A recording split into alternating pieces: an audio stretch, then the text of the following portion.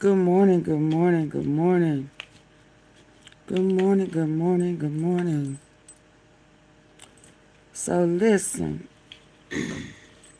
well, dang it. Auntie Fee been meaning to come here and talk about this for a few days now, and every time I try to or think I'm about to, something else pops off. But because it's every day is something with y'all president. And when I mean every day is something, it's a powwow pity party about something. Mr. I can't have my way, so I'm going to act a fool. I'm going to cry about it. So, but anyway, and trust things have happened today. This morning I'm waking up to something, so I said, let me go on, get this out the way before I get caught up on something else. So I've been thinking and pondering, and things have been coming up. It's like, why all of a sudden like this? Oh man, I didn't put that back in the refrigerator. Is Trump trying to erase black history? Why is this man trying to take down? That's what I was supposed to be. That's what I was looking for. Ah, I was all looking for something over there, and I should have been looking here. Dang it, taking down stuff in Philly. Hold on. Because that's what prompted me. And he was ordered to put it back up.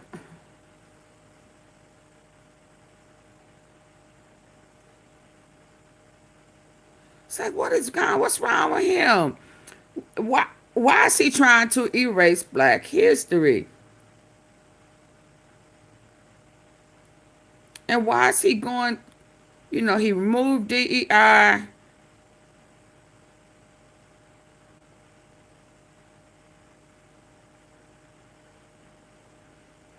I'm typing, y'all. So then I'm saying, what would be the reason? Ouch. Trump is trying to remove black history, slavery.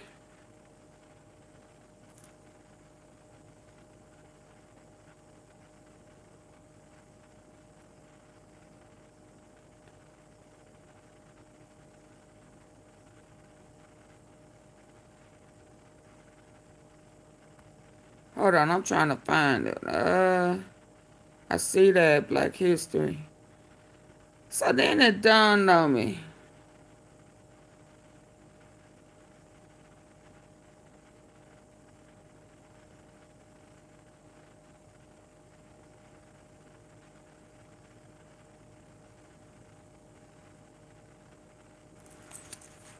He don't want to pay reparations. He don't want no signs of black people because he don't want the possibility of reparations. Well, Auntie Fee, why would he be concerned about reparations? They ain't never tried to give black folk reparation. They not. Gavin Newsom is. Say what now? Gary Newsom is.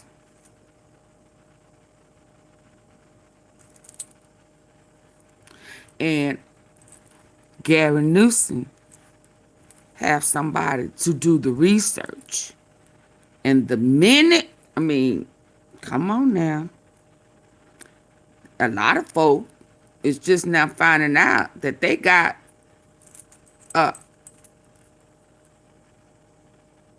our DNA in them, right?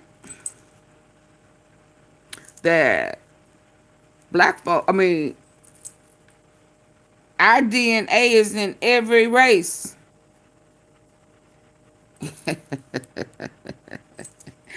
And if you telling me he got somebody that's finna do the research,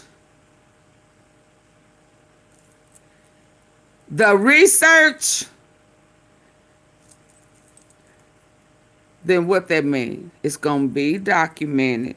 It's gonna be evidence. And that means black folk that are descendant of slavery. Because not all black folk. Now, that means that the black folk who be saying, "Oh, I ain't from my people ain't never," they won't be entitled. But what's about to happen is the truth is about to come out. Revelation is near. Revelation is near. So that would be why Trump don't want or trying to erase blacks. He's trying to make America great again. And that also means whitewashing blacks and their accomplishments and their entitlements. Remember who originally discovered America?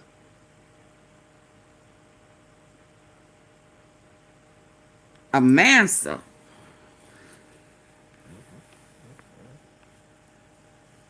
Right? Let's go there. So I thought it was just about right for us to understand why he wants to remove blacks from black history, why he hates or have a hatred for black people. He'll use them.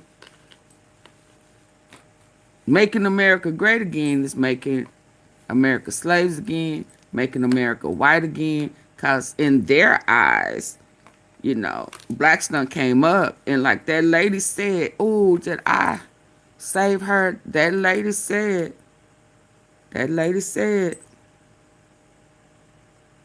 I need to let her say it. Hold on.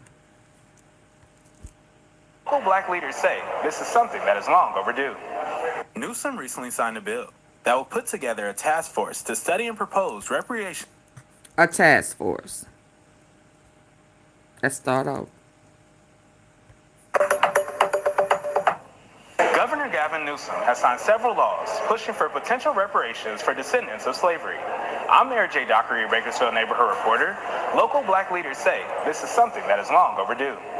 Newsom recently signed a bill that will put together a task force to study and propose reparations for descendants of slavery in California. The beautiful thing about reparations is really just about equalizing the playing field for people who have faced more adversity, often for reasons not their own fault. To have some of that burden of adversity taken away, I know that it's going to have transformational impact around the state, but also right here in Bakersfield, right here in Kern County. As I reached out to multiple leaders in the community, majority of them are for the agency. They're excited to see what potential benefits are available for those who are descendants of slavery. I think the governor did something that no one else has done, which is Let me go back. Of slavery in California. The beautiful thing about reparations is really that will put together a task force to study and propose.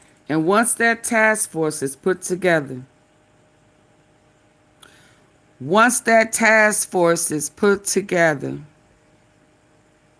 there is going to be nothing but a floodgate of other states to follow. Does that make sense?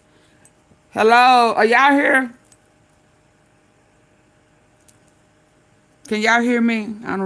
I just started talking and ain't checked nothing.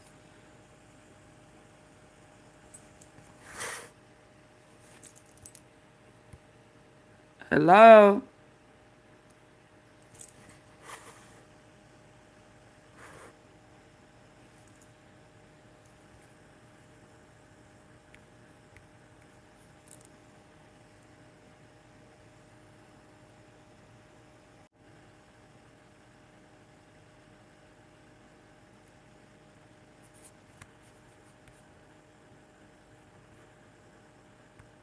Okay, there you go, profile. Say, this is something that is long overdue. Newsom recently signed a bill that will put together a task force to study and propose reparations for descendants of slavery in California. The beautiful thing about reparations is really just about equalizing the playing field for people who have faced more adversity, often for reasons not their own fault. To have some of that burden of adversity taken away, I know that it's going to have transformational impact around the state, but also right here in Bakersfield, right here in Kern County. As I reached out to multiple leaders in the community, majority of them are for the agency. They're excited to see what potential benefits are available for those who are descendants of slavery. I think the governor did something that no one else has done, which is actually apologize. And so once you have that apology in effect, of course, then now how do you... Oh, wow. He apologized. Yeah. Once the research is done, and if the research shows entitlement, the floodgates are going to pour. And if he don't want to have, because I've heard before that there's a reserve. There's supposed to be a reserve. And I heard in one of those private conversations that leaked some time ago with House committee people, that once black people know that there's money reserved, they have to continue to make black people believe that there's no money reserved for reparations. So once that is uncovered,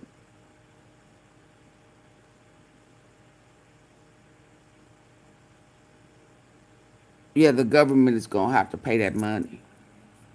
And from what I heard some House representatives say,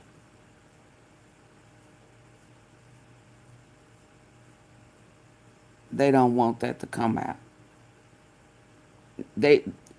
As a matter of fact, they said it cannot come out because that's going to be money that they have stole. They have stole again. Yeah, I'm going to pause on that. actually apologize. And so once you have that, did something that no one else has done, which is actually apologize. And so once you have that apology in effect, so what is what is he apologizing for? So he knows. I mean, it ain't like they don't know.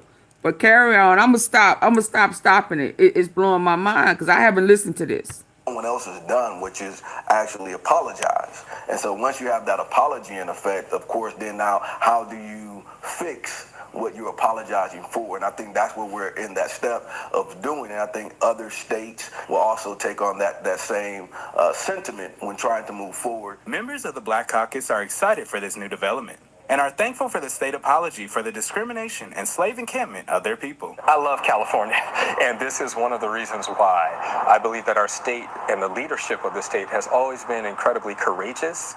There is a quote from James Baldwin that says, "Everything that is faced can't be changed, but nothing can be changed until it is faced." Supporters of these bills say they're excited for what they're calling the road to repair. For 23 ABC, I'm Eric J. Dockery, Bakersfield. Hold on.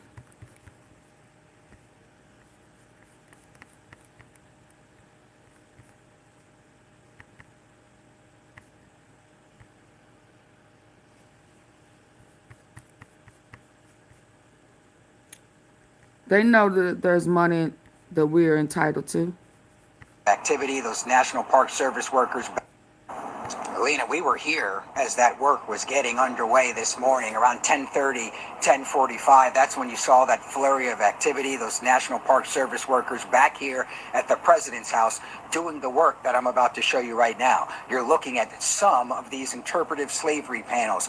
34, as we all know by now, were taken down without notice on January 22nd, but at least some of them are back up. If we go over here to the middle, there are still some panels that are missing, but per the judge's order, the National Park Service has until tomorrow, Friday, February 20th at 5 o'clock to restore the president's house back to its original state.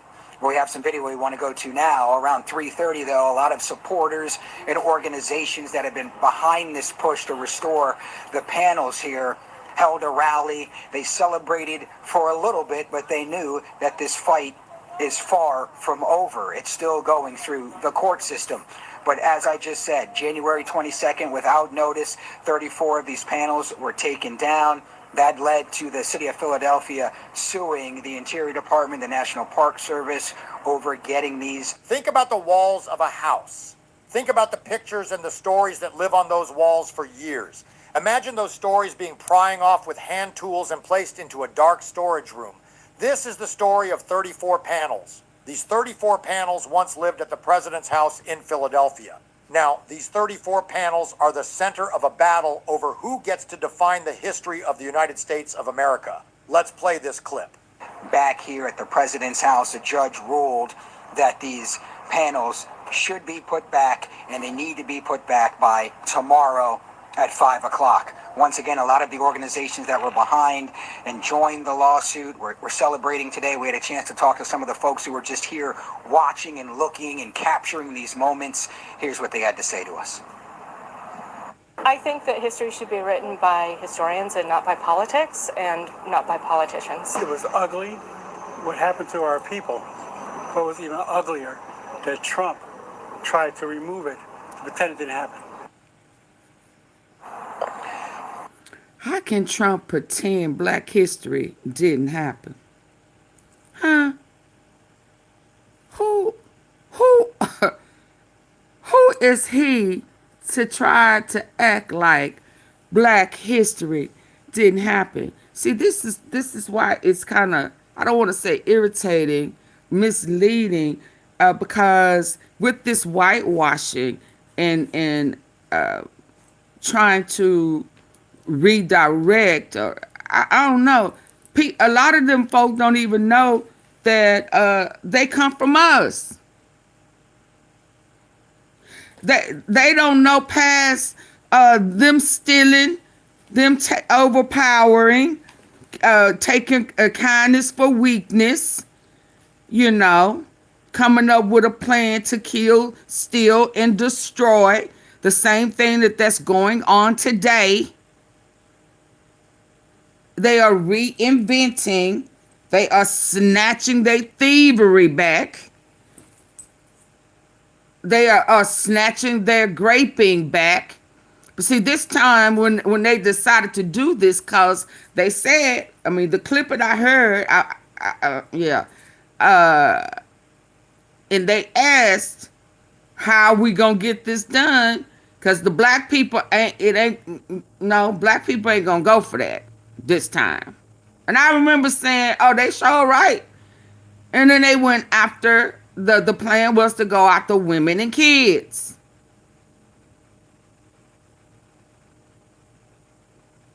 And so they found a Lord, FOOL, a fool to put in office, hey, Naturally Norland, to put in place to infiltrate.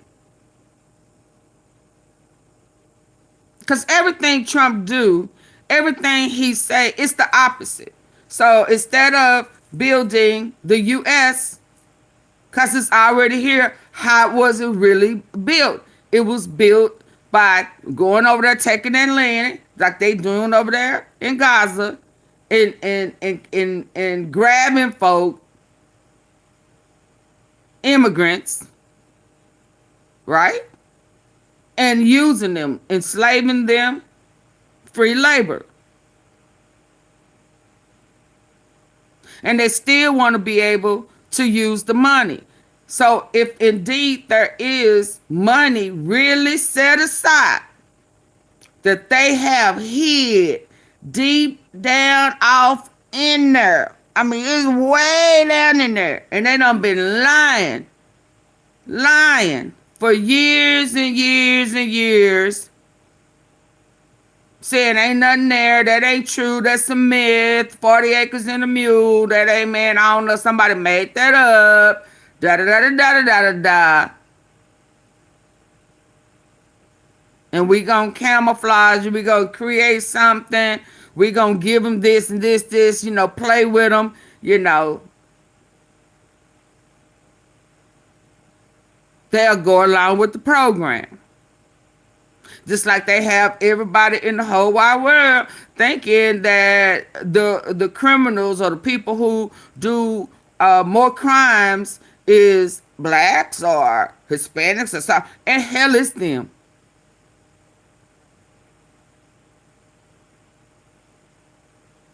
And when they get arrested and get caught up on the president of the United States who say it's about law and order, pardon their asses.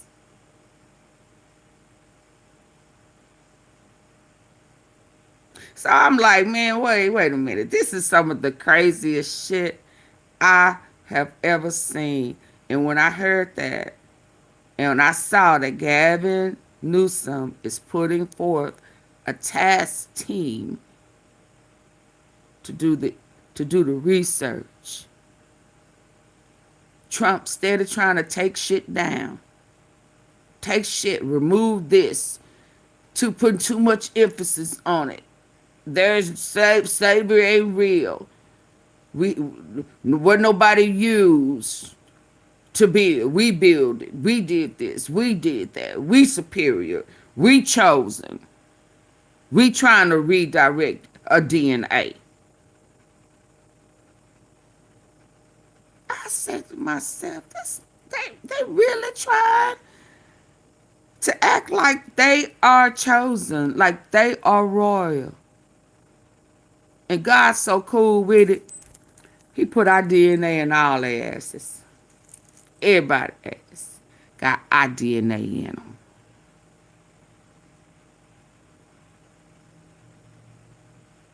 How beautiful is that?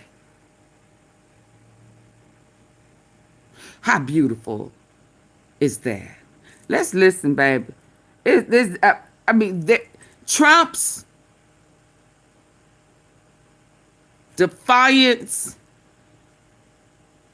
his arrogance, his narcissism, his disease is so intense, it's just evident. He can't hide it.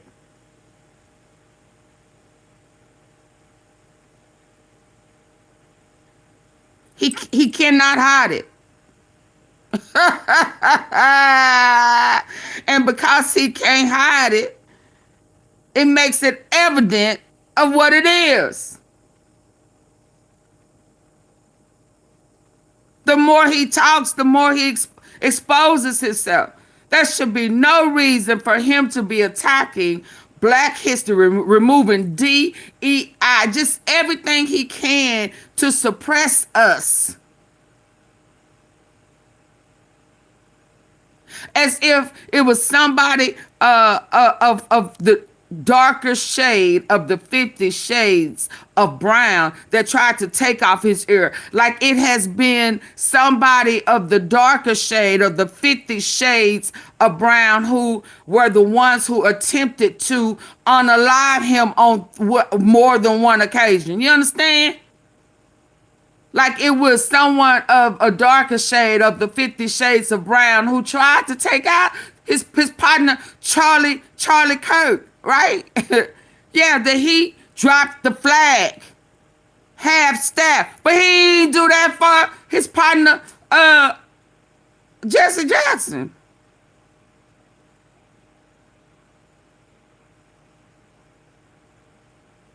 And Jesse Jackson did more for not just the darker shade of brown.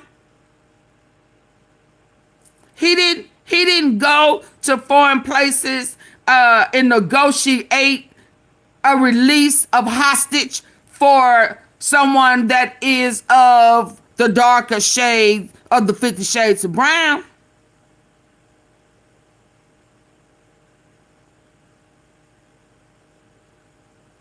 The rainbow correlation wasn't just for the darker shade of the 50 Shades of Brown.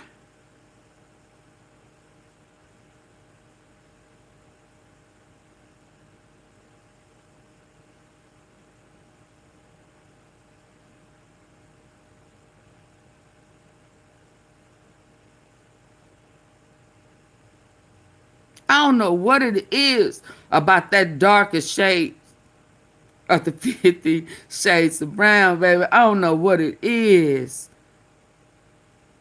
Even AI said if it had to choose what color he would rather be, he or she would be,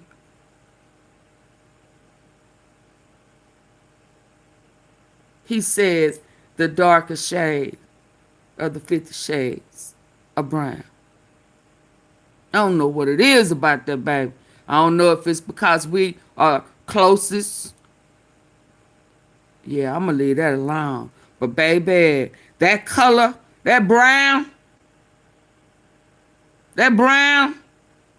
is intimidating.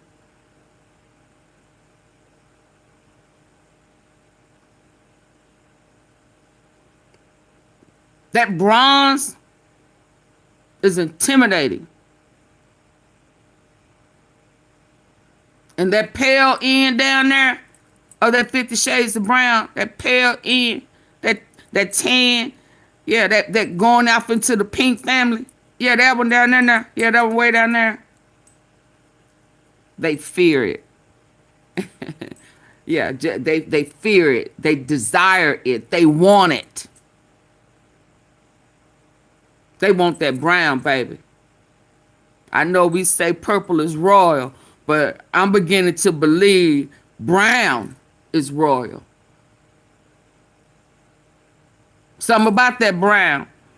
And if God say the same, Gary Newsom is gonna dig off in there, and it's gonna open the floodgates, baby. What's that song? Open the floodgates of heaven. Let it rain. It's gonna rain, and it's gonna wash all that whitewash away. You watch and see what Auntie P say. Let's listen. Our people. What was even uglier, that Trump tried to remove it to pretend it didn't happen. Pretend? How the hell you gonna pretend we didn't happen? And what went, I mean, y'all brag about it on one hand, and now you want to act like it didn't happen on the other. To erase us is to erase yourself.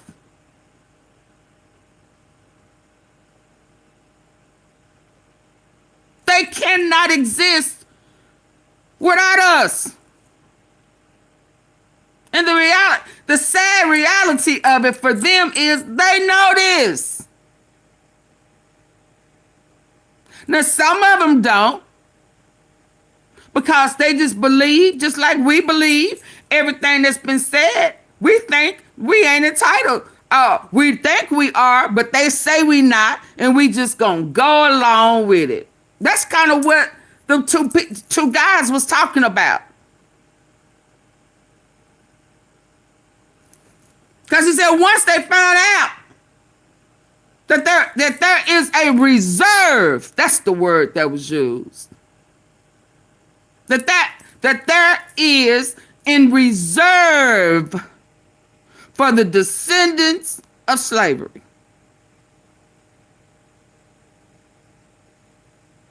They're going to have to pay that money out.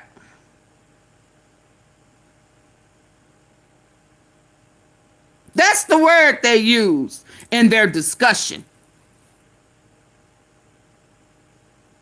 That there is a reserve.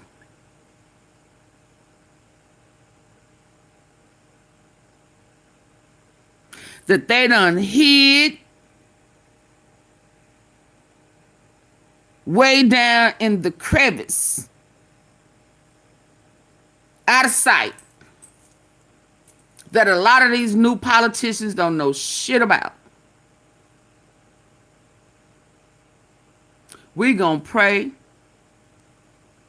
that this special team that Gary Newsom has put together will find it and expose it. So therefore, the descendants of slavery will have a day of rejoicing. And we will be able to cry happy tears for our ancestors. Let me go on before I start crying up in her. Y'all gonna make me lose my... Hey, y'all, I ain't look... Hey, Janet. I saw that. Hi, Yoli. Hey, Purple Flower. Thank you for the bronze. I ain't done none of what I was supposed to do. Let's listen. How he gonna erase us, y'all? This is just crazy. Go ahead. To a dark storage room. This is the story of 34 panels. These 34 panels once lived at the president's house in Philadelphia. Now, these 34 panels are the center of a battle over who gets to define the history of the United States of America. Let's play this clip. Back here at the president's house, a judge ruled that these panels should be put back, and they need to be put back by tomorrow at 5 o'clock. Once again, a lot of the organizations that were behind and joined the lawsuit we're celebrating today. We had a chance to talk to some of the folks who were just here watching and looking and capturing these moments. Here's what they had to say to us. I think that history should be written by historians and not by politics and not by politicians. It was ugly what happened to our people. What was even uglier, that Trump tried to remove it to pretend it didn't happen. So, of course, a lot of strong feelings still on what happened here at the president's house, and the fight is far from over. You can see some of the panels here. We're not showing you everything on the other side as well. There's some more panels that were put back up, but there's still some more work to be done. The Interior Department has filed an appeal, so that's going through the court system right now. So there's still some things that still have to be worked out. For now, we're live in Old City. Aaron Baskerville, NBC 10 News. Aaron, thank you. Storage is a place for things that people no longer want to see. Storage is where the National Park Service workers put 34 panels on January 22nd, 2026. National Park Service workers used hand tools to pry these 34 panels off the walls of the President's house in Philadelphia, Pennsylvania. The President's house is a major landmark that honors the home of George Washington and John Adams. For more than a decade, the President's house bore artwork and informational signs. These informational signs told the story of the lives of people enslaved by George Washington. On January 22nd, 2026, those stories went into storage. National Park Service workers acted to comply with a presidential executive order designed to reframe the national narrative. Blank spaces now exist where the panels about enslavement once appeared. The panels that highlighted the lives of people enslaved by George Washington are now hidden away. Let's play this clip. Also this evening, a judge sets a deadline for the federal government to restore exhibits discussing slavery at the President's house site in Philadelphia. Our Dan Snyder is live in Old City right now with more on this new development this evening. Dan. Well, guys, the federal judge who sided with the city on Monday says the government is not complying with her order. So today, she is giving the federal government until 5 p.m. on Friday to return this historic site to the way it was before all those exhibits were removed. Now, you can see behind me here, barricades have been set up at portions of the President's house site here. I did speak with some National Park Service staff members who were out here today. They told me those were put in place in preparation for pressure washing. However, right now, it's unclear when this will happen, especially as this legal battle continues to play out. The word panels connects the physical removal of history in Philadelphia to a larger trend across the nation.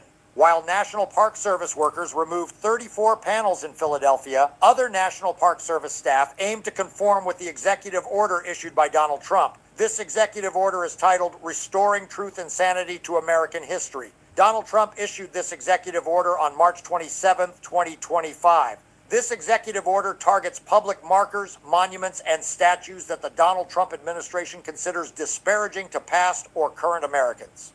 The Department of Interior has flagged more than a dozen parks for review. In Philadelphia, the removal of the panels at the president's house is the most visible action. The panels and videos at the site were taken down to follow the directive of Donald Trump. The actions taken by the National Park Service suggest that the federal government is moving to replace objective facts with a specific narrative. Cynthia M. Roof is a senior U.S. District Judge of the Eastern District of Pennsylvania. Cynthia M. Roof noted that the National Park Service is replacing objective facts with a distorted narrative driven by ideology. The city of Philadelphia argues that this removal constitutes erasure and undermines public trust. Sherelle Parker is the mayor of Philadelphia. Sherelle Parker stated that Philadelphia will not allow anyone to erase history. Sherelle Parker said that Philadelphia will celebrate the 250th birthday of America by acknowledging all of history and all of the truth. This truth includes the painful parts. The removal of the exhibits at the president's house suggests that the Donald Trump administration wants to control what visitors learn about the founding of the country. Let's play this clip. 2 days after a judge ordered exhibits discussing slavery to be restored at the president's house, the walls here remain mostly bare. There are a few handmade signs posted where exhibits once stood, and there's now a movement to make sure these stories are still told. After Judge escaped from Philadelphia, Washington attempted to recapture her. On Wednesday, several pastors from local churches joined with the group Old City Remembers, reading aloud passages from the exhibits. Old City Remembers. They say today, Ash Wednesday, it's a particularly important time for them to be here. Which is a really holy day centered on repentance, on recognizing when there's been harm done, when things are not as they should be, and then making an effort to repair them. On Tuesday, the federal government appealed the judge's decision. In a statement, the Department of the Interior said it disagreed with the ruling, calling it, quote, unnecessary judicial intervention. The department also said in part, quote, updated interpretive materials providing a fuller account of the... A pattern of removal is building across various locations in the United States. In Montana, 2 exhibits at the Little Bighorn Battlefield National Monument have been targeted. These exhibits at Little Bighorn Battlefield National Monument discuss indigenous history and the Battle of the Little Bighorn. The Donald Trump administration deemed these exhibits non-compliant with the executive order. In California, signage about climate change was removed from Muir Woods National Monument. In Mississippi, the Medgar and Myrlie Evers Home National Monument saw the removal of visitor brochures. These brochures referred to the killer of Medgar Evers as racist. In New York City, LGBTQ+ rights advocates sued the National Park Service for removing a pride flag from the Stonewall National Monument. From Montana to Mississippi and from California to New York, the National Park Service is dismantling established exhibits. This pattern across locations shows the scale of the Restoring Truth and Sanity to American History order. The evidence for these changes is found in dates, documents, and specific removals. Donald Trump issued the executive order on March 27, 2025. National Park Service workers removed the Philadelphia panels on January 22, 2026. The city of Philadelphia filed a lawsuit against the federal government in the U.S. District Court for the Eastern District of Pennsylvania. On February 2, 2026, Cynthia M. Roof blocked the government from making further changes to the president's house. On February 16, 2026, Cynthia M. Roof ordered the National Park Service to reinstall the slavery exhibit. Cynthia M. Roof wrote a 40-page decision. In this decision, Cynthia M. Roof cited George Orwell and the novel 1984. The Department of Interior spokesperson stated that the National Park Service is taking appropriate action in accordance with the order. The Department of Interior told the city of Philadelphia to focus on jobless rates and ending cashless bail instead of filing frivolous lawsuits. The Department of Interior spokesperson said the city was trying to demean the brave founding fathers. Let's play this clip. History of slavery at Independence Hall would have been installed in the coming days. We reached out for details on the updated material, but did not receive a response. We'll continue to fight them in court, continue to support the city of Philadelphia in this litigation, and continue to fight to ensure our shared history is taught. Governor Josh Shapiro, who signed a brief supporting the city's lawsuit, say these displays tell important history that needs to be shared as people come to the city to celebrate America's founding. The fact that the Trump administration wants to undermine that by literally ripping off of a wall a message about our history, I think that's conduct that doesn't comport with what we're trying to celebrate. Now, it's unclear right now how the government's appeal could affect this latest order. I have reached out to the Interior Department to see if they will comply with that Friday deadline. I am waiting to hear back. For now, live at the President's house, Dan Snyder. Natasha, we'll send it back to you. The shift in scale moved from a local Philadelphia landmark to national institutions and federal law. The President's House site started with the discovery of the location of the official residence where George Washington and John Adams lived. In 1948, Congress created the Independence National Historical Park to preserve historical structures related to the founding of the nation. In 2003, the U.S. House of Representatives urged the National Park Service to commemorate the lives of people enslaved by George Washington at the site. The city of Philadelphia invested millions of dollars to tell an honest story about the role of slavery.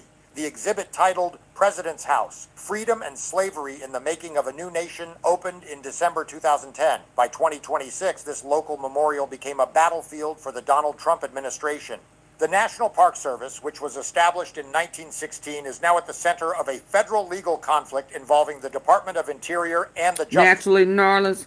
Yeah, but what it sounds like to me, that somebody on his administration has found it. And they were having a conversation about keeping it silent and, I guess, removing it. So further down the line, the next generation, there will be no evidence that there really was slavery.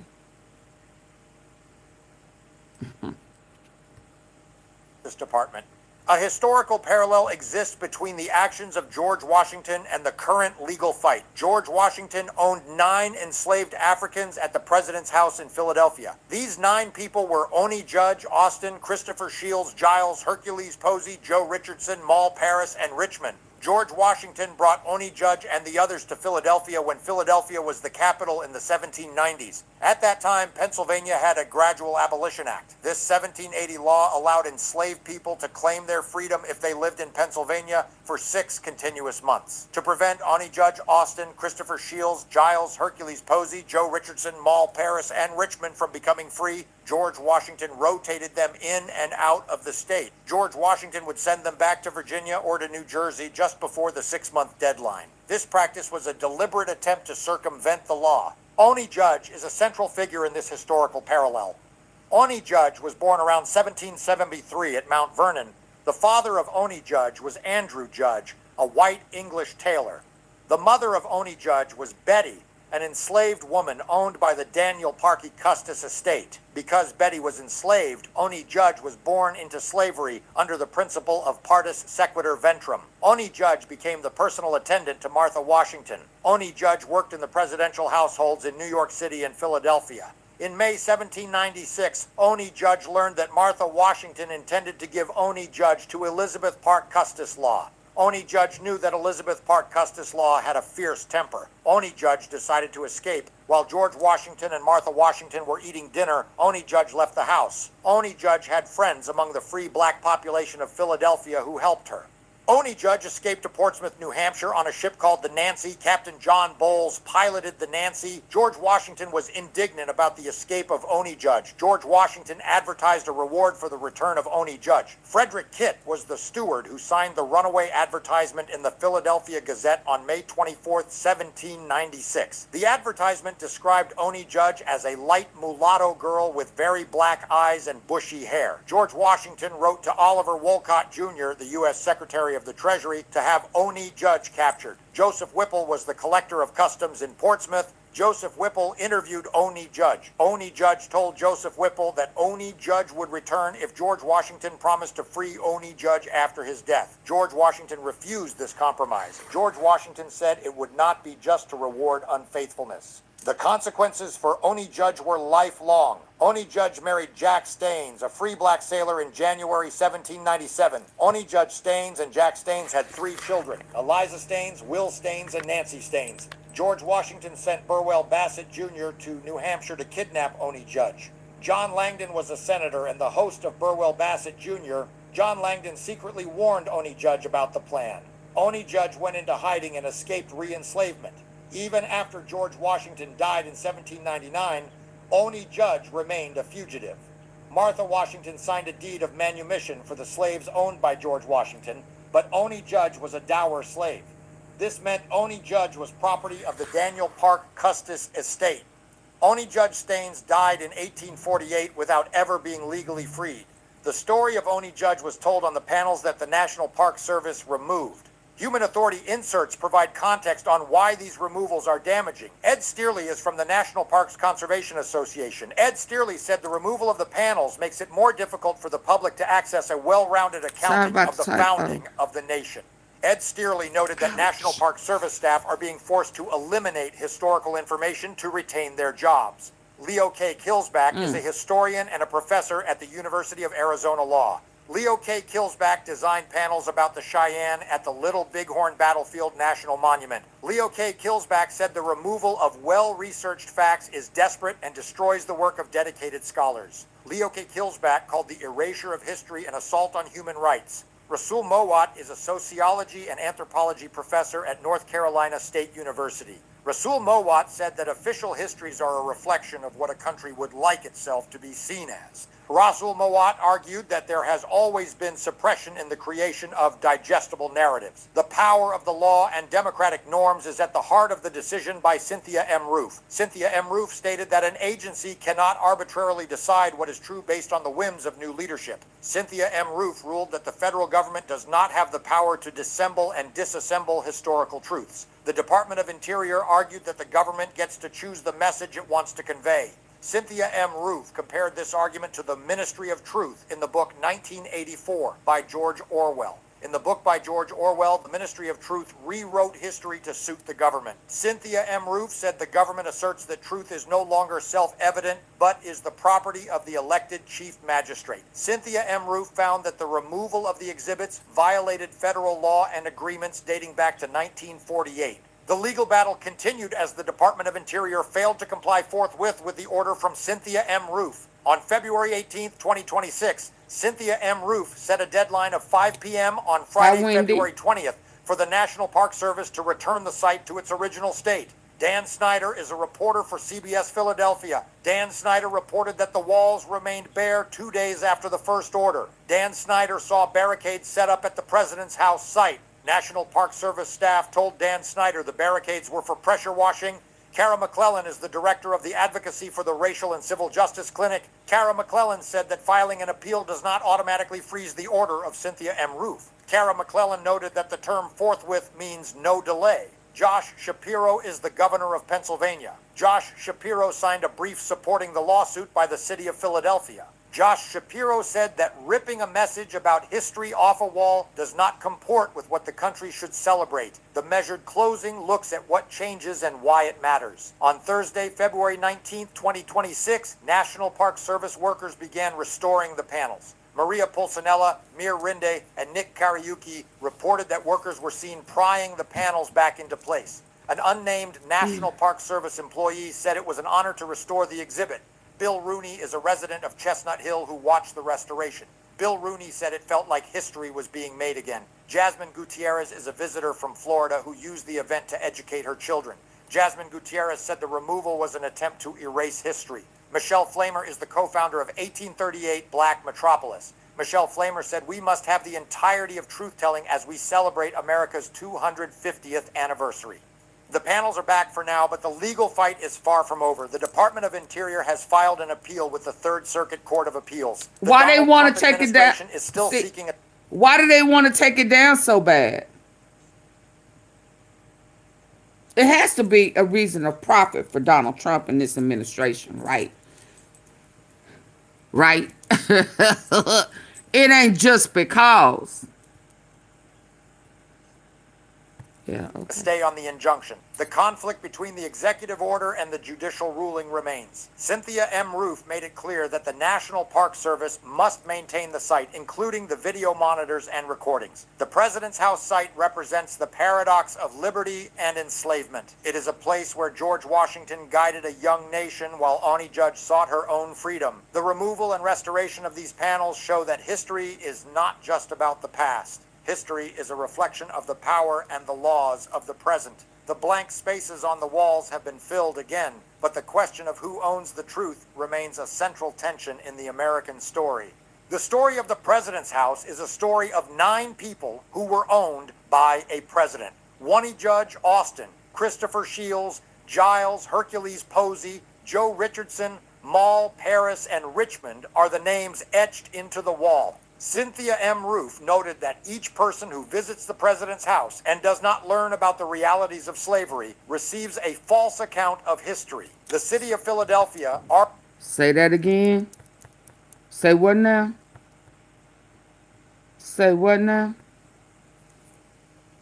If you don't know it, you get a false sense of history.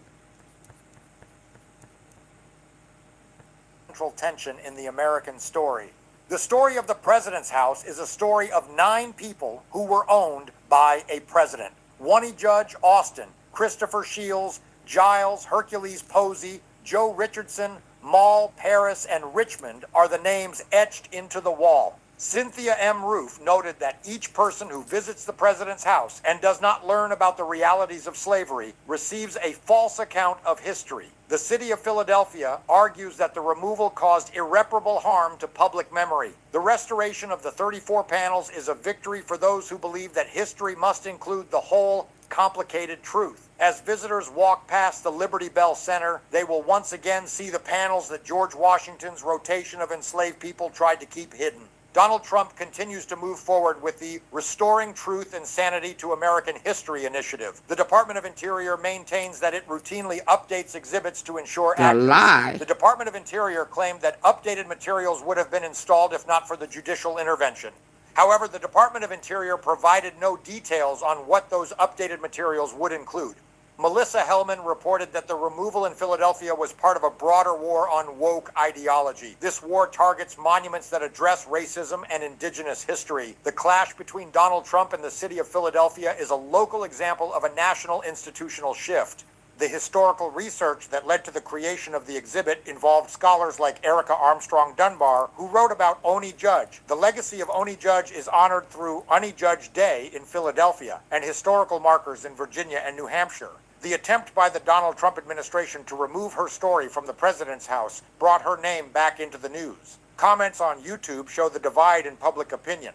Some people like KT Nana 77 say to tell the story of Oni Judge Staines. Others like Great 2799 argue that highlighting slavery is disingenuous and that people should move on. This public debate shows why the 34 panels matter.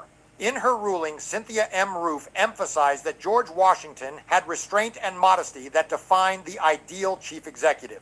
Yet, Cynthia M. Roof also recognized that George Washington held people in bondage. The paradox is that the same house where the foundations of American democracy were built was also a place where Oni Judge had to flee for her life. The legal decision to restore the exhibits is a reaffirmation of the role of the courts in protecting historical facts from political whims. The National Park Service workers who put the panels back up are following the law as interpreted by Cynthia M. Roof. The city of Philadelphia remains vigilant. Sherelle Parker and Josh Shapiro have pledged to continue the fight in court. The barricades at the site remain a symbol of the ongoing tension. Advocates like Elizabeth Kimball worry that the barricades are meant to keep people out. Ryan Spengler, who works in the area, said he is happy someone is taking an aggressive stance against the administration's policy. The Avenging the Ancestors Coalition continues to host rallies to ensure the stories of the 9 enslaved individuals are not forgotten. The struggle over the 34 panels is a struggle over the identity of the United States. Oni Judge Staines once said that she had a thirst for complete freedom. That thirst led Oni Judge to leave Philadelphia in 1796. 230 years later, her story is still at the center of a fight for truth. The panels that tell her story were taken down by the order of Donald Trump and put back up by the order of Cynthia M. Roof. The 34 panels are more than just informational signs. They are a memorial to the men, women, and children of African descent who lived and worked as enslaved people at the birth of the nation. The physical status of the president's house has been restored to what it was on January 21st, 2026. The blank spaces are gone, but the history of suppression remains a part of the record. This matters because history is the foundation of public trust. When the government removes panels... And also, y'all, we got to remember about that citizenship, about immigrants, you know, how he's going to also try to incorporate black folk in the deportation. You know, allowing ICE to come in and try to mess with black folk. If they're not a part of history, then we ain't supposed to be here then, huh? Has anybody thought about that? Okay. That discuss slavery, it compromises the integrity of public memory. Cynthia M. Roof noted that truth is not the property of the elected chief magistrate. It belongs to the people. The president's house is a place where the contradictions of American history are visible. By restoring the panels, the court has ensured that the paradox of freedom and slavery remains on display for all to see. The 34 panels stand as a reminder that history is not a static thing to be stored away. History is a living narrative that requires the entirety of truth-telling. The Department of Interior and the National Park Service must now decide how to proceed with their appeal. The deadline set by Cynthia M. Roof has passed, and the panels are currently on the walls. The city of Philadelphia is preparing for the semi-quincentennial celebrations. The story of Oni Judge Austin, Christopher Shields, Giles, Hercules Posey, Joe Richardson, Maul, Paris, and Richmond will be told to the millions of visitors who come to celebrate America's birthday. The quiet restoration of the panels by National Park Service workers shows that even in a time of political conflict, the law can still mandate the preservation of historical truth. George Washington and Martha Washington could not have imagined that the escape of Oni Judge would still be a matter of federal litigation in 2026. Oni Judge Staines sought her liberty in a state that was moving toward abolition. Today, the city of Philadelphia seeks the liberty to tell her story. The executive order by Donald Trump tried to reframe the narrative, but the judicial system has intervened. The 34 panels are a physical testament to the fact that history cannot be easily erased or put into storage. The panels remain on the walls of the president's house, telling the story of the paradox of liberty and enslavement. This is a story about power and law. It is a story about the National Park Service and the Department of Interior. It is a story about Donald Trump and Cynthia M. Roof. It is a story about George Washington and Oni Judge. Most of all, it is a story about 34 panels and why they were prying off the walls and why they were put back. The truth is... Okay, hold on, y'all. Now I need for y'all to hit the like button. Double tap the face on your screen. I'm going a different route today.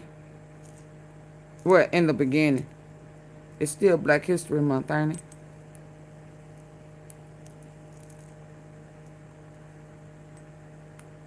Hold on. Ain't it?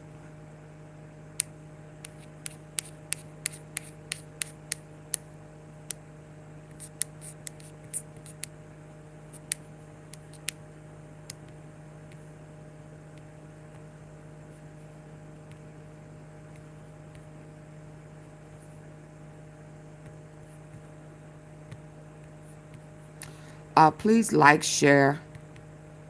Like and share. Get your membership.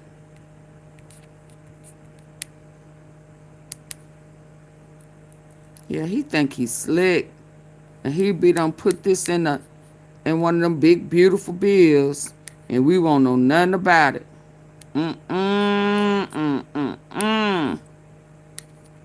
They've been stealing for a long, long time. They've been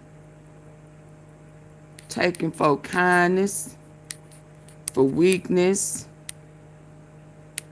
Folk can't read, don't read, folk lazy, all of that.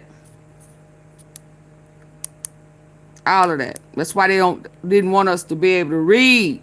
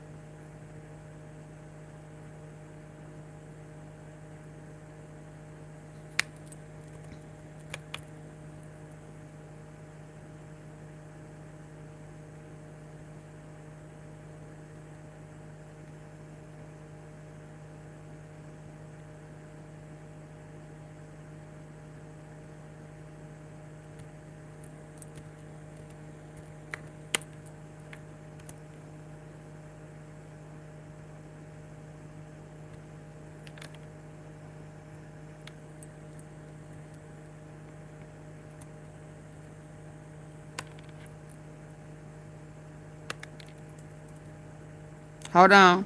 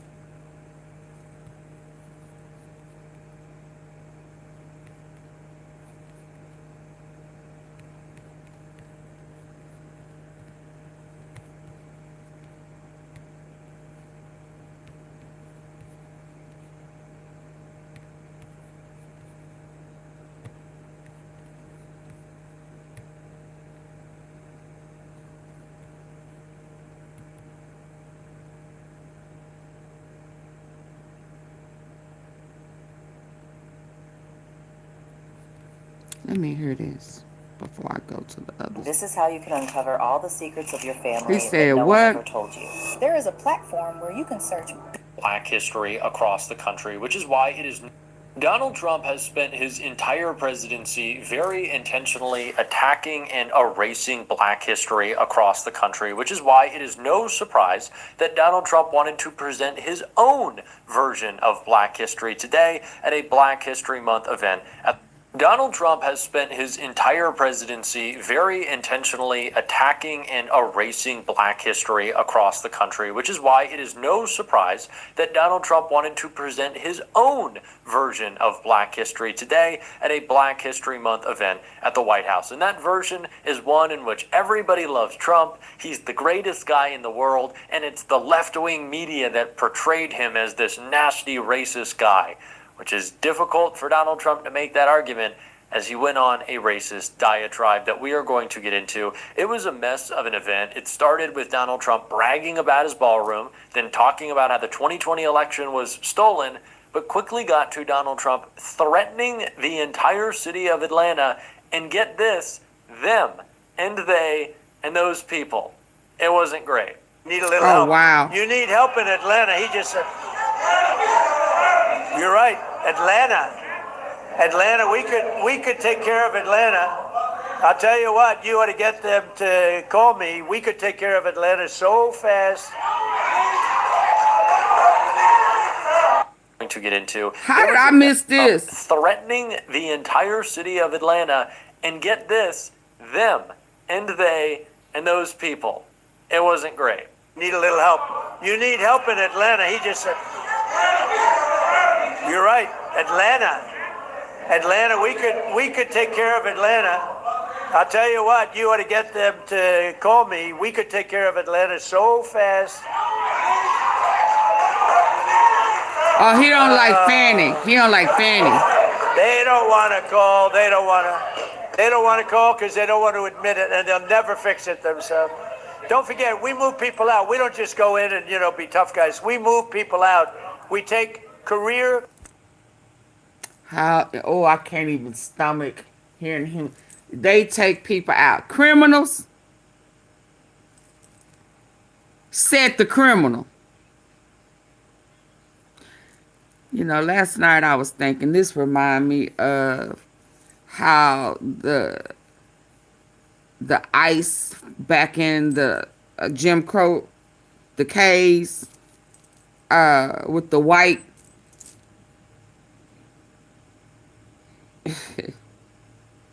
disguise on their face.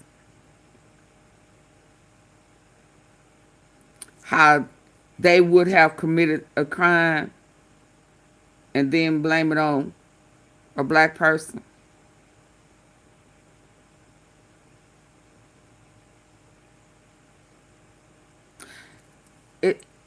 It's just interesting to see how they are recreating it in 2025 through this man right here, who's finna say, who is about to describe himself So you moving out people who ain't done nothing wrong. Just like back in the day.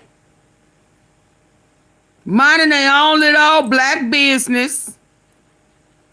And you come in being a criminal. Turn up shit. Destroying shit. Burning shit down. Why? The darker shade of the 50 Shades of Brown, minding their own little business. Being nice and polite. And the thugs.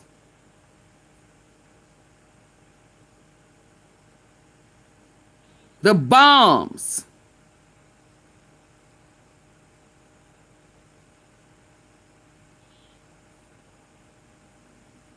Come in to flip that shit around and take over. Like it was their idea. Like it was their hard work.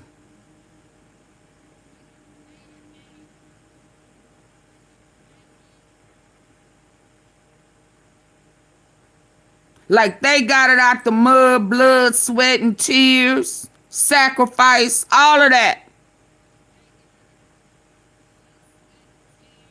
And all you really did was be a useless ass thug who wasn't smart enough, wise enough, creative enough to get it your own the right way.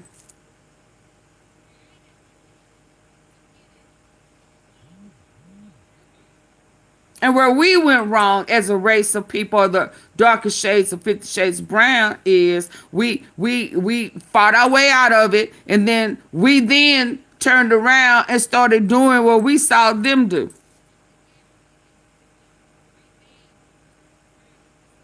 And where they got away with it in the court of law, like they did back in the day, the darker shade thought, well, hell, they got away with it. We gonna get away with it too. And then the door shut. Like, oh, no. Oh, no. No. But, oh, boy, just, yeah, no. That ain't gonna work for you. Well, I just did what they did. Yeah, I know. But no, that ain't what you did. And then they changed the narrative again. This changing the narrative shit been going on for a long, long time. And see, he finna change this narrative right here. I'm going to hear it out of his mouth. I'm stalling y'all because I don't want to hear him say what I know is really him.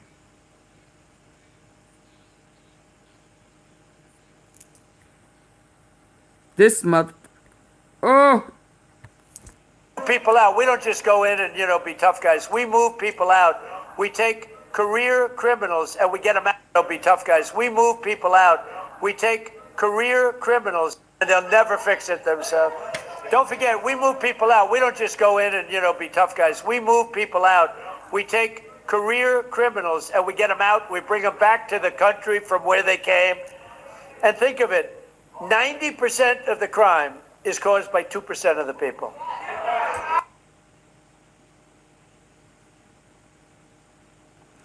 %90 of the crime is caused by you and your secret society. How dare you? How dare you? I mean, people.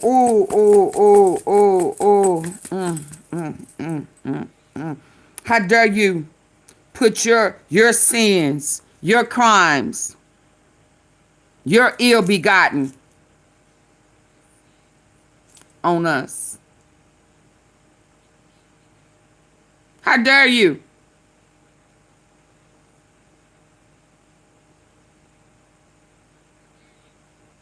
How dare you? I am just so surprised ain't nobody put, ooh wee, I cannot. How fucking dare you? And I know you wish you could whoop black folk, but you know you can't. I know you wish you could put hand, feet, and toes yourself on black folk, but you know you can't. You know you can't. You know you can't go toe to toe with them. Beat your ass, nigga.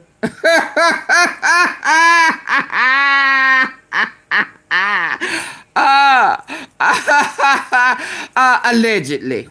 Yeah. This is for entertainment purposes only. But the truth will set you free. You ain't that slow. You ain't that demented in the head. You know good and damn well you can't whoop black folk. You can talk that shit. Yeah. They don't want to call. They don't want to call because they don't want to admit it, and they'll never fix it themselves. Don't forget, we move people out. We don't just go in and, be tough guys. We move people out. We take career criminals and we get them out. We bring them back to the country from where they came. And think of it. Now you pardon them. You pardon them. Hey, Strong Survive. You pardon them. You pardon them. You pardon career criminals. You pardon career criminals who are not even U.S. citizens. You harass citizens. You pardon career criminals. And you pardon some from foreign countries. Let's be clear. 90% of the crime is caused by 2% of the people. Thank you. So when you get the criminals out, you solve a lot of problems. What are we doing? I don't even know why I ask these questions anymore. What are we doing? He's just feeling so insignificant lately. I hate to, armchair psychologize this guy who has a million different medical conditions, but it's really just the fact that Donald Trump feels weak, that he does this. It's part of his broader authoritarian project, expanding the control that he has over a militarized police state. But I always go back, and anyone who watches this show regularly knows that I go back to that moment when Donald Trump hit the Florida Panthers. And for the darker shades of the 50 Shades of Brown who think that he is on their side, is the most up part of it all. They think they tax bracket make him look at them like they special. Like he one of the good old boys. And y'all dumbasses didn't even realize this fool here was a serial iller and apist.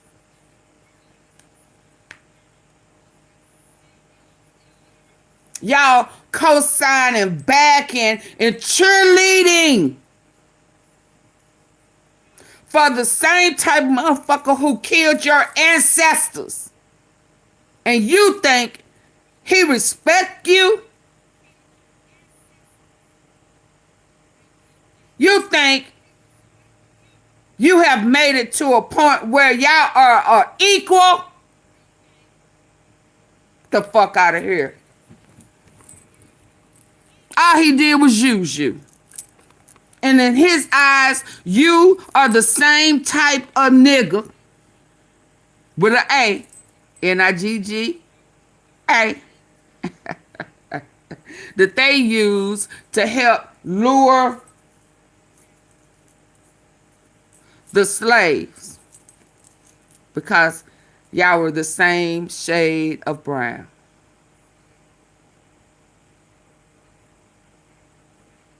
You can always count on one house in IGGA that's going to tell on the outhouse ones. That's how he look at y'all who voted for him, found reason to justify his racist behavior.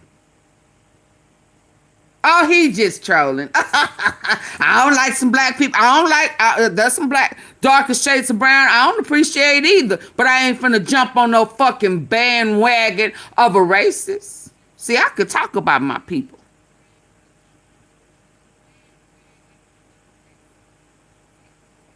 But the people who stole from us, can't.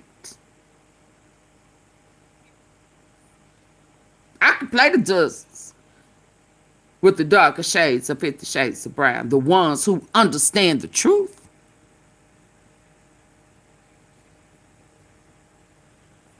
Yeah, let me go on.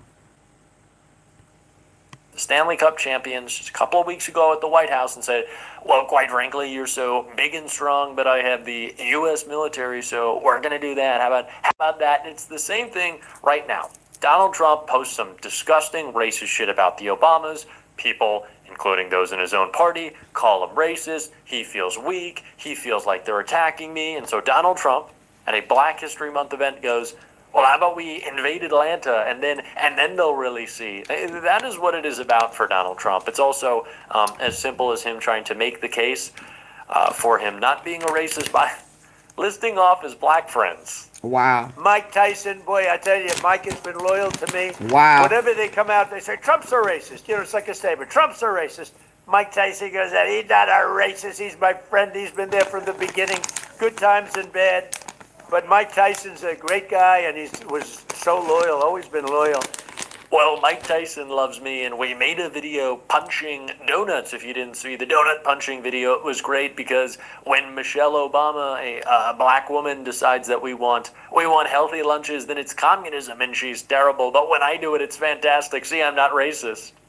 Do we not see? Do we not see? When RFK Jr. is like in the brain worm through a speech about how we're going to, take the fluoride out of the water and then feed people like M&Ms with the color removed. He's the second coming. But when Michelle Obama says, do you know what would be good? How about we get, 30 minutes exercise, have a couple of carrots, maybe some broccoli, and I don't know, a little bit less bread. Then she's the Antichrist. I think we know why. I think we can kind of square that. But Donald Trump, again, he's got black friends, so he's a great guy, and he just kept listing them, even though he doesn't really know what their job is in his administration. Always been loyal. And Herschel Walker, speaking about loyal, how good a football player was Herschel? Herschel Walker, now he's ambassador to the Bahamas. I don't know, Bahamas, Bermuda, is he Bahamas, whatever. It's nice. A nice place. You'd like that, Bruce, wouldn't you? Bruce wants it. We love Herschel. We don't know why we love him, but we do, and he loves me. What does he do? Is he in Barbuda? We love Barbuda. It's the Bahamas. It's which Hamas? I love them all, and they love me. It's idiotic. It's idiotic at this point. He does it to himself, but it didn't stop there. Again, Donald Trump had to talk about all his black friends. Make the case for why Donald is not a racist, and then he got really weird with it, talking about Nicki Minaj. Yeah, this was maybe the worst of them all. He said what he said. He said what he said. Hold on. I mean, if I'm going to go there, I'm going to go there, right? Let's go on up in there. I want to hear, before I go off into our history, I didn't plan on being here long, but I didn't plan on hearing what I just heard either.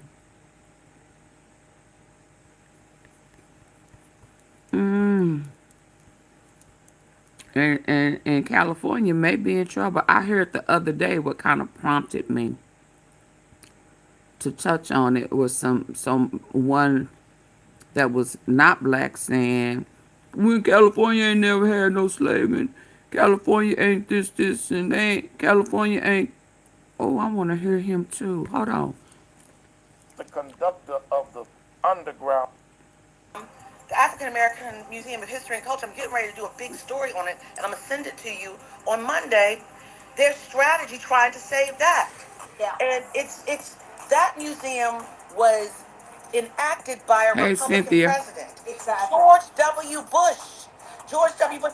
And then it was opened by the first black president, Barack Hussein Obama, and now this Republican president wants to at least close down the part that starts with slavery. How about that?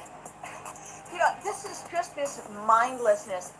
Charles, that was a video clip of two women, one black and one white, very upset and angry with the Trump administration's attempt Why are you talking to low? whitewash history and attack the Face African off. American Museum in D.C. Let's do some of this. And attack the Smithsonian for having anything that referenced factual history about America in regards to slavery, the civil rights movement, segregation, and it's very shocking what he's asking and instructing them to do from his administration, to no longer link some of America's founding fathers to slavery, changing the term slavery to involuntary workers. Oh, my Lord.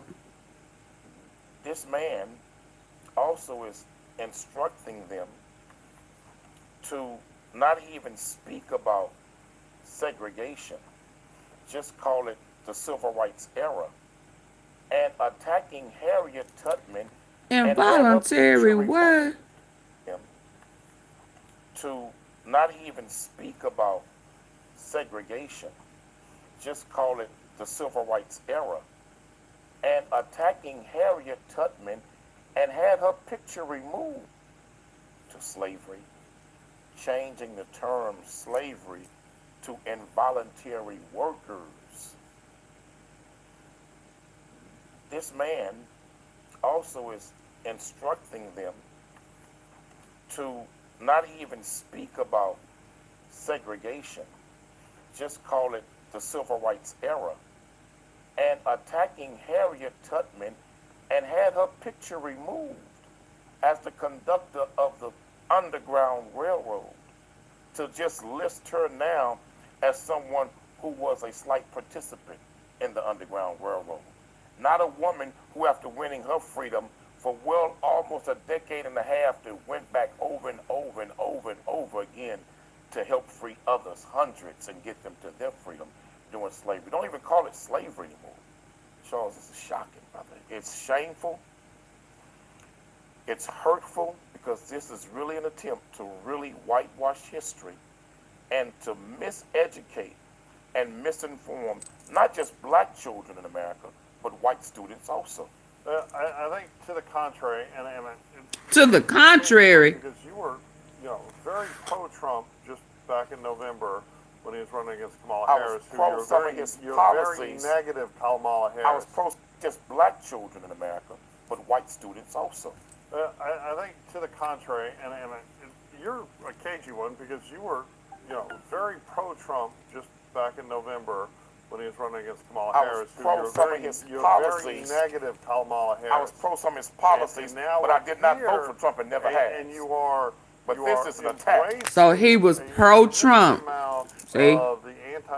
So he was pro-Trump. You're a cagey one, because you were, very pro-Trump just back in November when he was running against Kamala Harris. Oh, wow. It's shameful. It's hurtful, because this is really an attempt to really whitewash history and to miseducate and misinform not just black children in America, but white students also. I think to the contrary, and you're a cagey one, because you were, very pro-Trump just back in November when he was running against Kamala Harris. I was pro some of his policies. Very negative Kamala Harris. I was pro some of his policies, but I did not vote for Trump and never had. And you are. But this is an attack. Oh, wow. See, this is why you can't play with racist people like that and justify it. Oh, wow. Whitewash history and to miseducate and misinform not just black children in America, but white students also.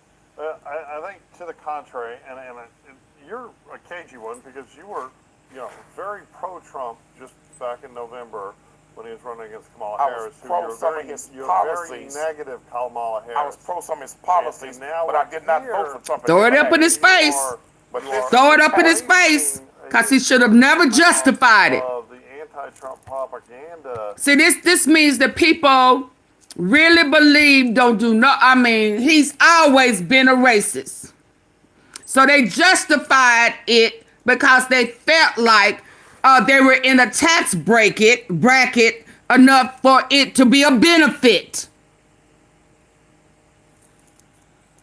Oh, wow. Oh, let's go. Call him out on this shit. Force fed down everyone's throats. And I'll read you, like U.S. News and World Report article. It begins, since Inauguration Day, the Trump administration has blazed a path of destruction through precious, nonpartisan institutions that benefit all Americans regardless of their political ideology, socioeconomic status, or race. Now, of course, the Trump administration's positions are these institutions that should be nonpartisan and should be designed for the betterment of everyone in America, over the last 2 decades have become entrenched in far left partisanship and pushing what I would consider a bastardization of critical race theory to suggest that's now widely embraced by a great number of people, including you, that white people are born bad, that they are born with a debt to other people, that they are born steeped in racial bias, that they somehow have racism rooted in their DNA, and that yet somehow we're all preaching, that not all, but a great number of Americans are preaching this awfulness of white people, while at the same time, right, at the exact same time, complaining about people that denigrate people based on their race. And you'll see the Rolling Stone, they began with, never let it said that our big ship of fools doesn't know how to multitask, while busy lighting the entire 20th century on fire, starting with the national economy. It also finds the time to whitewash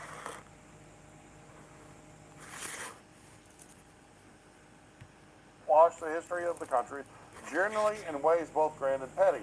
And they're all referring to this web page alteration about Harriet Tubman, and it's Tubman, not Tubman as you pronounce it. No, it's Harriet Tubman. Okay. Sister Harriet Tubman, that's her name. Okay, her name is Tubman. No. It's all right. You racist rednecks don't have right to give slave names to black people and tell black people how we wear your white slave names. Okay, that's you keep interesting. your cracker slave names for you and your ancestors. Okay. Now is this the same black man that they were saying that was pro-Trump in November?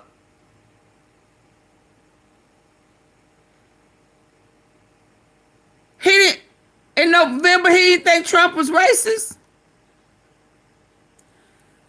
Baby, I came with people. T-Steppers, do y'all understand why I don't compromise the truth? I don't compromise the truth. I don't flip-flop it. Whether I like it or not, I'm not finna flip-flop it for my benefit. If it's wrong and I benefit from it, it's wrong. If it's wrong and I don't benefit from it, it's wrong. I'm not gonna alter it and lean it in my direction when it benefits me. Because it may benefit me right now, but at any time, they can flip the script, flip the light.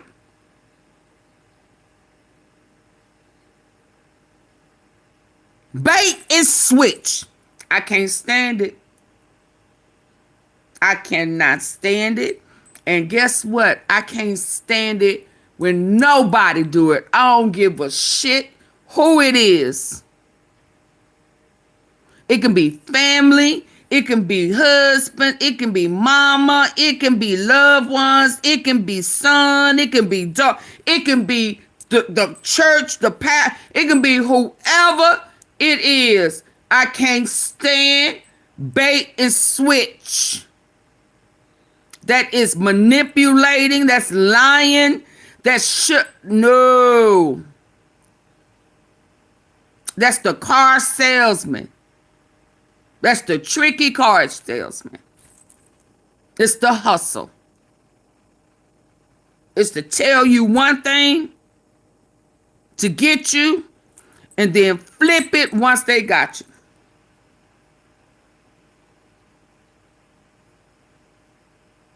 And this fat neck,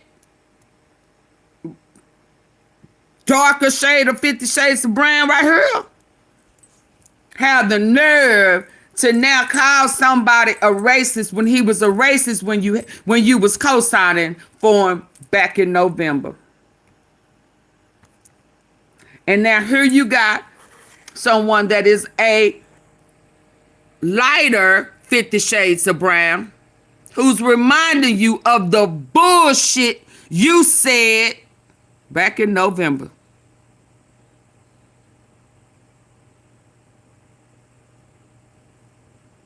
Now, how can you be calling someone that was a racist when you was co-signing him a racist now, but he was a racist when you co-signed for him? What's the difference? Well, I agree with some of his terms, but he was still a racist. So does that mean that you're a racist if you agree with what a racist was saying?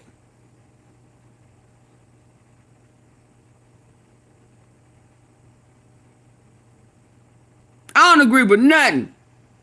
Never have, never will.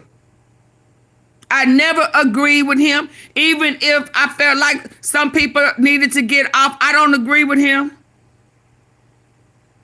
So, yeah, they're talking about, oh yeah, people, some black people need to get. No, it ain't just black folk. So that's what they thought. Then they found out when he started removing assistance from people that it wasn't majority black people. They was just getting assistance under a different name. They didn't know it was snaps. See how that worked?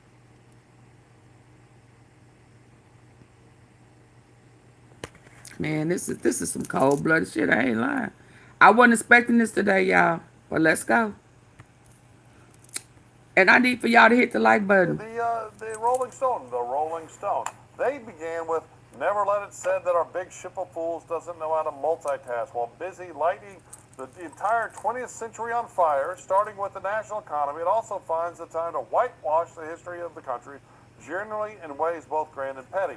And they're all referring to this web page alteration about Harriet Tubman. And it's Tubman, not Tutman, as you pronounce it. No, it's Harriet Tubman. Okay. Sister Harriet Tubman, that's her name. Okay, her name is Tubman. No. It's all right. You racist rednecks don't have right to give slave names to black people and tell black people how we wear your white slave names. Okay, that's you keep interesting. your cracker slave names for you and your ancestors. Okay, thank you for using racial You damn pejorative sure to I make will, my because point. them names belong to y'all. Let's Them not ours. Let's talk about his shift on that page, right? Because I think people are just looking to be upset with anything. And what he did was that they have now incorporated a kind of holistic overview, including Harriet, of the Underground Railroad, and it presents the postage stamp depictions of both African American and white abolitionists who heavily participated in the Underground Railroad to help the enslaved get to freedom. Because in the worldview that you love to present is that just all white people are evil, that we're all born into this debt, that we've all been born evil, it's rooted in our DNA, we're all racist. So you support the whitewashing of history. But the truth is, when the abolitionists spoke about it in Congress, they spoke about it in state houses who were against slavery, but none of them put their life on the line running off of plantations, freeing people from plantations. Some of them opened their basements secretly on their property, but none of them were hung and burned to the stake just from running from a plantation. So you support this whitewashing of history. No, I'm saying that in this instance, this seems to be an example, and I hate the phrase Trump derangement syndrome, but of people just looking for something to be upset with when all they did was change the main page of a web page to include more information. And erase the founding fathers as being slave owners.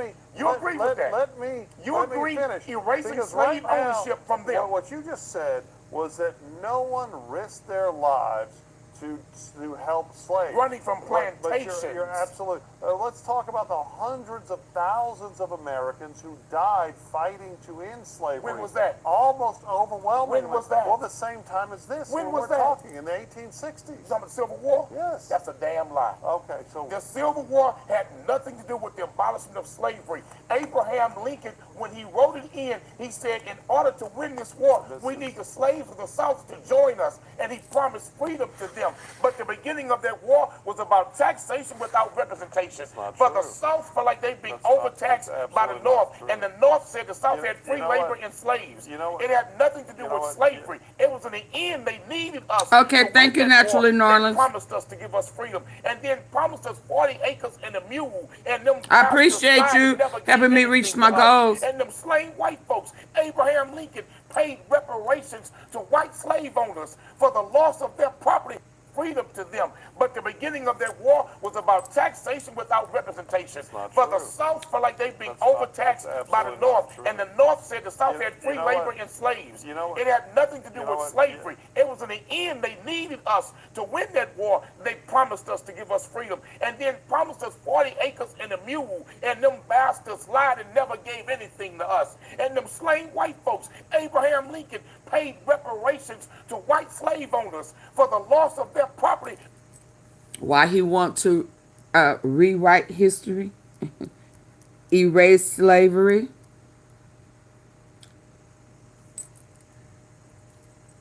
Because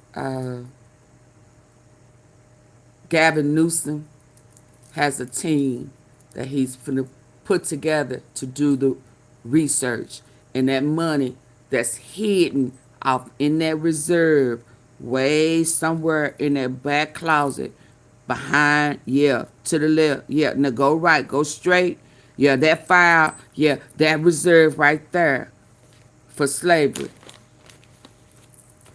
They don't want us to ever find that out, because they lied. They lied. They whitewashed it. And for somebody to go out, put a team together to do the research, they're going to find that reserve, and they're going to have to pay it out. And Trump don't want to do that. So let's just erase them. Let's just erase slavery altogether. Because the words that are in the reserve says slavery. It don't say involuntary worker. See, his cabinet, his administration is on law and order, and it's based on interpretation of what that means. So their interpretation for slavery is involuntary workers. You feel me? And that's how they're going to try to bypass stuff, because that's going to be how it's written. And then later on in life, they're going to have to define, well, is it slavery or was it involuntary workers? Well, that's not slavery. Y'all better stay woke. To do with slavery. It was in the end they needed us to win that war. They promised us to give us freedom. When he wrote it in, he said, in order to win this war, we need the slaves of the South to join us. And he promised freedom to them. But the beginning of that war was about taxation without representation. For the South felt like they'd been overtaxed by the North. And the North said the South had free labor and slaves. It had nothing to do with slavery. It was in the end they needed us to win that war. They promised us to give us freedom. And then promised us 40 acres and a mule. And them bastards lied and never gave anything to us. And them slain white folks, Abraham Lincoln paid reparations to white slave owners for the loss of their property, but didn't give us a penny. So let's talk about your damn history. Lots of lies, and let's try to unpack it. And I know you'll start screaming over me when I do, because that's your stick. Do your research. But no, do your research, ladies and gentlemen. This is slave why, owners paid reparations. This is why America do your research. is probably more separated now than it was. And there are people on, there are a great number of people of color who are arguing for segregation, which shocks me. All right, when you sit there and say that the Civil War wasn't about ending slavery, you are just lying. When you talk about people as if there is some holistic white devil experience that we're all still living in, it's just you being a racist, right? In this situation here, what they did was they made a more expansive depiction. I do agree that we have this pendulum, right? And that they are whitewashing some of the most horrifying aspects of slavery in national parks and museums under the Trump administration. But it is a response to the last few administrations allowing this hard turn where white people are all depicted as evil, right? You do it right here. You just called me cracker and a host of other racial pejoratives. We know I'm talking. We live in America where you can call me racial pejoratives. While I'm alive. Racial pejoratives. If a white person did it, they would be fired. You're allowed to be on TV and use racism every damn day. People are the fathers of racism. What my people you taught it to everybody. That's you taught racism to the whole world. If you look at the history of the world, the history of the world, there have always been a lot of dumb people of all to the last few administrations allowing this hard turn where white people are all depicted as evil, right? You do it right here. You just called me cracker and a host of other racial pejoratives. Let me tell you something, We know Charles. I'm talking. We Charles, live in America where you can call me racial pejoratives. While I'm alive. Racial pejoratives. Where if a white person did it, they would be fired. You're allowed to be on TV and use racism every damn day. Your people are the fathers of racism. What my people... You taught it to everybody. That's absolutely not true. Racism to the whole world. If you look at the history of the world, there have always been a lot of dumb people of all races that have looked at people and defined other people by immutable character. And that was white folks. No, it's you. Because right? trust me, it is the you. Indians And didn't see fact, color until the white man came in America. Black people didn't see color in Africa until white folks made it an issue. Today, the only race of people that it is okay, it's socially acceptable to be condemned because of their skin color in America today is white people. Because you do it on TV every damn day. During the Civil War, if someone sat in my chair, in my skin, and said that stuff about you, they would be fired. Abraham Lincoln said he could not stand the presence of black people after the Civil War and send them back to Africa. Abraham Lincoln also went on to say that black folks should never interracial marry, never be a teacher, never serve on a jury. You led with the lie. No white person ever died had nothing in slavery. to do with black people until the end.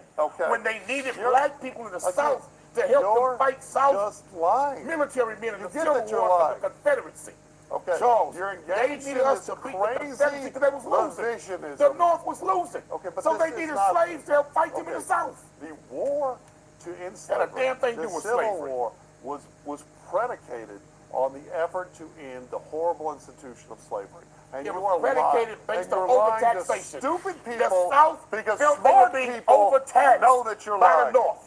And the North didn't have free labor. The South had free labor. So the South said, we're being overtaxed by the North. They wanted to secede from the Union because of the taxation. It didn't have a damn thing to do with slavery. Why did the North not have free labor? Because of abolition, right? And slavery actually, where in the world now? Slavery was still going on in the South. Where in the world, I know I'm talking about the North. Where in the world was slavery not going on in that period of time? It's horrible, but it was pretty much going on everywhere. Where in the world is slavery still going on? In fact, that's Africa and the Middle East and portions of Asia, right? Because the Western America world, too. No, it's not going It on. is in Florida. Oh, that's a lie. It's a crime in the West. Read the 13th Amendment, ladies and gentlemen. We just saw it. Read the 13th Amendment. The 13th Amendment says that slavery can exist in the borders and the parameters of America when one has been duly convicted of a crime and sent to a penal institution. Under that commitment, we could still have slavery in America. So they took slaves from the plantation to the jail cells, the courtrooms, the prisons. And that's why Trump pardons the ones that he wants to pardon. That he don't want for them to appear like to be treated like slaves. They couldn't afford good lawyers. They couldn't afford representation. I know. Rich folks, black or white, don't go to prison. Only a handful of black folks and white folks who are rich go to prison. The prisons is set up for poor people. There's actually this wonderful myth that we post in society that that all crime is driven by socioeconomics. Not all but the crime. actual data is very crime. different, right? And when you look at safety and you break it down to demographics and do all this, the people that are in prison tend to be in prison for committing violent crimes, right? And that is, of course, who should be in prison. The sad thing about people in prison are people that are in jail for drug crime, for like just... Sir, what about Trump? Everything that you are describing right now is Trump. I mean, why are they not bringing that up? Everything that you're talking about right now in describing is Trump.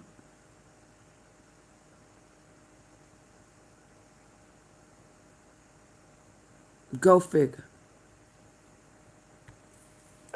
The people that are in prison tend to be in prison for committing violent crimes, right? And that is... Like Trump. It's all in the Epstein files. Like Trump. Safety, and you break it down to demographics and do all this, the people that are in prison tend to be in prison for committing violent crimes. Like right? Trump. Like Trump. Right? And that is, of course, who should be in prison. The sad Like Trump should be in prison from the White House to prison. thing about people in prison are people that are in jail for drug crime, for like just possessing drugs. They shouldn't be, right? But it's not enslavement to put Trump should be in prison doing hard labor, like slavery. criminals in prison. We're talking about slavery. A Nigerian judge, let me finish this thought. A Nigerian judge was just convicted in the United Kingdom where she lived because she had brought a slave from Nigeria and enslaved her there, right? Where we're the only places in this world that slavery is still widely occurring and accepting. When Gaddafi lost power in Libya, they opened brazen slave markets. When he lost power, right? Who killed him? I Who believe helped kill him? Hillary Clinton and the CIA. Hillary Clinton and the CIA. And that same man, Muammar Gaddafi, wanted to give $1 billion to the Honorable Minister Louis Farrakhan to help black people in America, and the government of America wouldn't have let him take the money. So don't tell me about Gaddafi. I am absolutely Gaddafi was a lover of black people. We're talking about slavery. I'm absolutely against CIA regime change. I think it's evil, but we're talking about slavery. So now, after they removed Gaddafi, which I also disagree with, right? I don't think we should have removed Saddam either. But we have open and brazen slave markets in Libya, all over Africa. We have So let me ask you a question. Why are we not sending bombs over there? Thank you, Angie DC. Why do we pretend? Why we helping Ukraine fight a war, but there's slavery going right in Libya? White man invented slavery. Why isn't America helping to end slavery in Libya? Was invented by the evil white man. And the sad thing not is, a damn it thing, has been part because of they the don't care human about the loss condition. of life of black people. It has been part of the human condition for centuries. And as the human condition evolves, we recognize how we did things in the past wrong. Who was the first to abolish it? Is this right? The West. Whitewashing slavery like this? So this is not whitewashing slavery. So this is a response so eradicating to from the Smithsonian the founding fathers who were slave owners. This is you They said cut it out. There's a movement afoot across the United States. What y'all think about that? What y'all think about that? Huh? Oh, wow. Wow. This is just a big old reminder that we need to be more in tune to what's really going on, because they really are trying to slide things through on the cool when you ain't looking. When you really ain't looking. Hey, it's Tish James. All I'm asking for is $5. Please donate, Democrats. Could maybe help us We are gardeners. We are farmers. Bum, bum, bum, bum, bum, bum. I have a 134 IQ. I make less money than friends who barely passed high school. Here's what I've... Of course, we are in Black History Month. This is February. It's the 100th anniversary of Black History Month. And at that time, President Trump has been launching a sweeping attack on how U.S. history in general is being taught, especially Black history, claiming that lessons talking about racism in America are quote-unquote indoctrination of Americans. And he's also been stripping references to slavery and other aspects of the Black experience from national parks, including in Philadelphia at the National Independence Center, taking something away that talked about George Washington having slaves. So to discuss all this and more, we are very happy to be joined here once again on the show by Dr. Gerald Horne, who's a professor of history and African American studies at the University of Houston, the author of many books, including the recent The Capital of Slavery, Washington, D.C., 1800 to 1865. Dr. Horne, as always, thanks so much for being with us. Thank you for inviting me. Well, you know, I want to start here, given that it is the 100th anniversary of Black History Month, so a pretty august anniversary here. Tell us something, if you could, about, you know, Dr. Carter G. Woodson, who established Black History Month, and maybe what it means to be celebrating its 100th anniversary. Well, Carter G. Woodson was born in West Virginia and received a doctorate in history, and immediately, if not sooner, helped to establish the journal, that is still being published, then called the Journal of Negro History, now called the Journal of African American History. I should mention parenthetically that he also spent time teaching in the Philippines during the time of the U.S. occupation in the first few decades of the 20th century. The concept of Negro History Week, as it was originally called, was primarily an anti-defamation. That is to say that, as is well known, particularly by your audience, Black people have been defamed repeatedly because that was used to justify enslavement and then used to justify Jim Crow or U.S. apartheid. So when Carter G. Woodson initiated Negro History Week, now Black History Month, it was an attempt to bring out the other side, the freedom side, if you will. And I think it's fair to say that it has been fairly successful, even during these tempestuous times of Mr. Trump. What I mean by that is that routinely, before 2025 at least, there were Black History Month celebrations at schools, at workplaces, for example. And those are still going on to a degree, despite the offensive led from the White House. And to speak to that offensive that you referenced, I'm curious if you could maybe help us understand this attack on Black History Month from, in the broader context of, maybe American imperial policy and domestic repression. Obviously, there's been a long-standing attack on Black History Month, on the way that slavery is taught, specifically from the right, but it's really gone on, it's been on steroids with this administration. So, yeah, is this rewriting of the past, not just trying to obviously rewrite history, but also is it sort of a prerequisite for justifying the kinds of political crackdowns and foreign interventions we're seeing today? Well, to a degree, that's true. I think you cannot begin to understand the killing of George Floyd on camera in Minneapolis in 2020 without understanding this continued violence and savagery directed against Black people, which has roots directly within the founding of the so-called Republic.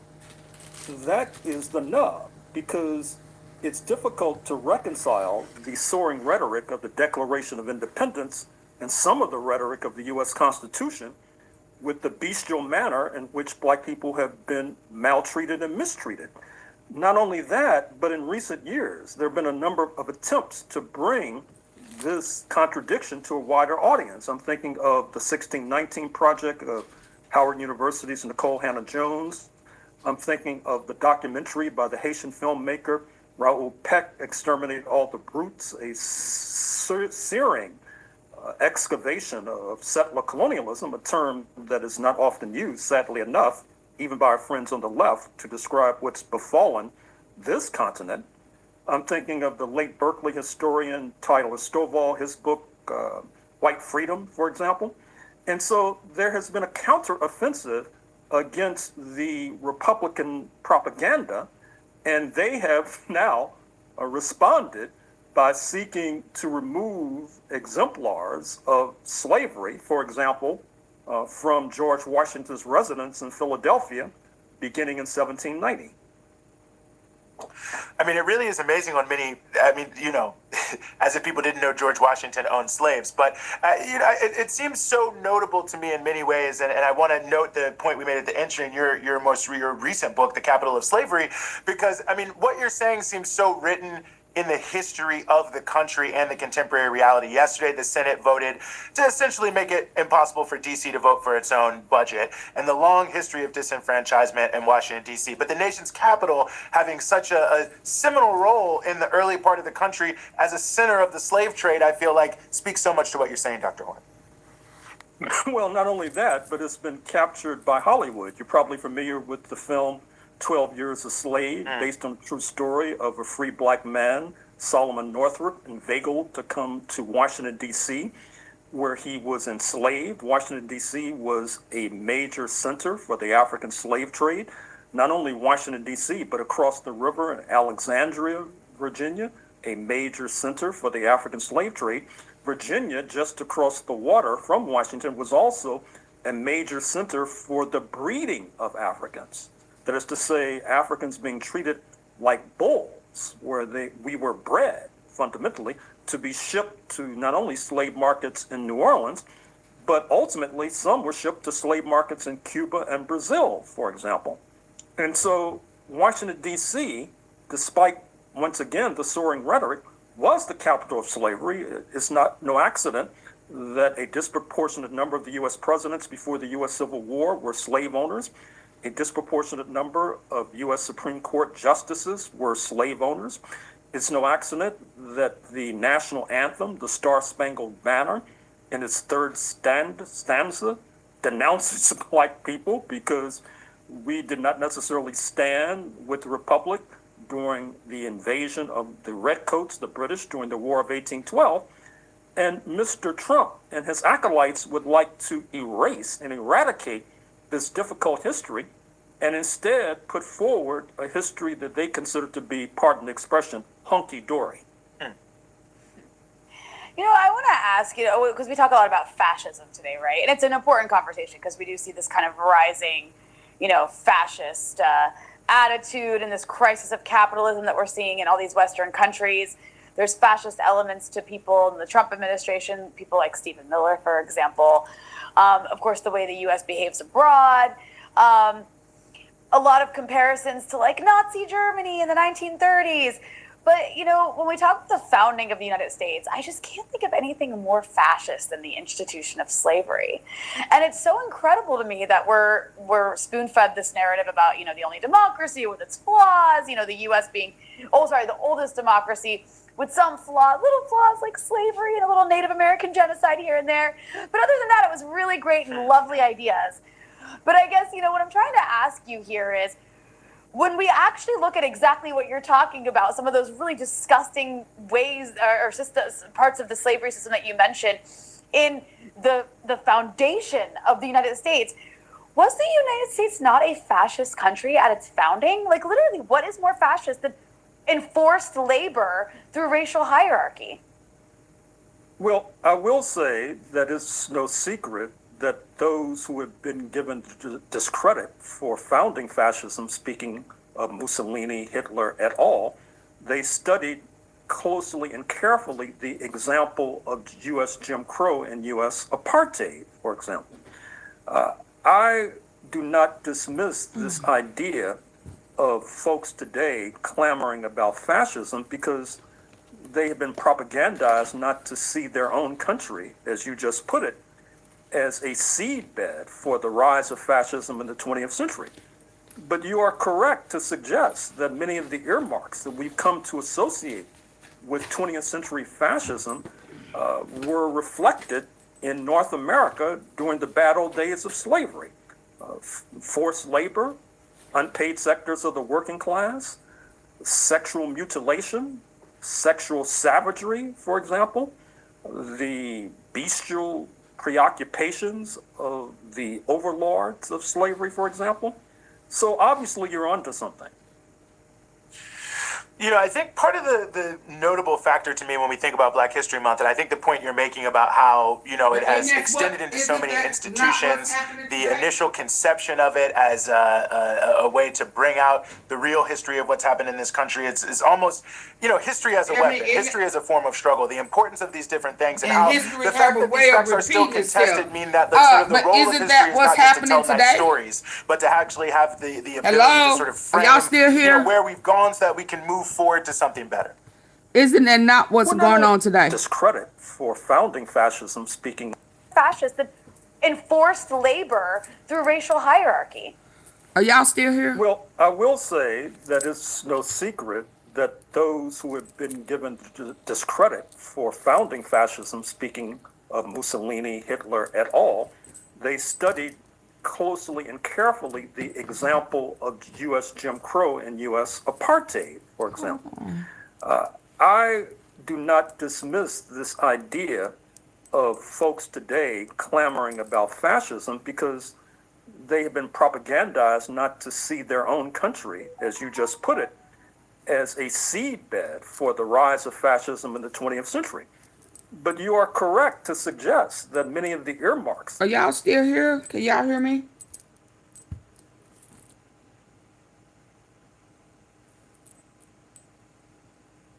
Give me a 1 if y'all can hear me. I need to see some movement in the comment section in order for me to know that y'all can still hear. I need y'all to get the lights up, hit the 3 dots at the top right.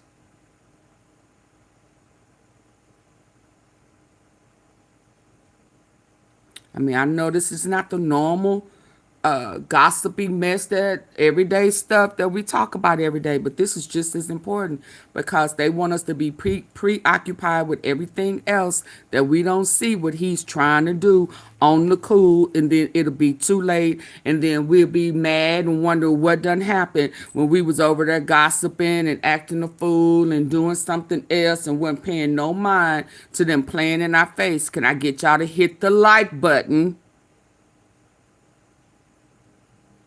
And let me know y'all can still hear me, or I can cut it off. And then people be saying, well, I didn't know about. Yeah. Auntie Fee told you, you just wasn't paying attention. She did tell us. Yeah, absolutely. And then I'll be saying, I talked about that already.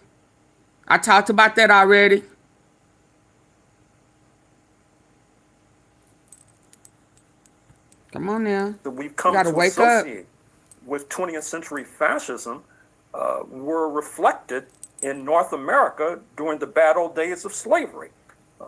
Forced labor, unpaid sectors of the working class, sexual mutilation, sexual savagery, for example, the bestial preoccupations of the overlords of slavery, for example. Going through that now. So obviously you're onto something. You know, I think part of the notable factor to me when we think about Black History Month, and I think the point you're making about how, you know, it has extended into so many institutions, the initial conception of it as a way to bring out the real history of what's happened in this country is almost, you know, history as a weapon, history as a form of struggle, the importance of these different things, and how the fact that these facts are still contested mean that, like, sort of the role of history is not just to tell nice stories, but to actually have the ability to sort of frame, you know, where we've gone so that we can move forward to something better.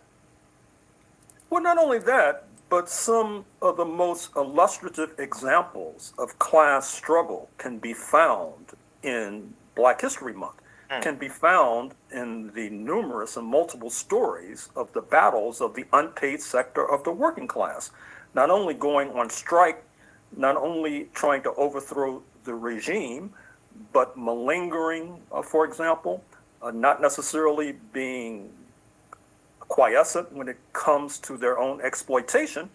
And so I think that for the U.S. working class as a whole, Black History Month is of essential importance because it provides a model of how to struggle under often adverse and difficult conditions. And therefore, it's not only a model for the U.S. working class, it's a global model indeed. Yeah, and I guess the counter to that, well, that explains why they're so desperate to rewrite history, because it does. I guess in this sense, actual history could pose a threat to the ruling class, right? If people were to learn from those examples. But I guess, you know, I'm curious what in particular, when it comes to these sort of regressive people who are in power right now, who want to take us back, you know, in time a little bit to before people had civil rights, and they're kind of eroding them. What is it they're so terrified of with just the idea of learning about slavery existing in America? Because that it seems like they feel very much under threat by the idea of any memory of that.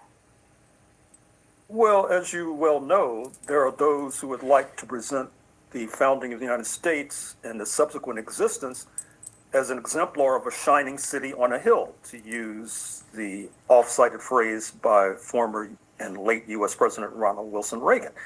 Obviously, the examples I've been citing with regard to cruel exploitation, working without a wage, it contradicts this idea of a soaring city on the hill, and therefore it helps to undermine the right wing which now is in power and ultimately recognizes that its grip on power is unsteady, hence this hysterical reaction to any example of Black History Month, any example of bringing forward stories of resistance by the enslaved themselves. Well, it's going to certainly be interesting here to see how this all develops in the context of the 200. Oh, no, we don't go nowhere. Oh, I'm on the road now. Hold on. It's Black History Month, ain't it? They want to erase us. They want to erase they want to erase the darker shade of the 50 Shades of Brown. That includes them. It will be no them without us. But a lot of people don't know that because they have whitewashed the truth. But the truth gonna set you free. You understand? The truth is going to set us free, and free indeed. Let's go.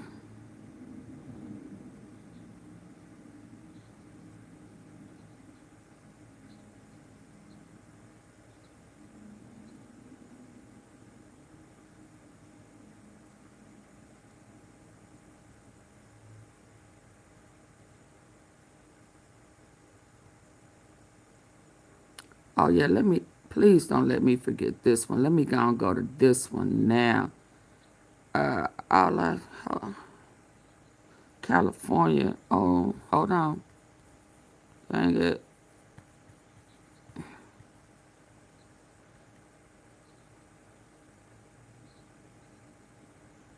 Let me touch bases on them. The bills create a reparations bureau in the state civil rights department, a system for determining who's eligible, and other financial supports. Cheryl Grills is a member of the state's reparations task. The bills create a reparations bureau in the state civil rights department, a system. The bills create a reparations bureau in the state civil rights department, a system for determining who's eligible, and other financial supports. Cheryl Grills is a member of the state's reparations task force. We uncovered so much that it led to an 1,100-page report with 115 recommendations for repair. After that report, Governor Gavin Newsom formally apologized for California's role in slavery and racism. Grills says the public's trust is now at stake. If he vetoes these bills, it would smack of dishonesty. If he vetoes these bills, it would smack of dishonesty. The public's trust is now at stake. If he vetoes these bills, it would smack of dishonesty, right? Because for repair. After that report, Governor Gavin Newsom formally apologized for California's role in slavery and racism. Grills says the public's trust is now at stake. If he vetoes these bills, it would smack of dishonesty, right? Because on one hand, you're saying, yes, something happened and we need to understand it to its fullest extent. So Gavin's team that he put together to do some research has uncovered some facts. Oh, they in trouble. So facts was discovered. Let's go. With 115 recommendations for repair. After that report, Governor Gavin Newsom formally apologized for California's role in slavery and racism. Grills says the public's trust is now at stake. If he vetoes these bills, it would smack of dishonesty, right? Because on one hand, you're saying, yes, something happened and we need to understand it to its fullest extent, and then we need to address it. And so you say that on one hand, and so then when we point out everything, and then nothing is done, how can I trust you? How can I trust government? The legislature estimated it could cost anywhere from tens to hundreds of millions of dollars to create and run the Reparations Bureau, at a time when California is running a budget deficit in the billions. To people who say the state can't afford it, Grill says, if not now, when? We're going to always have budget challenges. And thank God no one said that when they were trying to advance ending enslavement. She says if the governor vetoes the bills, we're going to keep at it. You know, like that Energizing battery commercial from back in the day? We're going to keep going and going and going until we receive true repair. Katie Hyson, KPBS News. How about that? How about that? Hold on. Historic reparation bill.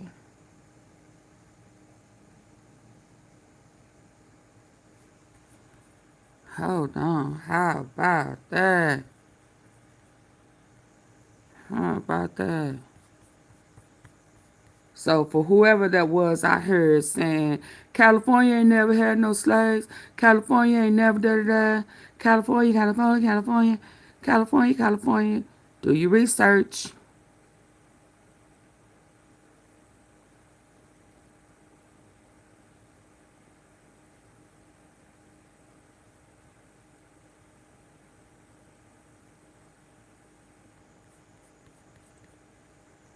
Do your research. Watch what exercise does to aging muscles. This is a muscle killer. This is a... And in 2024, the California about the efforts, so to speak, right, in California in regards to reparations, where in 2020 there was a commission fashioned to study the need for reparations for American descendants of slavery in California. And in 2000 about the efforts, so to speak, right, in California in regards to reparations, where in 2020 there was a commission fashioned to study the need for reparations for American descendants of slavery in California. And in 2024, the California Legislative Black Caucus decided, okay, well, let's take two of those bills to the floor to Gavin Newsom to either pass or veto. Well, he didn't get a chance to do any of that because as they, being in the California Legislative Black Caucus, decided to block and say we ain't gonna do none of the above. In fact, y'all remember Assemblyman Isaac Bryan, he got caught with his arms folded, pretending that he was in there doing something as black people were waiting in the lobby and they were excited because they thought, okay, maybe this is it. We're gonna get some reparations. Now, of course, one of the bills was to fashion a Freedmen's Bureau and the other one was to fund it, right? The money. So nevertheless, that never happened. But it sounds like they came up with about 14 to 16 reparation bills that they wanted passed. So far, 6 out of these 14 bills have been passed. And trust me, ain't no money attached to none of them. One of them is the Crown Act, and they get issued an apology. It was sorry. But again, there's no money. But there's another one that they're very excited about trying to get passed, right? And let me read it to you. SB 518 would establish the Bureau for Descendants of American Slavery within the Department of Justice under the control of the director, who would be appointed by the Attorney General and confirmed by the Senate. This bill is one of many crucial steps toward addressing the long-lasting and ongoing harms inflicted upon descendants of U.S. chattel slavery and non-descendants. As a part of its duties, the Bureau would create 4 specialized divisions to begin the process of redress and repair. Y'all liked how I emphasized that? And non-descendants? Hold on a minute. What is that? What are we doing here? I thought that was for descendants of chattel slavery. But who is this non-other? See, that's the part right there. They know that most of us ain't going to read that. They know we're going to be, whoo, we're getting some reparations type of this, that, and and the other. And most of us don't even know what it is. And I'll be honest with you, I'm one of those people because there's so many of them and so much technology. But you see how they snuck that on in there? Technology. Descendants of chattel slavery, what does that mean? So is that Mexicans, Asians, Japanese? Who is that? LGBTQ? Because we know that's what the non-others mean. Right? They always try to come up with this, and it's not even really coded, right? If you really just read it as I did, it's like, well, okay, that means anybody else other than descendants of slavery there in California. And mind you, this is black politicians doing that. Now, I'm sure there's some other ones behind the scene. Well, why don't we just put, this, that, and the other in there? Because there's other people that suffered harm and things like that, right? But again, too, we heard Kamala Harris when she was talking about a Freedmen's Bureau, basically saying for the others as well. It's like, wasn't no others picking no cotton with our ancestors? It wasn't no others getting whips on their backs and all that other stuff. So how do they even get involved in that? See, that's why we also got to really study and listen, because the federal law is going to trump that. And then, as I said once before, Edward Blum, the one that likes to run around with everybody else suing black people, he gonna get involved. So this is symbolism at this point. But even with the symbolism, they want to include everybody else in that. The crazy part is the others will probably get something before black Americans will. True that. Because they always do. Because we don't. Me know what you think we argue about the wrong things. Yeah, we argue and fight and stand up for the wrong thing. This right here, what's going on with the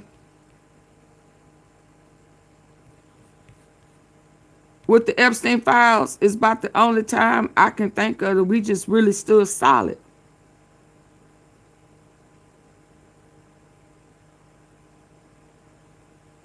Hold on.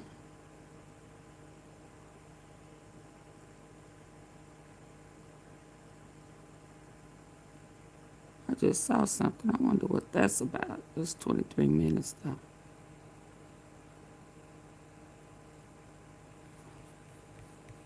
Let me mark this to watch later. Hold on. Can I get y'all to hit the like button? The like button have not moved.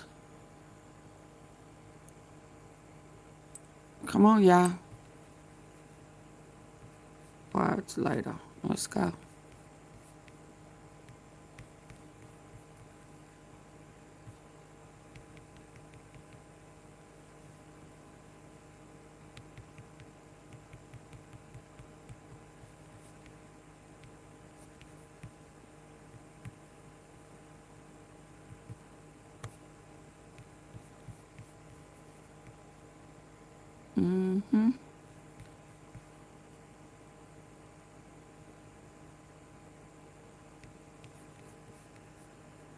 Let's get in there. What's next?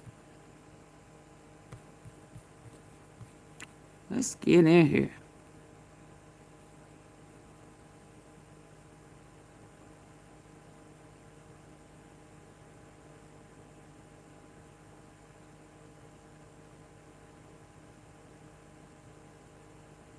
You got some more ATV. Deadline. That's so long, though. I don't know if I want to watch. Let's see this part. What's this? What's I this? need women to know that you're not limited to anything other than living your life. Enslavement exhibits at the National Museum of Africa. Donald Trump is destroying black history in front of our very eyes. While we are distracted with gas prices and groceries. Are the prices that you're paying at the grocery store and gas pump going down? Pitt County residents are voicing distractions. Donald Trump is destroying black history in front of our very eyes. While we are distracted with gas prices and groceries. Are the prices that you're paying at the grocery store and gas pump going down? Pitt County residents are voicing their opinions today after a post on Truth Social from Donald Trump is destroying black history in front of our very eyes. While we are distracted with gas prices and groceries. Are the prices that you're paying at the grocery store and gas pump going down? Pitt County residents are voicing their opinions today after a post on Truth Social from President Trump said that grocery and egg prices have improved. Something sinister is unfolding in the background. In March 2025, President Trump's administration began directly targeting enslavement exhibits at the National Museum of African American History.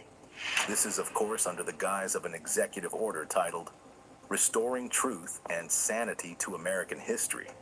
Trump's cabinet is systematically dismantling Black history institutions nationwide. What truth are they exactly restoring? This is just the same lost cause narrative that's been trying to whitewash America's racist past for generations. And the most disturbing part in all of this is that nobody's talking about it. Let's start with the first thing on Trump's crosshairs. The National Museum of African. And the most disturbing part in all of this is that nobody's talking about it. Let's start with the first thing on Trump's crosshairs. The National Museum of African American History and Culture. Just a few years ago, a high school teacher named Adam Sanchez stood with his students in the lower level of the museum, where the story of enslavement and the Middle Passage is told. He watched as tears streamed down one student's face. The class gathered in a quiet space, processing what they've just witnessed. Everyone understood why he had tears in his eyes. Sanchez later said, "I knew that the museum was going to bring this history to life in a way that you couldn't in the classroom, and it certainly did. And this was only one of the many stories that happen here. For millions of Black Americans, this wasn't just a building with artifacts. It was a testament to survival, resistance, and the persistence of the Black spirit. But now, Trump's executive order has put this vital institution in trouble. The order claims that the Smithsonian Institution, including the museum in question, has come under the influence of divisive, race-centered ideology. It demands the removal of what it calls improper ideology from these hallowed halls. The truth about enslavement, according to this administration, makes America look bad, as if the history of America was rainbows They don't want to look bad bad. to begin with, something President Trump refuses to acknowledge. But here's the irony in all of this. This same museum was championed by Republican President George W. Bush, who signed the bill authorizing its federal funding. At its grand opening in 2016, Bush stood alongside Barack Obama. Here's the irony in all of this. This same museum was championed by Republican President George W. Bush, who signed the bill authorizing its federal funding. At its grand opening in 2016, Bush stood alongside Barack Obama, delivering passionate speeches supporting the museum's mission. Imagine that two people from opposing parties came together to actually give respect to the history that built this nation. That's because they understood what Trump doesn't, that facing our history, however painful, makes America stronger. But hold up. But his history is not the United States. His history. Where's his mama from? Sinister at work here. Yeah, where's his daddy from? His history is not the U.S. Duh. He's an immigrant.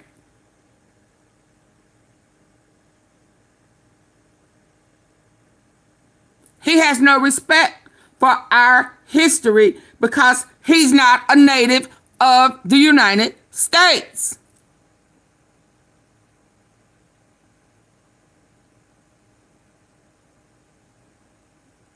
So he wants us to feel what they experienced from where they came. You understand?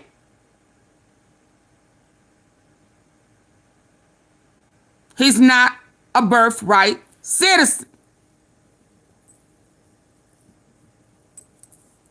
Y'all have allowed an enemy, a thief, a apist, murderer, serial rapist to come in and dictate and expect for him to be pro-America. And he ain't, his roots ain't from the U.S. Go figure. That facing our history, however painful, makes America stronger. But there's something even more sinister at work here. The executive order doesn't just target the enslavement exhibits. It aims to fundamentally change how American history is presented. It demands that all public monuments and museums do not contain descriptions. Bush, who signed the bill authorizing its federal funding.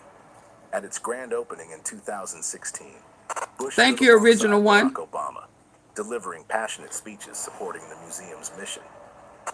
Imagine that. So we can from come opposing together. Parties came together to actually give respect to the history that built this nation. That's because they understood what Trump doesn't.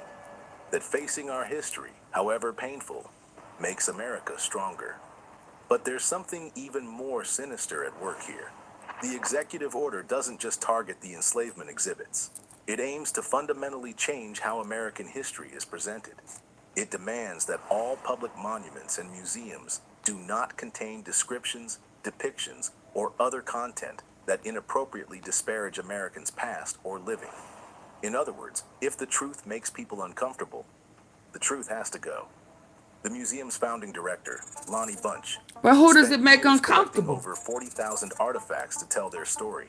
He created a space that celebrates not just the struggles, but also the joys, the culture, and the triumphs of the African American experience. Hey, Monty. Now, with a single signature, Trump is threatening to sanitize this history to make it more comfortable for those who'd rather not face the truth. Who don't want people to know what they really did, because they doing it again.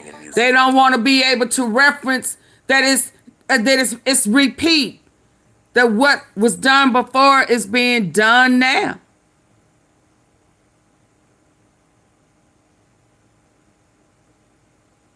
Yeah. He don't want y'all to be able to connect them damn dots. For those who'd rather not face the truth. If you don't want nobody to know what you did, don't do it. You don't want folk to know that y'all just was mayhem going around, unaliving folk for no reason, grabbing them, taking them places, kidnapping them for free labor. The fuck you think going on in pro-Israel? Oh, well, they ain't black people, so, it ain't my problem. Well, what you think coming next? He's erasing black history.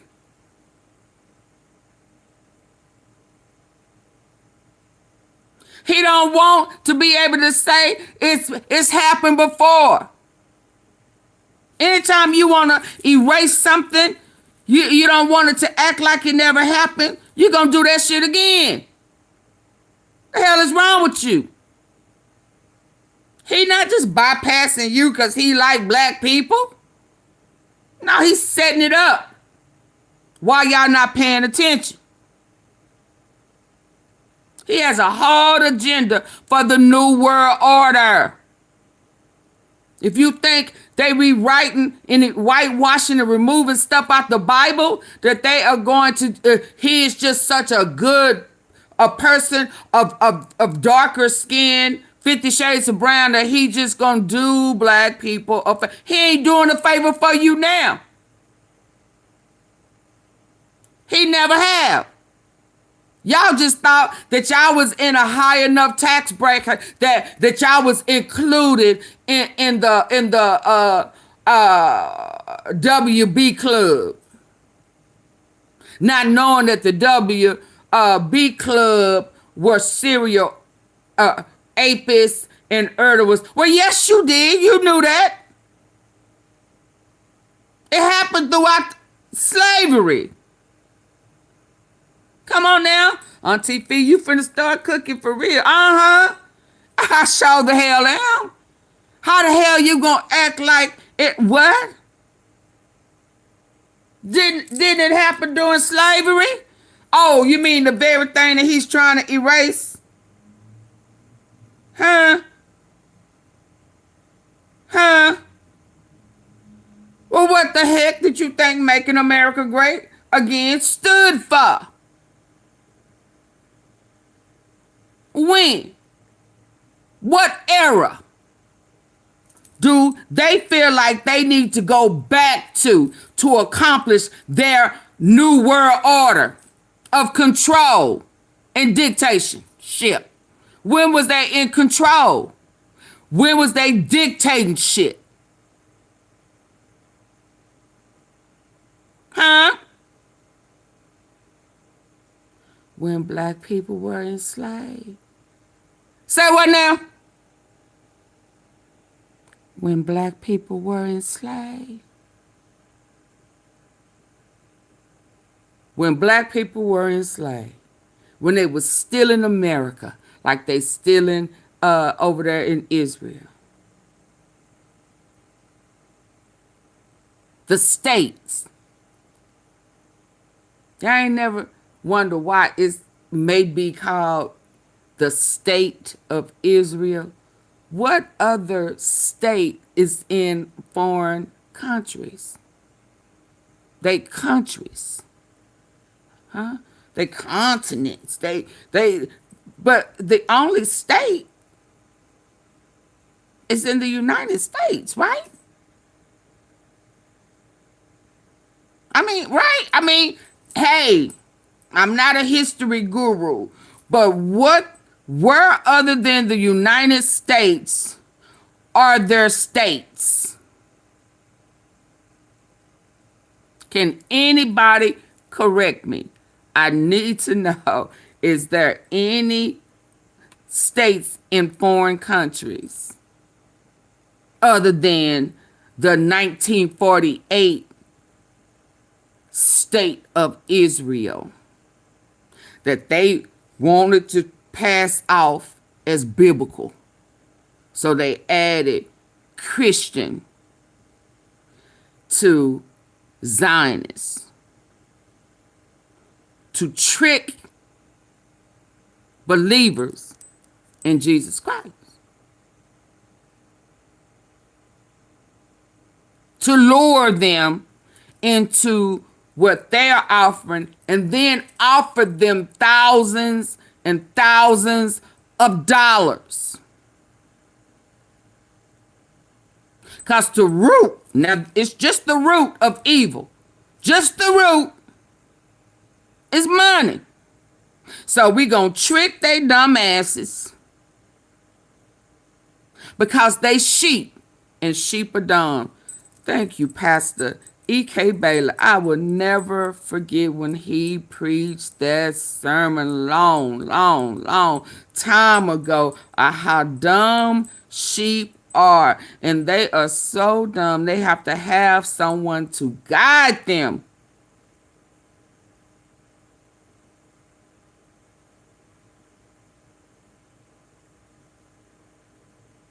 And the guide is in the hurdler, is in place so that the sheep don't go astray. Oh, Lord, help me, Holy Ghost. So that the sheep won't go astray. But be mindful, be forever mindful that there are sheep in the patch. I'm sorry, there are wolves disguised as sheep to trick you, to devour you, to overtake you, and then devour.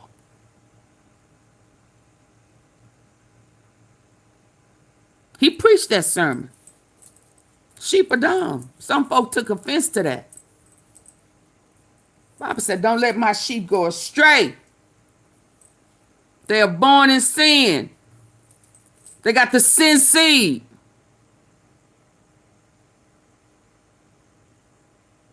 So they added Christian to their devilish cult to trick you, to lead you astray, then offer you thousands and thousands of dollars to manipulate you with greed, the opportunity of wealth.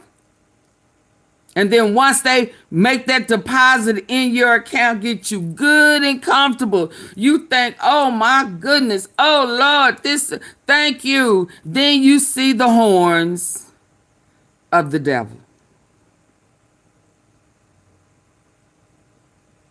But when you took that money and you started using that money, that was my money.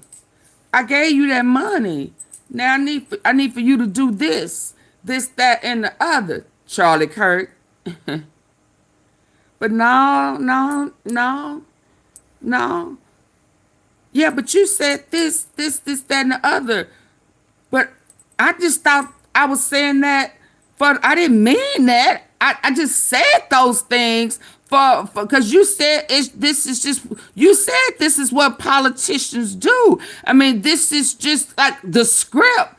I mean, I didn't mean that. I'm a believer in Christ. I don't want to do this no more.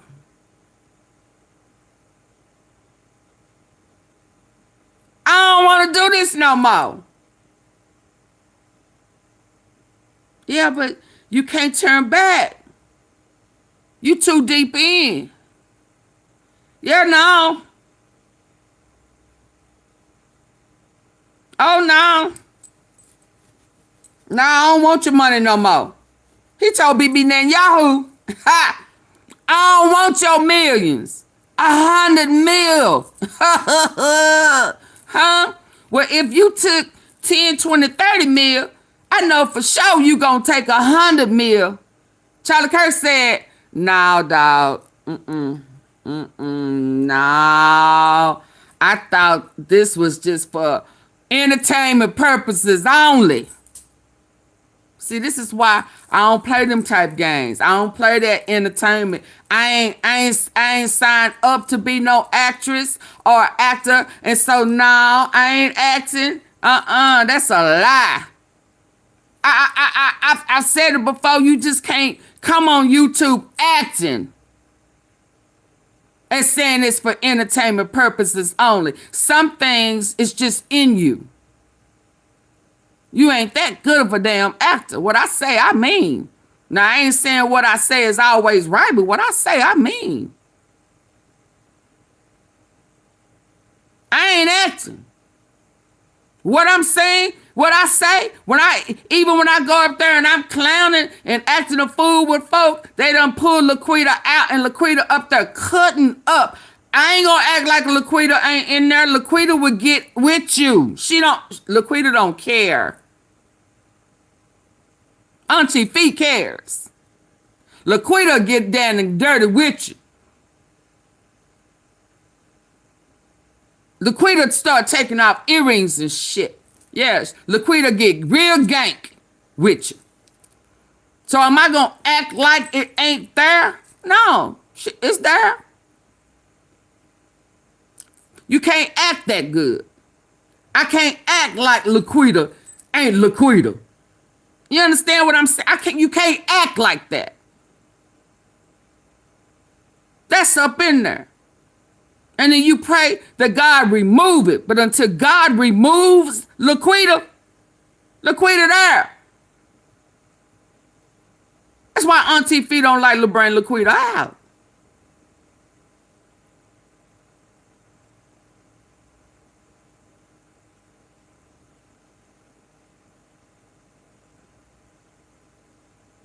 I thank God I have control over the ill side of me.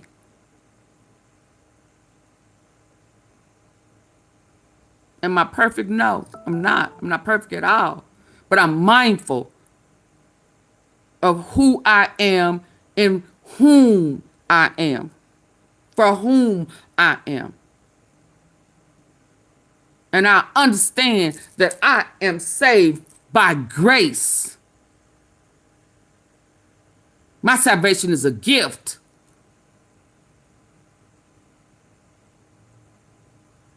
But I'm going to move on back. I'm going to move on back.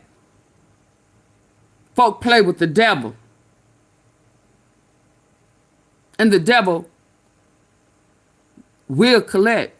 Let's hope the devil is finna collect on Trump. Let's go. With him wanting to erase past. And so he wants to erase his past, his ill. He don't want them Epstein, the remaining 3 million plus Epstein files to come out. Because all of this stuff that he don't want to seem like is bad, that he's been doing with Maga, is in them files that he don't want to come out. Y'all better stay woke. spent years collecting over 40,000 artifacts to tell their story. He created a space that celebrates not just the struggles, but also the joys, the culture, and the triumphs of the African American experience. Now, with a single signature, Trump is threatening to sanitize this history, to make it more comfortable for those who'd rather not face the truth. For the evildoers.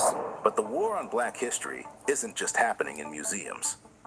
In January 2025, Hi, we're Charity Water. If we lost you at charity, we get it. Oh yeah, Give us Jeffries some- took that money. He sure President did. Trump's administration sent an official message to all federal departments and offices. The message, addressed to department leads and key personnel, seemed bureaucratic on the surface, but its contents were chilling. Create a plan for eliminating DEI employees from the federal workforce. The departments were given until January 31st to complete this task. But Trump's administration couldn't even wait that long. A second message soon followed, and it was more urgent than the first. This one didn't just ask for plans. It ordered department leaders to begin firing DEI employees immediately. According to Trump, this move was meant to stop what he called racism within the government. He labeled these DEI programs, initiated by President Joe Biden, as both illegal and immoral. When he signed the executive orders to dismantle them, he referred to DEI as an identity-based spoil system, claiming it robbed hard-working Americans of job opportunities. DEI is And by spoil. hard-working Americans, he meant white Americans. And this attack on diversity didn't stop at government doors. The executive order encouraged federal agencies to explore ways to influence the private sector to eliminate their own DEI initiatives. The goal was to dismantle diversity programs across the entire country, and we're already seeing the impact. Major companies like McDonald's, Meta, Target, and Walmart have responded to this pressure. Walmart. McDonald's, were they serving human meat allegedly? Are you kidding me? Where the Zionist people say that they have a contract after Passover, all the people that they have grabbed and did all types of things to, that they use the blood and send the bodies to butchers and stuff allegedly. But one of the places they have contracts with to take the bodies so that it can be processed in with they 2-hour beef, special sauce, lettuce, cheese, pickles, onions on the sesame seed bun is McDonald's, where they are eating. Oh, yeah. And so when they talking about that lip on Epstein where it looked like it was bloody and big and swole, it's because it was a reaction from eating human meat. Huh? Yeah, when his face and stuff was all swole, lip looked like it had been dipped in some, yeah, like a bee, a whole bee's hive done, yeah, because it was human meat.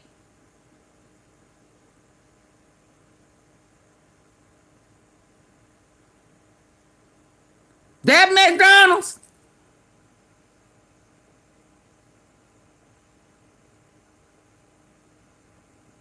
Oh, yeah, well, y'all carry on with them. McDonald's will never get my mouth or a dime of my money. And McDonald's, Burger King, and they contracted with these Zionists, yeah, to grind up people, allegedly. Okay. Per the rabbi. The goal was to dismantle diversity programs across the entire country. And we're already seeing the impact. Major companies like McDonald's, Meta, Target, and Walmart have responded to this pressure. Walmart, for example, shut down a racial equity center it had created in 2020, an initiative that had received $100 million in investment. The decision to abandon this the rabbi said they feeding us back our kids, that they have been grabbing kids for years and years, about 300 some thousand kids a year. Yeah, they use the blood for Passover and take the bodies to butchers. This is per the rabbi. He said, we don't know that they are eating their kids. I said, my. Those kids that used to be on the milk cartons, that was their way of advertising what was for sale.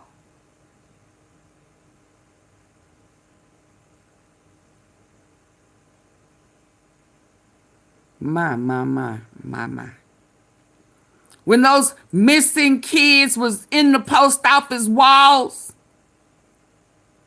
that was where they would go to advertise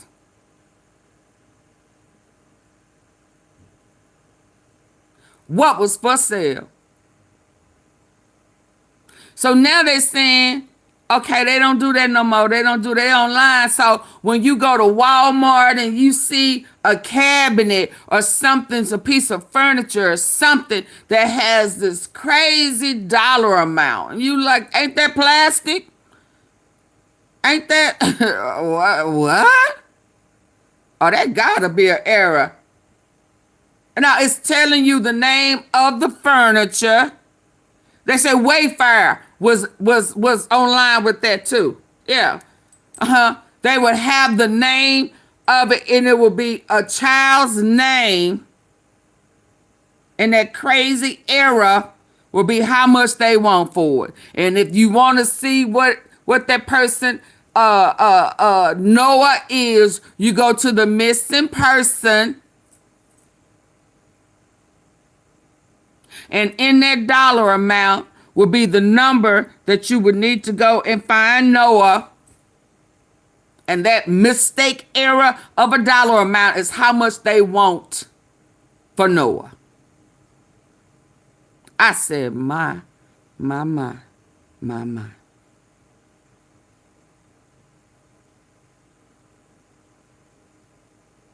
It's a whole market.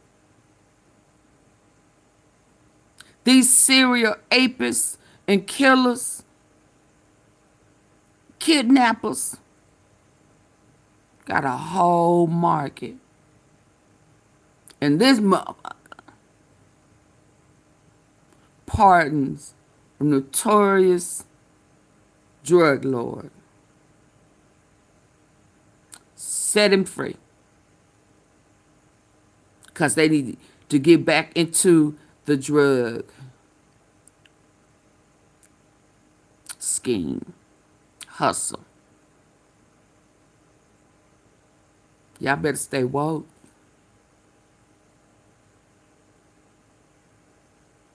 They grabbed 600 people. The judge told them, let them people go. Trump said, that.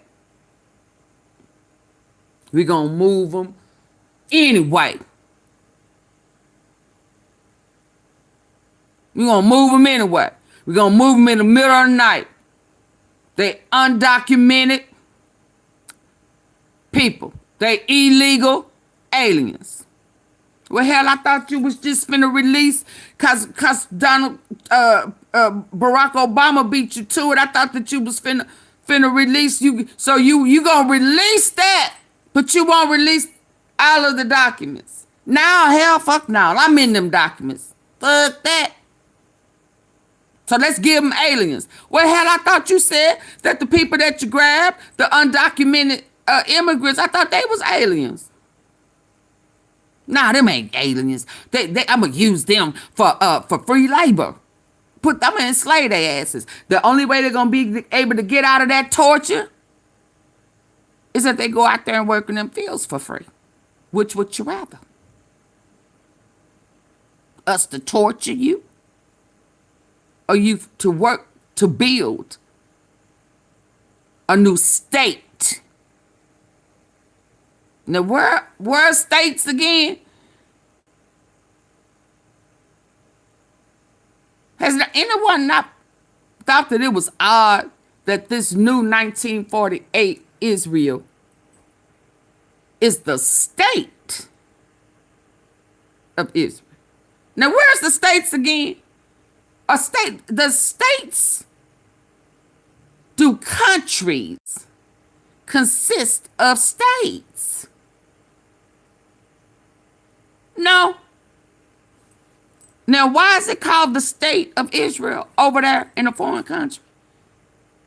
And they're going to need to rebuild Gaza? Huh? They finna rebuild land in which they stole Christopher Columbus? Huh?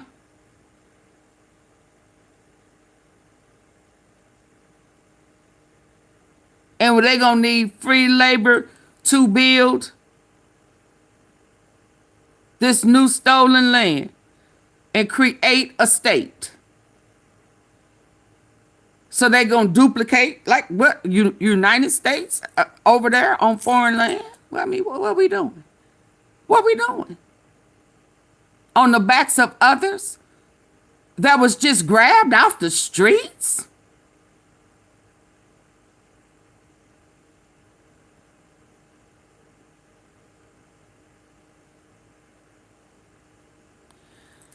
Y'all, let me go. I didn't come here to preach today. This is blowing my mind. Pressure.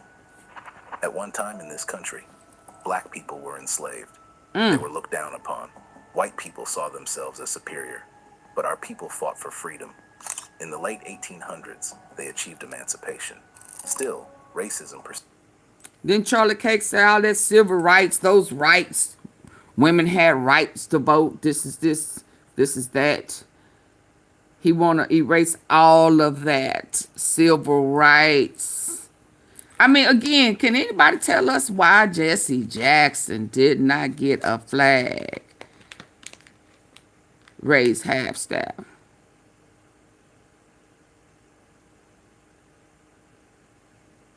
Jesse Jackson. Charlie Kirk got one. Now, what did Charlie Kirk do? I mean, no disrespect. You know, at this point, I thank God for him. Because if what had not happened to him, I don't think a lot of our light bulbs would have went off. I really can honestly say I would not have paid any mind. I'd have went on about my little old business until he started playing with God.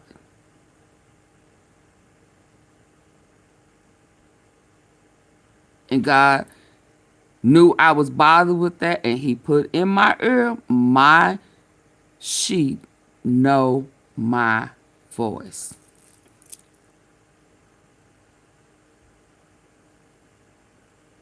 My sheep know my voice.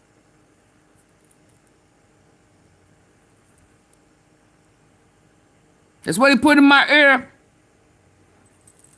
My sheep know my voice. Then he put in my ear, wolves in sheep clothing. Pay attention. So I thank God for him. Okay, let me go on. This was not my plan today. But let's go. Ways to influence the private sector to eliminate their own DEI initiatives. The goal was to dismantle diversity programs across the entire country. And we're already seeing the impact. Major companies like McDonald's, Meta, Target, and Walmart have responded to this pressure. Walmart, for example, shut down a racial equity center it had created in 2020, an initiative that had received $100 million in investment. The decision to abandon this project was made under federal pressure. At one time in this country, black people were enslaved. They were looked down upon. White people saw themselves as superior. But our people fought for freedom. In the late 1800s, they achieved emancipation. Still, racism persisted. White mobs stormed black towns. Lopez. Wouldn't that put you as, yeah. Mega ain't for you either. Believe Burned into that. the ground, yet black people continued to fight for their rights. In the early 1900s, we saw countless black heroes rise up and advocate for our community. Over time, their efforts led to critical progress. By dismantling these programs, Donald Trump isn't just cutting jobs. They're attacking me again because I'm holding them accountable and because I'm doing my job. I've spent my jobs. He's trying to erase the progress we've made. And Thank you, with it, money. a part of black history. The 2 executive orders aimed at DEI pose a serious threat to the diversity we've achieved in both government and the private sector. I can't believe, I know Janet ain't here. I can't believe Janet let that Lopez stay in here that long. I know Janet gotta be gone. I know Janet ain't got no wrench and let that Lopez cat stay in here that long. I know good and dang well she gotta be gone.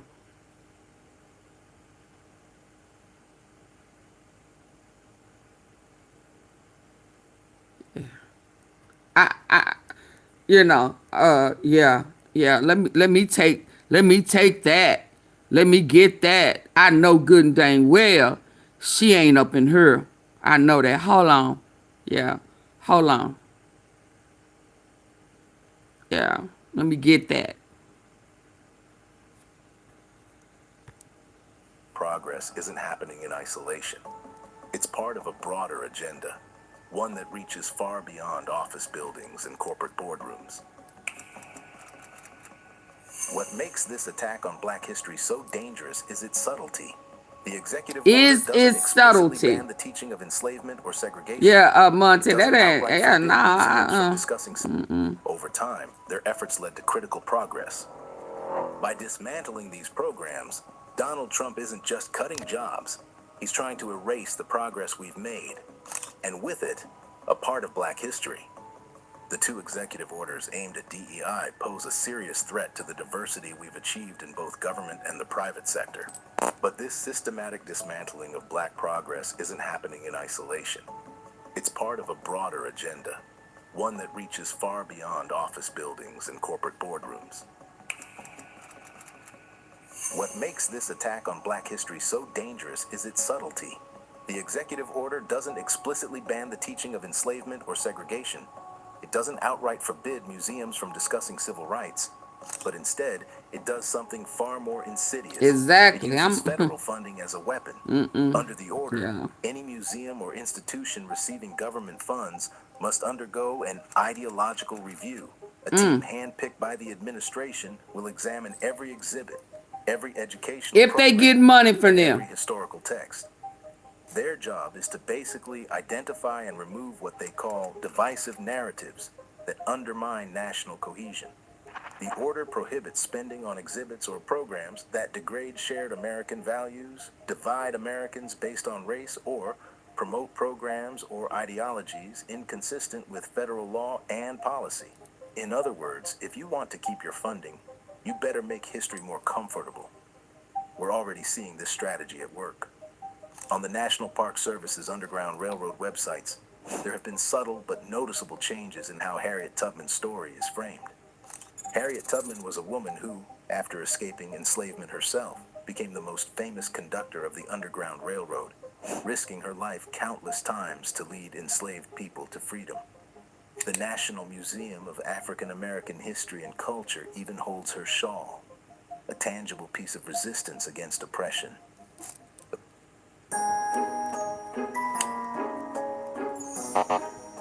Remove DEI, remove black history, remove civil rights. Where her image was once prominently featured in content about the Underground Railroad, some of those materials have been revised or reframed under the broader theme of black-white cooperation.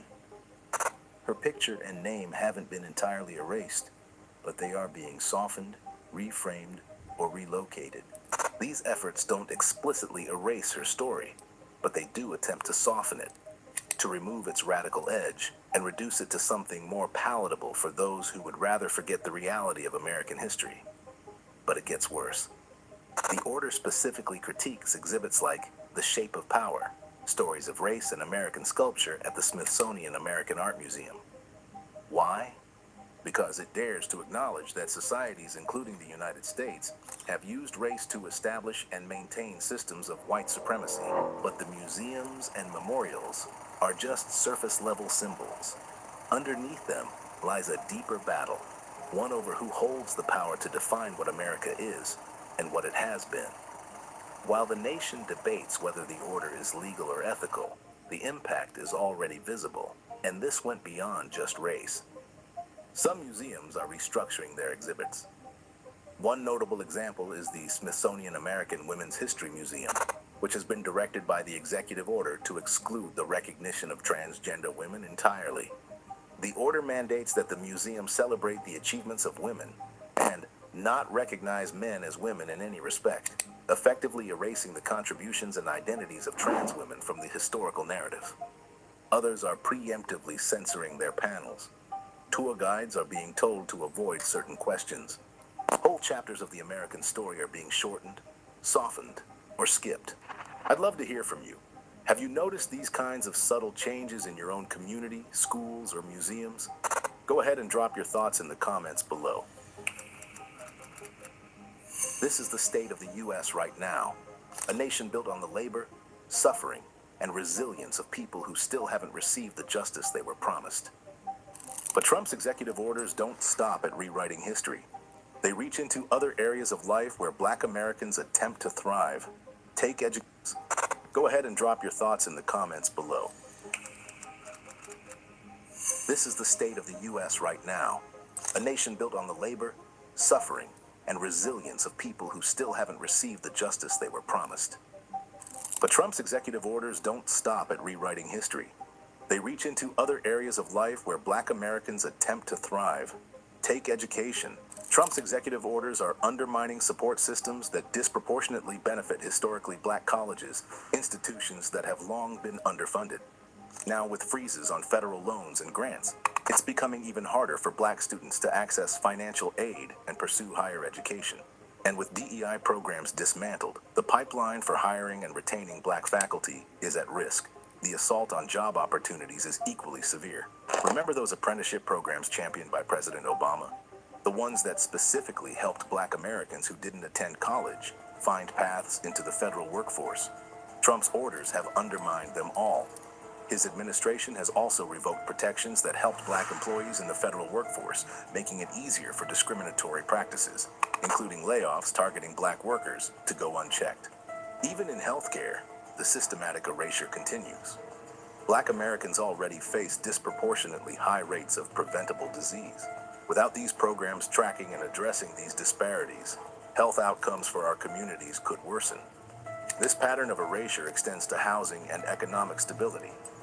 The administration has slashed funding for anti-homelessness efforts, specifically targeting the U.S. Interagency Council on Homelessness. This council played a crucial role in supporting unhoused individuals, a large percentage of whom are Black. Defunding it puts more Black families at risk of homelessness. These changes make it harder for Black families to stay in the middle class, worsening the already persistent racial wealth gap. But perhaps the most alarming part is this: the erasure isn't slowing down.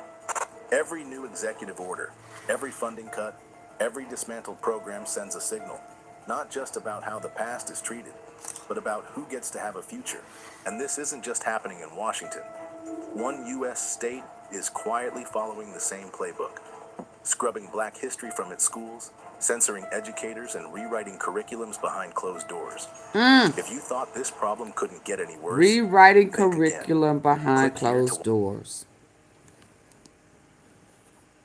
Rewriting curriculum behind closed doors. Trump cuts. Hold on.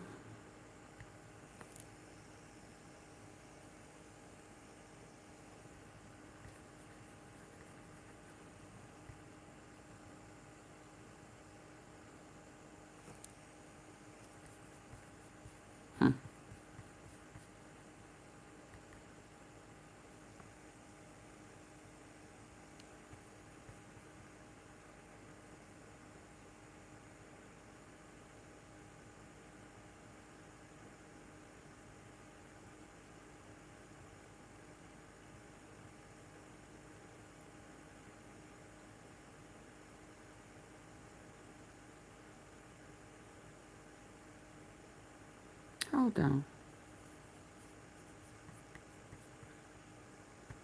How we gonna end Decades this? before slavery ended in the South, a secret society of black families in Philadelphia was amassing... Philadelphia?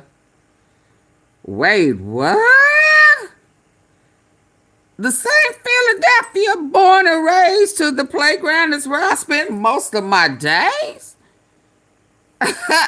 The same Philadelphia that he was going in and just secretly started yanking slavery and history off the walls of former presidents?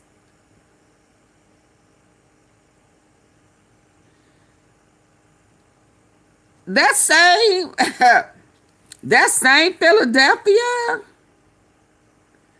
Did you say secret society? Oh, Auntie P. Let's go. Everyone knows the names of America's old money. The Vanderbilts, the Rockefellers. Everyone knows the names of America's old money.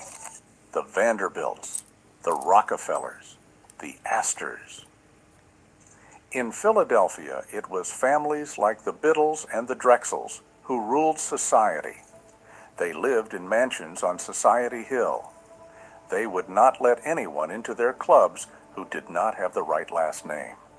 But while the white aristocracy was busy excluding everyone, another aristocracy was rising right under their noses. What? A black aristocracy. What? In the 1840s, decades before slavery ended in the South, a secret society of black... Before slavery ended in the South? Before? In the 1840s, decades before slavery ended in the South, a secret society of black families in Philadelphia was amassing fortunes that rivaled the white elite. They lived in mansions with English butlers. They sent their children to private schools in Paris. They owned the catering empires that fed the white upper class. They were called the Old Philadelphians of Color, and for nearly 50 years, they operated a parallel universe of wealth and privilege. And for nearly 50 years, they operated a parallel universe called the Old Philadelphians of Color. And for nearly 50 years, they operated a parallel universe of wealth and privilege that history has almost completely erased.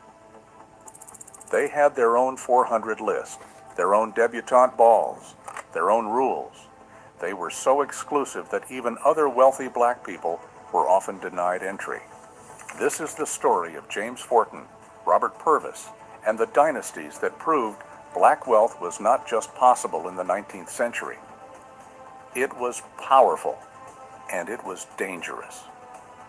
If you enjoy stories about the hidden side of American wealth, consider subscribing. We explore the fortunes that textbooks tried to forget. Let's begin with a sailmaker who became a king. It is 1798. Philadelphia is the capital of the United States. And a 32-year-old black man named James Forten is about to do something impossible. He is buying the sail loft where he used to work as an apprentice. Forten was not born enslaved. He was born free in Philadelphia. But freedom did not mean equality. Capital of the United States. And a 32-year-old black man named James Forten is about to do something impossible. He is buying the sail loft where he used to work as an apprentice. Forten was not born enslaved. He was born free in Philadelphia. But freedom did not mean equality. Most black men in the city worked as day laborers or servants. Forten was different. He invented a device to handle heavy sails on ships, and it revolutionized. He invented, just like a lot of the inventions that folk don't whitewash and took credit for. Let's go. Forten was different. He invented a device to handle heavy sails on ships, and it revolutionized the industry. Within 10 years, Forten was not just a business owner. He was one of the wealthiest men in Philadelphia, black or white. He employed 40 men, both black and white. His fortune was estimated at $100,000. In today's money, that is millions. But Thornton did not just hoard cash. He built a dynasty. He bought a 3-story mansion on Lombard Street. He filled it with mahogany furniture and fine art. He hired private tutors for his daughters because he refused to send them to segregated schools. The Thornton home became the center of a world that was not supposed to exist. A world where black people discussed philosophy, played classical music, and planned the abolition of slavery over 7-course dinners. European diplomats visited him. White abolitionists sought his funding. He was the patriarch of Philadelphia's black elite. But to understand how deep this society went, we have to look beyond just one man. We have to look at the industry they conquered. By 1830, a class system had solidified in black Philadelphia that mirrored the white aristocracy. They called themselves the representative colored citizens. At the top were families with old money, wealth generated before 1820. The leaders were a new kind of king, the caterer kings. This sounds like a service job today, but in the 19th century, black caterers were the moguls of the food industry. They were the celebrity chefs and event planners of their era. Men like Robert Bogle and Peter Augustin did not just serve food, they controlled the social calendar of white Philadelphia. If the Biddles or the Whartons wanted to throw a ball, they had to hire Bogle. He owned the china, the silver, and the linens. He controlled the staff. Peter Augustin came from Haiti and brought French culinary techniques that dazzled American society. He invested his profits into real estate, buying buildings in the heart of the city. These families created a monopoly. They did not just work for white wealth, they leveraged it. They took the money from white society parties and funneled it back into black institutions. They built the churches, they funded the schools, and they intermarried. A Thornton married a Purvis. A Minton married a Bogle. They created a closed loop of wealth that protected them from the racism outside their doors. They were the invisible backbone of the city's economy. The financial power of this group was staggering. By 1837, the black community in Philadelphia held $250,000 in real estate. By 1847, that number had quadrupled. They organized their own census because the U.S. government refused to accurately count their wealth. They wanted proof. They formed literary societies like the Gilbert Lyceum, where talking about slavery was forbidden, not because they did not care, but because they wanted a space to discuss art, science, and literature without being defined by their oppression. They were constructing a reality where they were simply aristocrats. Robert Purvis, Thornton's son-in-law, took this lifestyle to its absolute peak. He was the son of a white cotton merchant and a free woman of color. He inherited a massive fortune. He looked white. He could have moved to Europe and lived as a white aristocrat. Instead, he stayed in Philadelphia and declared himself black.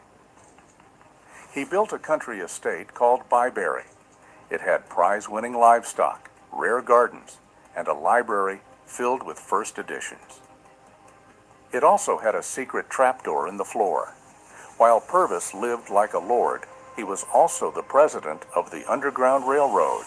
His mansion was a station for escaping slaves. This was the paradox of the black elite. They lived in luxury that rivaled the white upper class, but their lives were constantly in danger because of the color of their skin. In 1838, that danger arrived at their front door. May 17, 1838, Philadelphia. The city is tense. Abolitionists have just built Pennsylvania Hall, a grand building dedicated to free speech and ending slavery. James Thornton helped fund it. The black elite saw it as their symbol of progress. And ain't they trying to take freedom of speech? To free speech and ending slavery. James Thornton helped fund it. The black elite saw it as their symbol of progress, but the white working class I'm good, Monty. How you doing? A mob of thousands gathered outside. They were not just angry about slavery. They were angry about black wealth. They saw black men like Thornton and Purvis walking the streets in silk suits, while white immigrants struggled to find work. The resentment boiled over. The mob burned Pennsylvania Hall to the ground only 3 days after it opened. Then they turned toward the black neighborhoods. They did not go after the poor. They went after the rich. They targeted the mansions. They targeted the businesses. Robert Purvis sat in his estate at Byberry, watching the glow of the fires in the distance, armed with a shotgun, waiting for the mob to come for his family. They did not reach him that night, but the message was sent. Your money does not protect you. Your education does not protect you. To us, you are just targets. The riots of the 1830s and the 1840s changed the black elite. They did not lose their money, but they went underground. They became secretive. They stopped flashing their wealth in public. They retreated into private societies. This is when the secret society truly formed. They created exclusive clubs like the Banneker Institute and the Pythian Directory. These were not open to just anyone. You had to be nominated. You had to have money. You had to have good breeding. And yes, color played a role. The old Philadelphians of color developed a reputation for being color-struck. They favored lighter-skinned members. They looked down on the formerly enslaved who were arriving from the South. They called them contrabands. It was a defense mechanism. They believed that if they maintained perfect manners, perfect dress, and perfect conduct, white society would eventually have to accept them. They were wrong, but they held on to this belief with a religious fervor. They were wrong. Refused to listen to jazz or blues. So they were wrong, just like people justify why they voted for Trump, knowing that he was a racist, knowing that he didn't really accept them, but they thought that they had class enough. They thought that they were on a particular type of level that the WPs would accept them. Same thing. White society would eventually have to accept them. They were wrong, but they held on to this belief with a religious fervor. You had to have money. You had to have good breeding. And yes, color played a role. The old Philadelphians of color developed a reputation for being color-struck. They favored lighter-skinned members. They looked down on the formerly enslaved who were arriving from the South. They called them contrabands. It was a defense mechanism. They believed that if they maintained perfect manners, perfect dress, and perfect conduct, white society would eventually have to accept them. They were wrong, but they held on to this belief with a religious fervor. They refused to listen to jazz or blues. They listened to Bach and Beethoven. They did not eat soul food. They ate French cuisine. They were protecting a legacy that they felt was the only thing keeping them safe from the mob. There is another dark chapter to this Mama story, didn't raise no the food. phenomenon of passing. Because many of these families were mixed race and light-skinned, they faced a tempting choice. They could leave Philadelphia. They could move to a new city where no one knew them. And they could become white. Historians estimate that thousands of wealthy black people from this era simply vanished from the records. They did not die. They crossed the color line. They married into white families. Their children grew up never knowing they had black ancestry. The Purvis family saw this tear them apart. Some nieces and nephews moved away. They listened to Bach and Beethoven. They did not eat soul food. They ate French cuisine. They were protecting a legacy that they felt was the only thing keeping them safe from the mob. There is another dark They chapter wanted their to this soul. story. They wanted their soul cookie though. Couldn't keep their asses out. Yeah, couldn't keep them out them quarters. Yeah. Phenomenon of passing. Because many of these families were mixed race and light-skinned, they faced a tempting choice. They could leave Philadelphia. They could move to a new city where no one knew them. and they could become white. Historians estimate that thousands of wealthy black people from this era simply vanished from the records. They did not die. Vanished. Mm-hmm. They vanished. Let's go. They crossed the color line. They married into... Now, ain't that Johnson guy? Ain't that him? Where they created that law because of them white women? To white families. Their children grew up never knowing they had black ancestry. The Purvis family grew up not knowing that they had black ancestry. White families. Their children grew up never knowing they had black ancestry. The Purvis family saw this tear them apart. Some nieces and nephews moved away and cut all ties. The wealth they had built as black entrepreneurs became white wealth in the next generation. This terrified the ones who stayed. They saw their community shrinking. Every time a son or daughter moved away to pass, the dynasty weakened. It was a slow, silent erasure. The families who remained, like the Mintons and the Warwicks, doubled down on their identity. They became even more insular. They clung to their history because they were the only ones left to remember it. By the 1900s, the world was changing again. The old Philadelphians were facing a new threat, not white mobs, but a new kind of black wealth. The Great Migration brought thousands of black Southerners to Philadelphia. Some of them built fortunes in banking, insurance, and beauty products. There was Madam C.J. Walker and the bankers of Durham. This was new money. It was loud. It was proud. It did not care about French tutors or debutante balls. The old Philadelphians turned their noses up at it. They refused to let these new millionaires into their social circles, and that was their fatal mistake. By closing their doors, the old Philadelphians slowly strangled their own influence. They had the pedigree, but the new generation had the momentum.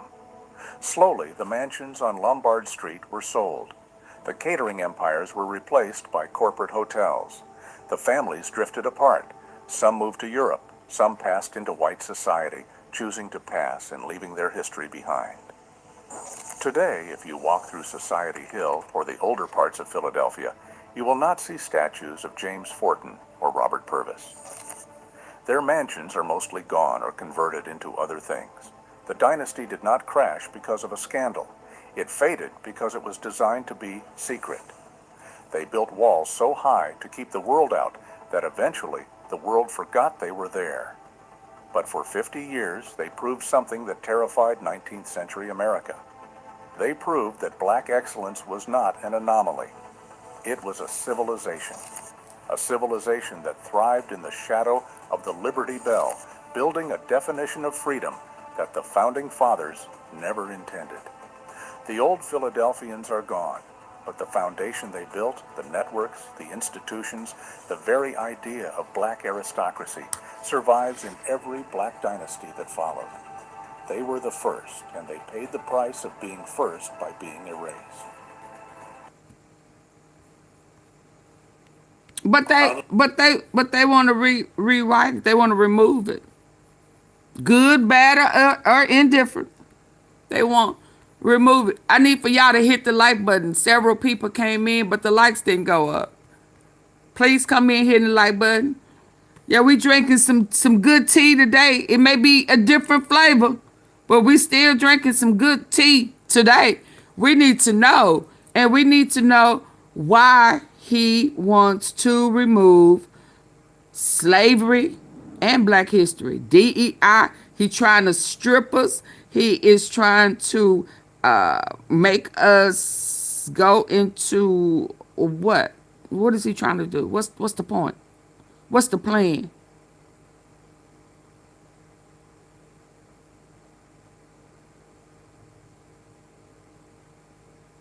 So, what is this one? I just watched. I'm not gonna watch another Black Man of Wealth.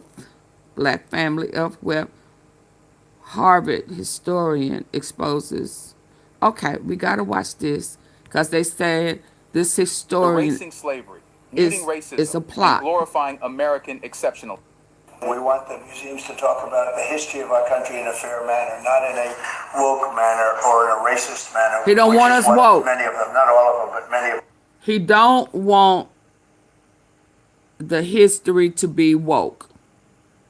So is that saying he don't want history to reflect the truth?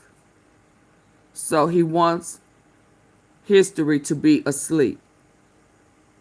Okay. We want the museums to talk about the history of our country in a fair manner, not in a woke manner or in a racist manner, which is what many of them, not all of them, but many of them are doing. Our museums have an obligation to represent what happened in our country over the years, good and bad, but what happened over the years in an accurate way. Donald Trump's White House quietly ordered the Smithsonian to rewrite America's story, erasing slavery, muting racism, and glorifying American exceptionalism. A cultural coup is underway, disguised as patriotism. But why would the world's most powerful nation fear its own history? And what does this mean for Africa and the diaspora? Let's find that out.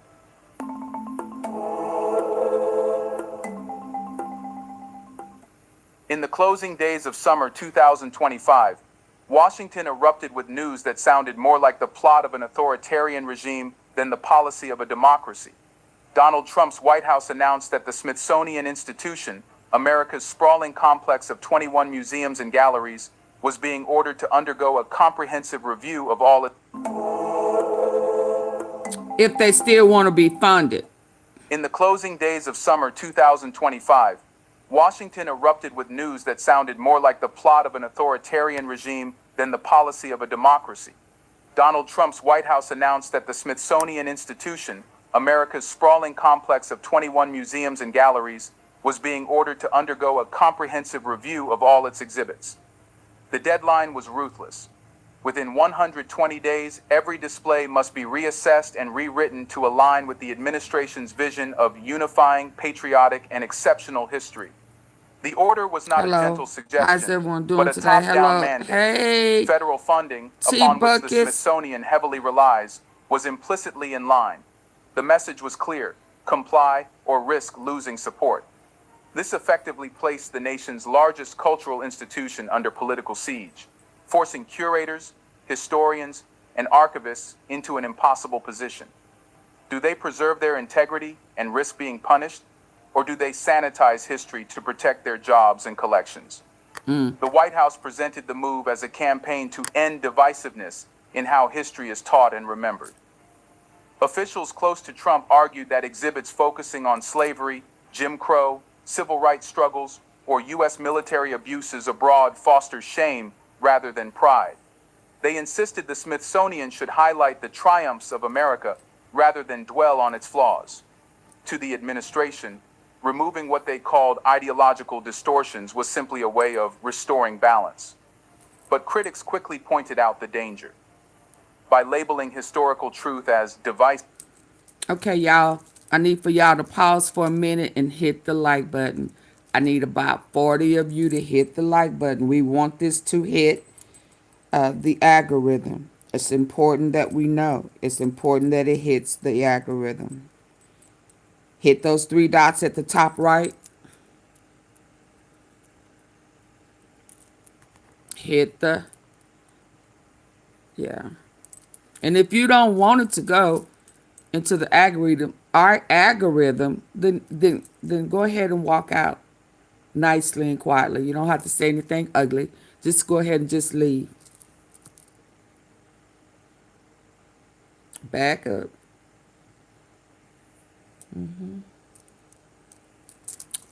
But I need for y'all to hit the like button.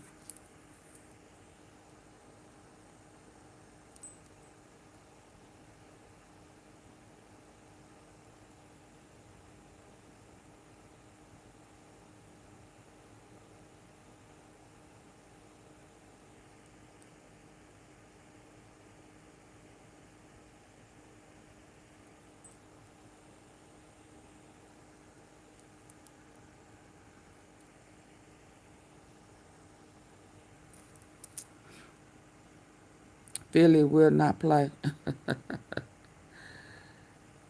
Yeah. I hope everybody stand their ground.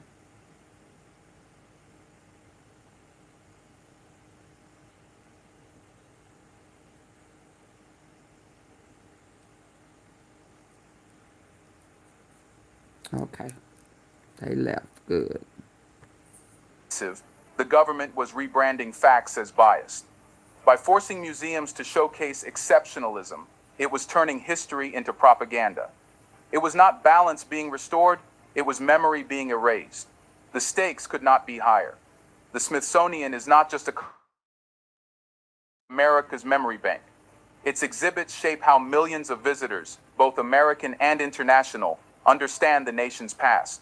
From the shackles used to restrain enslaved Africans during the Middle Passage, to the original lunch counter where civil rights activists staged sit-ins, to artifacts documenting U.S. interventions overseas, the Smithsonian has long held a mirror to the darker truths of the American story. To force a rewrite of that mirror is to distort not only national self. If you are sleeping in a position like this, you are wrecking your body and your breathing. Obstructive sleep apnea happens when your upper understanding, but also global perceptions of America's place in the world. At the same time, the administration's endorsement of PREGER-U as an educational partner added another explosive layer to the news.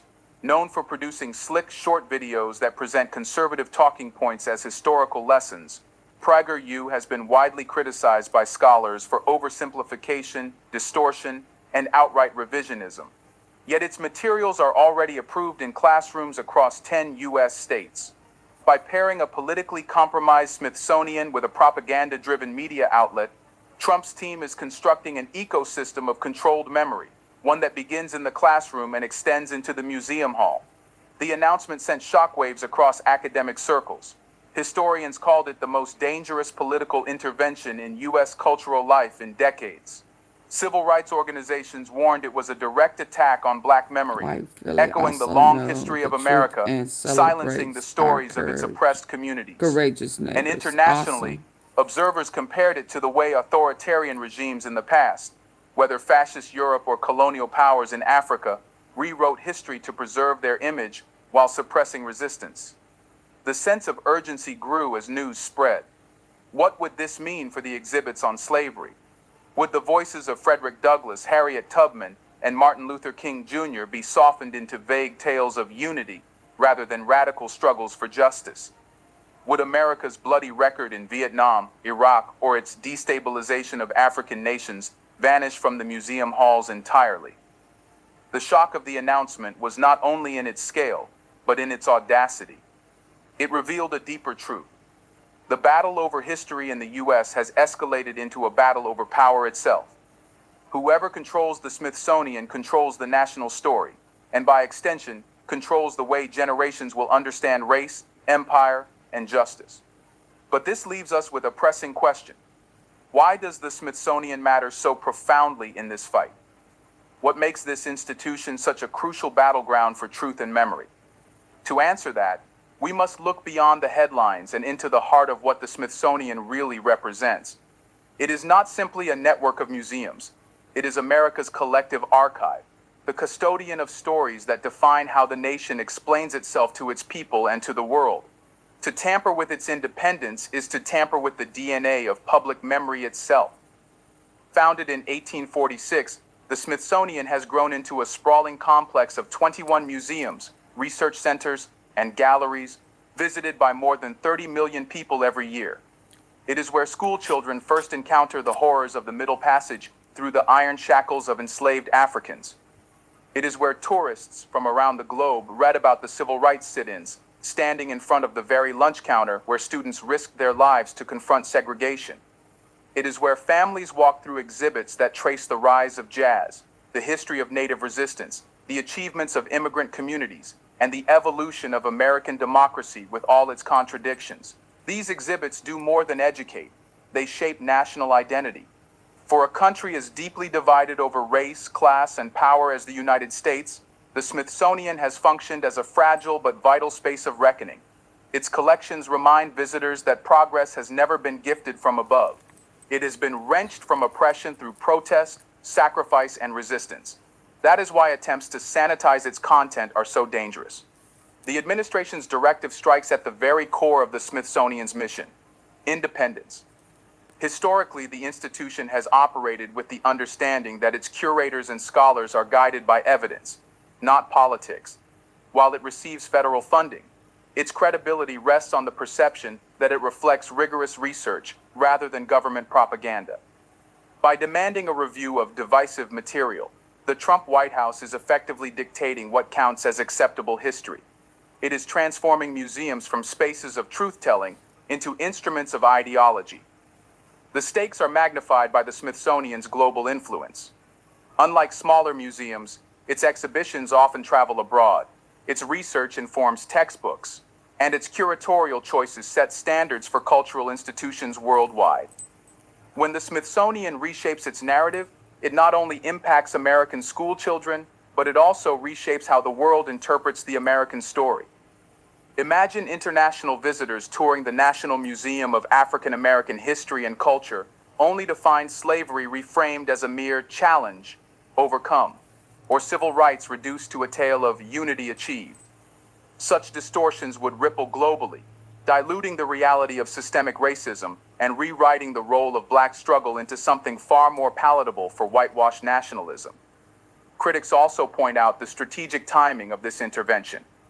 With racial justice protests in recent memory and global debates over colonial reparations growing louder, controlling the Smithsonian is a way of controlling the narrative of accountability.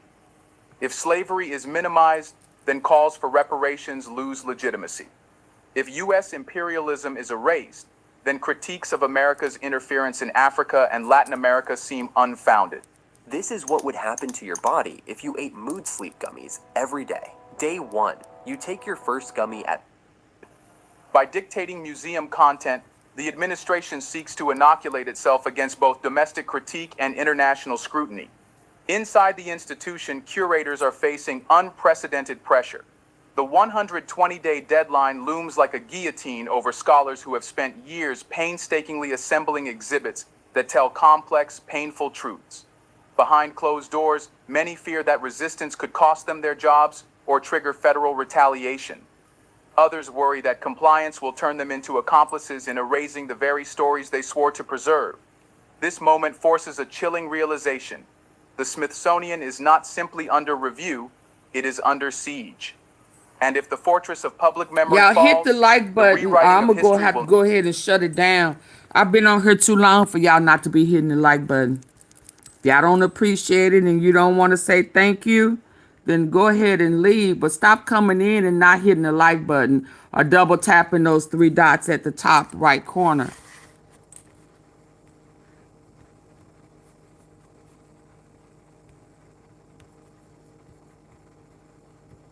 Hit the 3 dots at the top right or leave, please.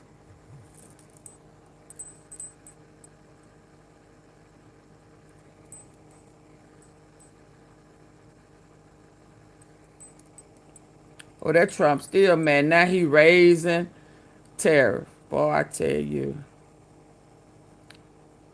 He hate being told no.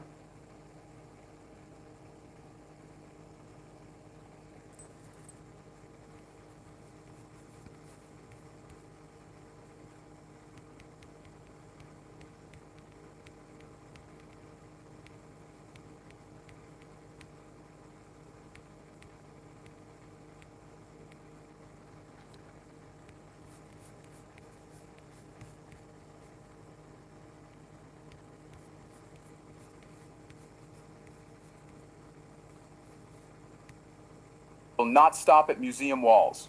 It will filter into classrooms, textbooks, media, and eventually into the collective consciousness of generations to come. This is where Annette Gordon-Reed's voice comes in. She has become so central. As one of America's most respected historians, her warning has galvanized attention to the true stakes of this struggle. But what exactly has she said? And why does her critique resonate so powerfully at this moment? That is the question we turn to next. Let's pause for a second to say or trigger federal retaliation. Others worry that compliance will turn them into accomplices in erasing the very stories they swore to preserve. this moment forces a chilling realization. The Smithsonian is not simply under review, it is under siege. And if the fortress of public memory falls, the rewriting of history will not stop at museum walls.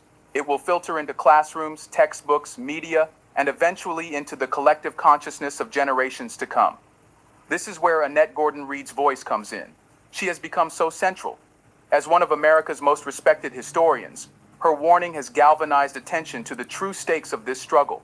But what exactly has she said, and why does her critique resonate so powerfully at this moment? That is the question we turn to next. Let's pause for a second to say, big thank you to the Black Culture Diary community, where Black voices, stories, and legacies are preserved and amplified. By becoming a member, you're not just supporting the channel, you're becoming part of a powerful cultural movement. Let's continue. When the Trump administration announced its directive to reshape the Smithsonian, criticism came from many quarters, but none struck with as much clarity and moral force as that of Annette Gordon-Reed. A Pulitzer Prize-winning historian, professor at Harvard, and the current president of the Organization of American Historians, Gordon-Reed is no stranger to the weaponization of memory. Her life's work has been dedicated to peeling back the layers of sanitized narratives, particularly around the history of slavery and race in America. That is why her warning has cut through the noise and resonated far beyond academia. Well, it's something of a not a shock because we see other things that are happening at the same time, but the idea that the Smithsonian, which was created as an independent entity, should reflect any administration's vision of history and not the vision of the historians and the researchers and the other people who devote their lives to studying these things is more than problematic, I would say. It's not a shock because we can see what's happening in other arenas, but it is something that's a departure from what should be expected, what is right, actually. Gordon-Reed called the Smithsonian Review a deliberate act of whitewashing under the guise of making white children feel better about themselves. On the surface, this may sound like a sharp soundbite, but the implications run much deeper. What she sees, and what others often miss, is that this battle is not only about museums, but about the moral imagination of the next generation. In her critique, she pointed out a simple but devastating truth. Young people do not need. We can't dismiss this as just another unhinged rant. Trump is threatening to abolish voting by mail and gerrymander. Need to be shielded from history. They need to be equipped with it. They already know they are not personally responsible for slavery or segregation, but without the historical context, they cannot understand why inequality persists. Without confronting the brutal legacies of the past, they cannot dismantle the systems that reproduce injustice in the present. Rewriting the Smithsonian to soften history is not an act of protection. It is an act of theft. It robs children of the knowledge they need to create a just society. Theft. Her warning also exposes the hypocrisy of the administration's narrative. If this initiative were truly about unity, why silence the very voices that tell the story of struggle and survival? Gordon-Reed highlights how the language of unity is being twisted into a weapon of erasure. In reality, the Smithsonian already contains the stories of triumph, the rise of civil rights, the achievements of Black inventors and artists, and the victories of grassroots movements. But those victories mean little when stripped from the context of the oppression they overcame. By insisting on exceptionalism without acknowledging injustice, the administration wants a narrative of pride without accountability. Gordon-Reed also zeroed in on the administration's reliance on PragerU as a partner in shaping education. Here lies one of her most urgent insights. The combination of a politically compromised Smithsonian and a propaganda-driven classroom creates a closed circuit of false memory. Children would first learn an edited version of history in school, then have it reinforced in the nation's most prestigious museums, and later see it echoed in political discourse. Over time, All of it is a fiction lie. would become fact, and fact would be dismissed as bias. This is how whole generations can be raised in ignorance without ever realizing it. What makes Gordon-Reed's warning particularly powerful is that she speaks not only as a scholar, but also as a descendant of enslaved Africans whose very existence refutes the myth of a spotless America. Her book, The Hemingseas of Monticello, revealed the untold stories of Thomas Jefferson's enslaved family, exposing the contradictions between America's founding ideals and its brutal realities. By bringing those hidden histories to light, she demonstrated that truth-telling is not divisive. It is liberating. Her critique of the Smithsonian Review carries that same energy.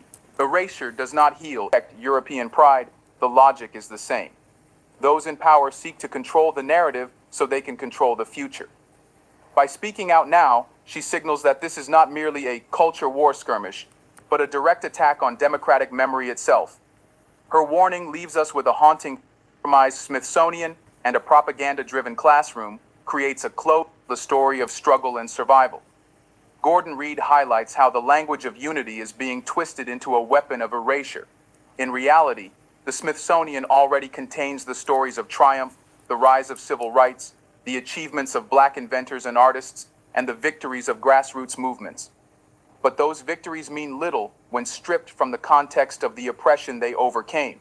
By insisting on exceptionalism without acknowledging injustice, the administration wants a narrative of pride without accountability. Gordon Reed also zeroed in on the administration's reliance on PragerU as a partner in shaping education. Here lies one of her most urgent insights. The combination of a politically compromised Smithsonian and a propaganda-driven classroom creates a closed circuit of false memory.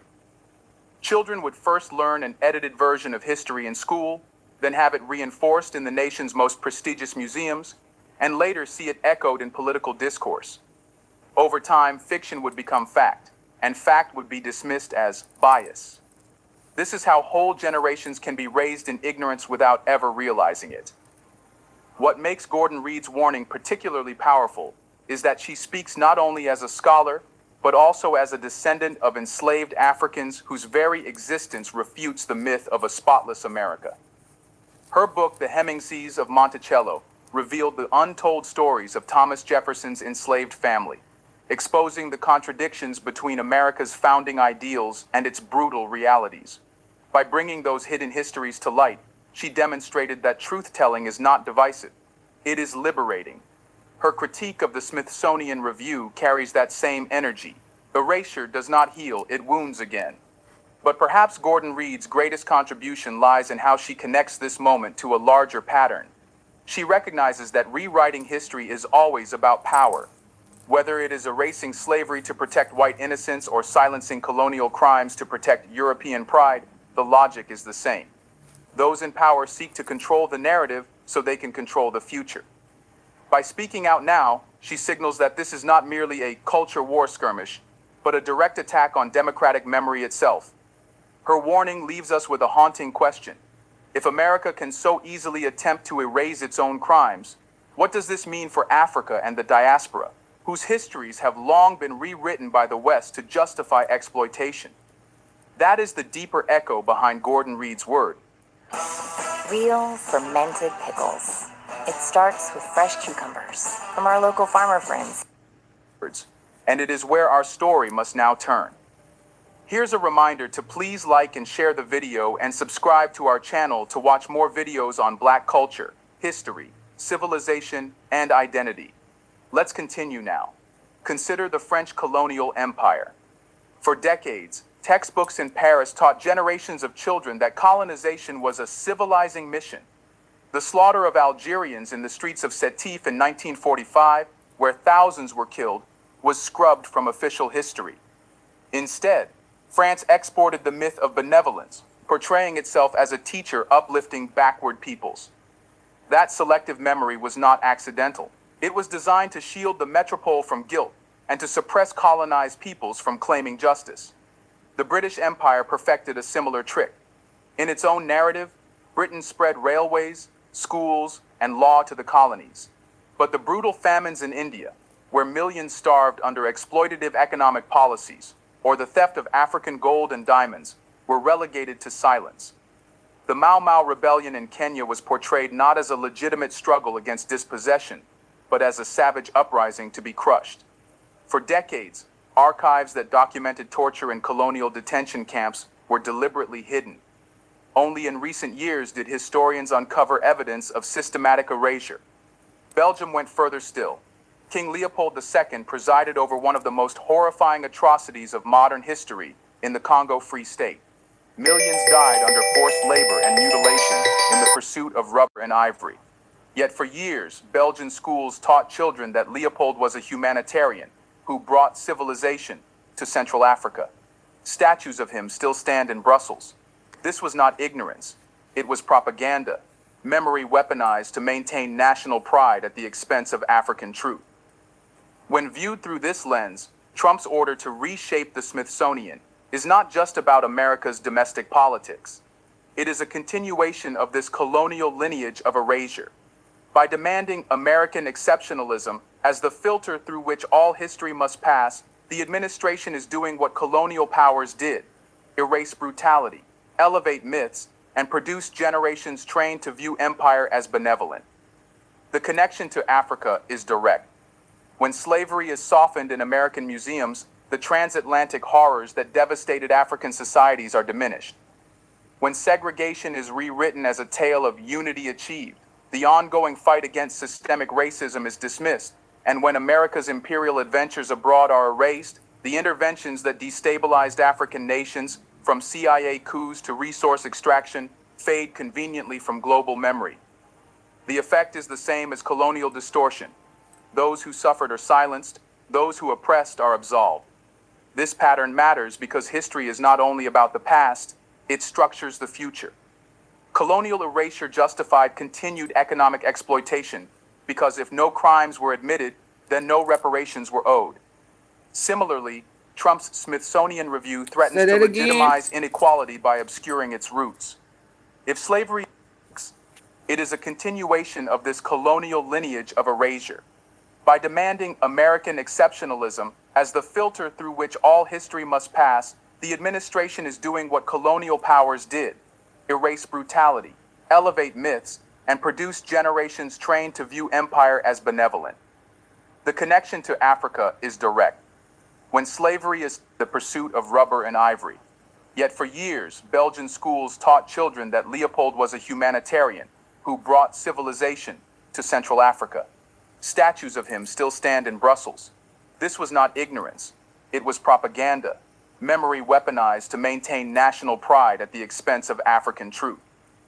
When viewed through this lens, Trump's order to reshape the Smithsonian is not just about America's domestic politics. It is a continuation of this colonial lineage of erasure.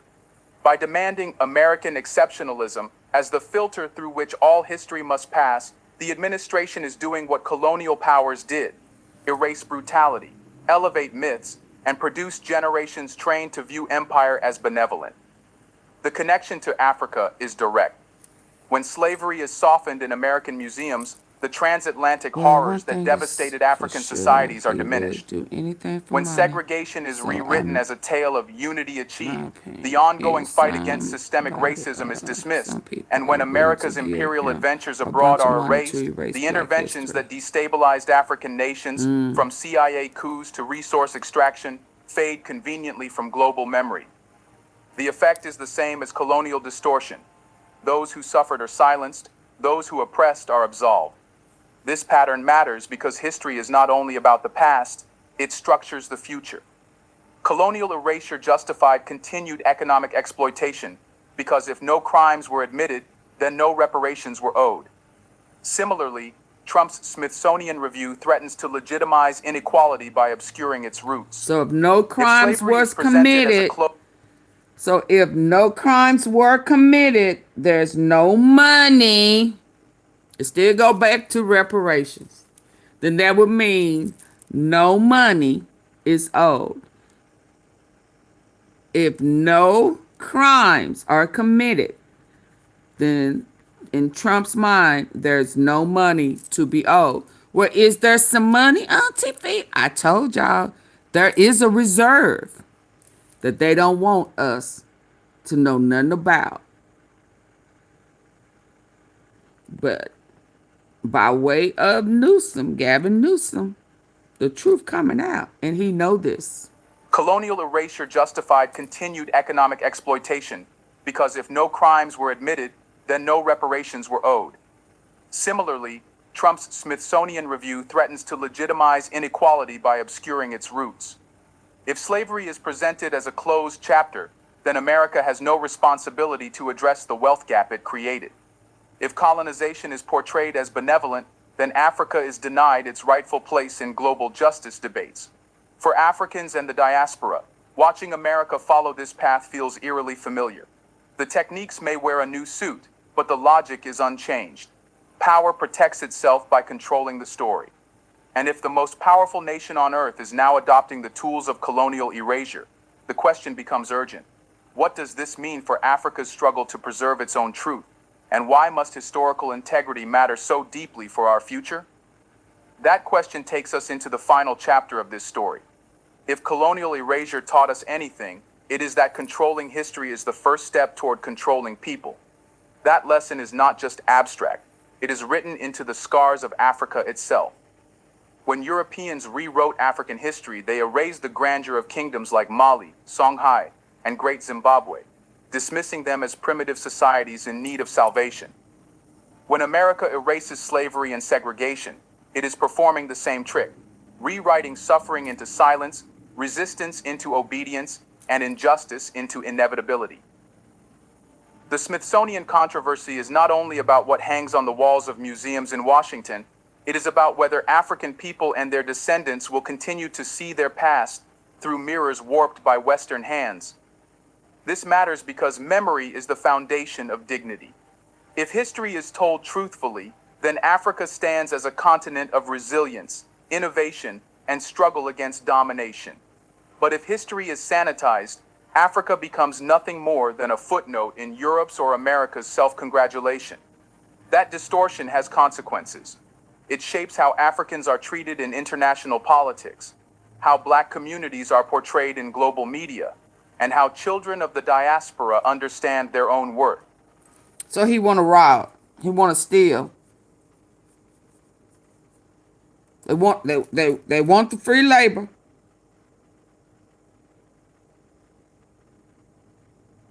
They want to hold, install. I mean, that's what he do all the time in court, is stall, come up with excuses, make you forget, start that process all over again. And when somebody is going and digging up the facts, finding their reserve,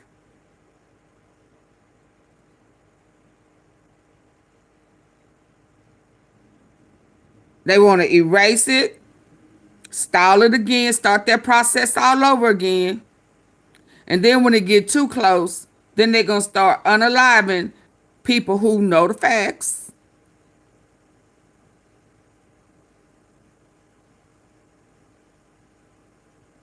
And then they're going to move them to another country and let them do what they done before. We know y'all can do it. We're going to have to, put some hurt into you. And make folks repeat that again so we can, our pockets done got empty and we got a new world. We got new states. We finna move it over, and we gonna put this golden dome over it to protect it, cause so can't nothing or nobody come in and save the damn day and relieve y'all of y'all duties. And we will be able to keep this wealth going on forever. And we ain't gonna have to do a goddamn thing.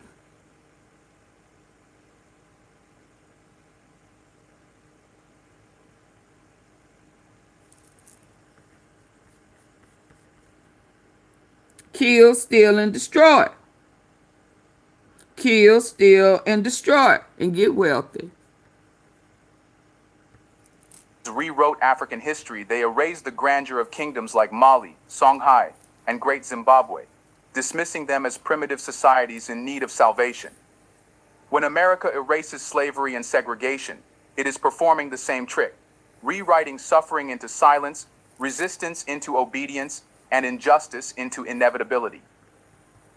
The Smithsonian controversy is not only about what hangs on the wall of salvation. When America erases slavery and segregation, it is performing the same trick, rewriting suffering into silence, resistance into obedience, and injustice into inevitability. The Smithsonian controversy is not only about what hangs on the walls of museums in Washington, It is about whether African people and their descendants will continue to see their past through mirrors warped by Western hands. This matters because memory is the foundation of dignity. If history is told truthfully, then Africa stands as a continent of resilience, innovation, and struggle against domination. But if history is sanitized, Africa becomes nothing more than a footnote in Europe's or America's self-congratulation. That distortion has consequences. It shapes how Africans are treated in international politics, how Black communities are portrayed in global media, and how children of the diaspora understand their own worth. Annette Gordon-Reed's critique resonates here because she reminds us that history is not simply a classroom lesson. It is a political weapon. When young Americans are denied the truth about slavery, they are less likely... Hit the like button. Hit those 3 dots at the top right, please.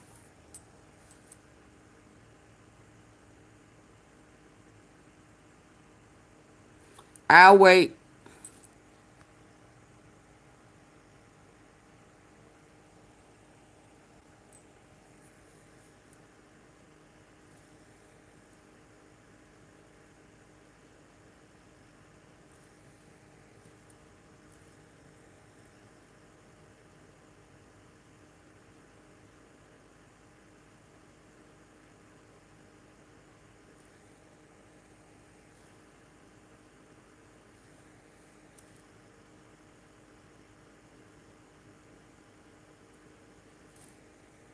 I will wait.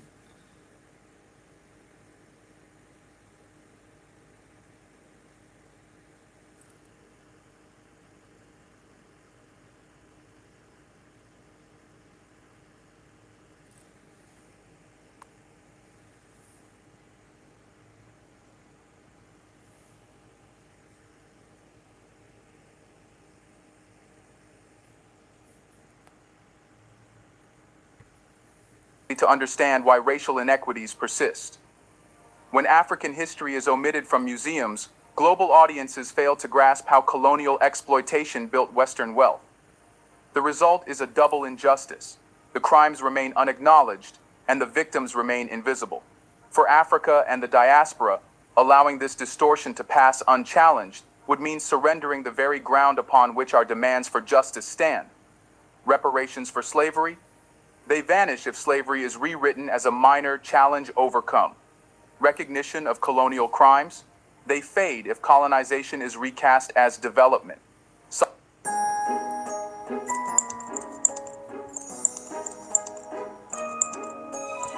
Solidarity among the diaspora? It weakens if the shared struggle against oppression is erased from collective memory. The stakes go even further. This rewriting of history is not only about the past, it is about the future Africa is building. Across the continent, nations are asserting sovereignty over resources, challenging Western economic dominance, and reclaiming cultural pride. These movements depend on narratives that remind Africans of their stolen wealth, their silenced heroes, and their enduring resilience. If global institutions like the Smithsonian begin broadcasting a false, sanitized version of history, they directly undermine this awakening. They normalize a world where Africa owes the West gratitude rather than demanding accountability. That is why Gordon Reed's dissent must be understood as a Pan-African call to vigilance. The diaspora cannot leave the task of memory to institutions that serve Western power. Africans must continue to write, preserve, and teach their own histories, not only to honor the past, but to defend the future.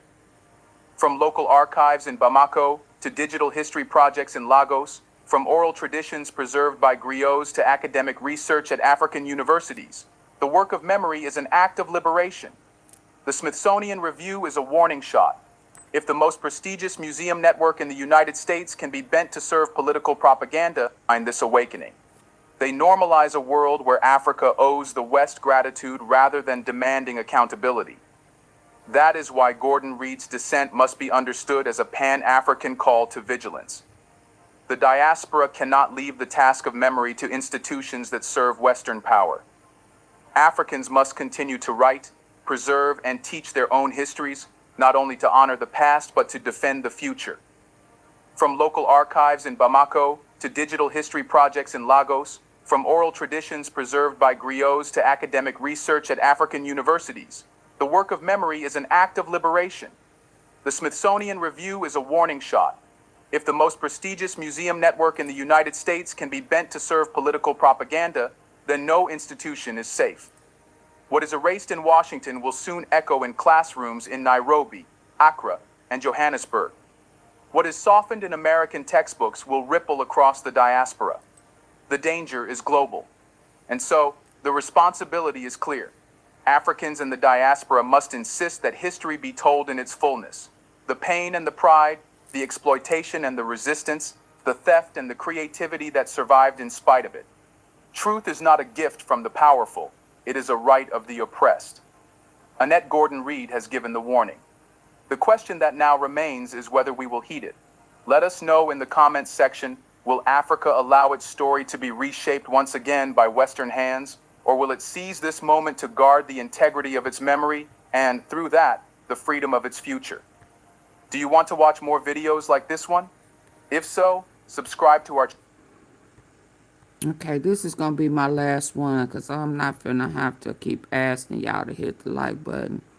So let me choose the last one and to go out on. Hold on. That's the reason right there. She just told y'all why.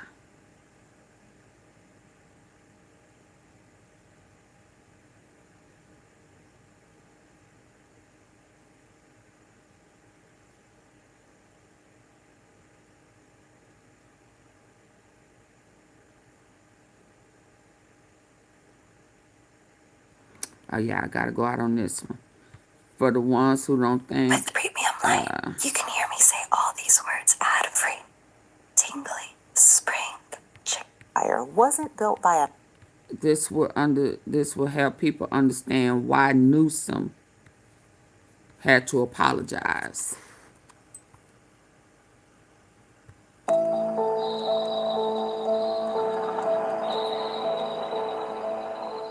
If you walk down Spring Street in downtown Los Angeles today, you are walking on ground that was bought by a former slave. In a city built by oil barons, was bought by a former slave. If you walk down Spring Street in downtown Los Angeles today, you are walking on ground that was bought by a former slave. In a city built by oil barons and railroad tycoons, the most impressive empire wasn't built by a man with a bank loan. It was built by a woman who walked 2,000 miles to get there. This isn't just a story about hard work. This is a story about a woman who outsmarted her master, outlasted the desert, and used the law to break her own chains. Let's get into it. Biddy Mason was born in Hancock County, Georgia, on August 15, 1818. From her first breath, her life was defined by who owned her. She was taken from her mother as a child. From her first breath, her life was defined by who owned her in chains. Let's get into it. Biddy Mason was born in Hancock County, Georgia, on August 15, 1818. From her first breath, her life was defined by who owned her.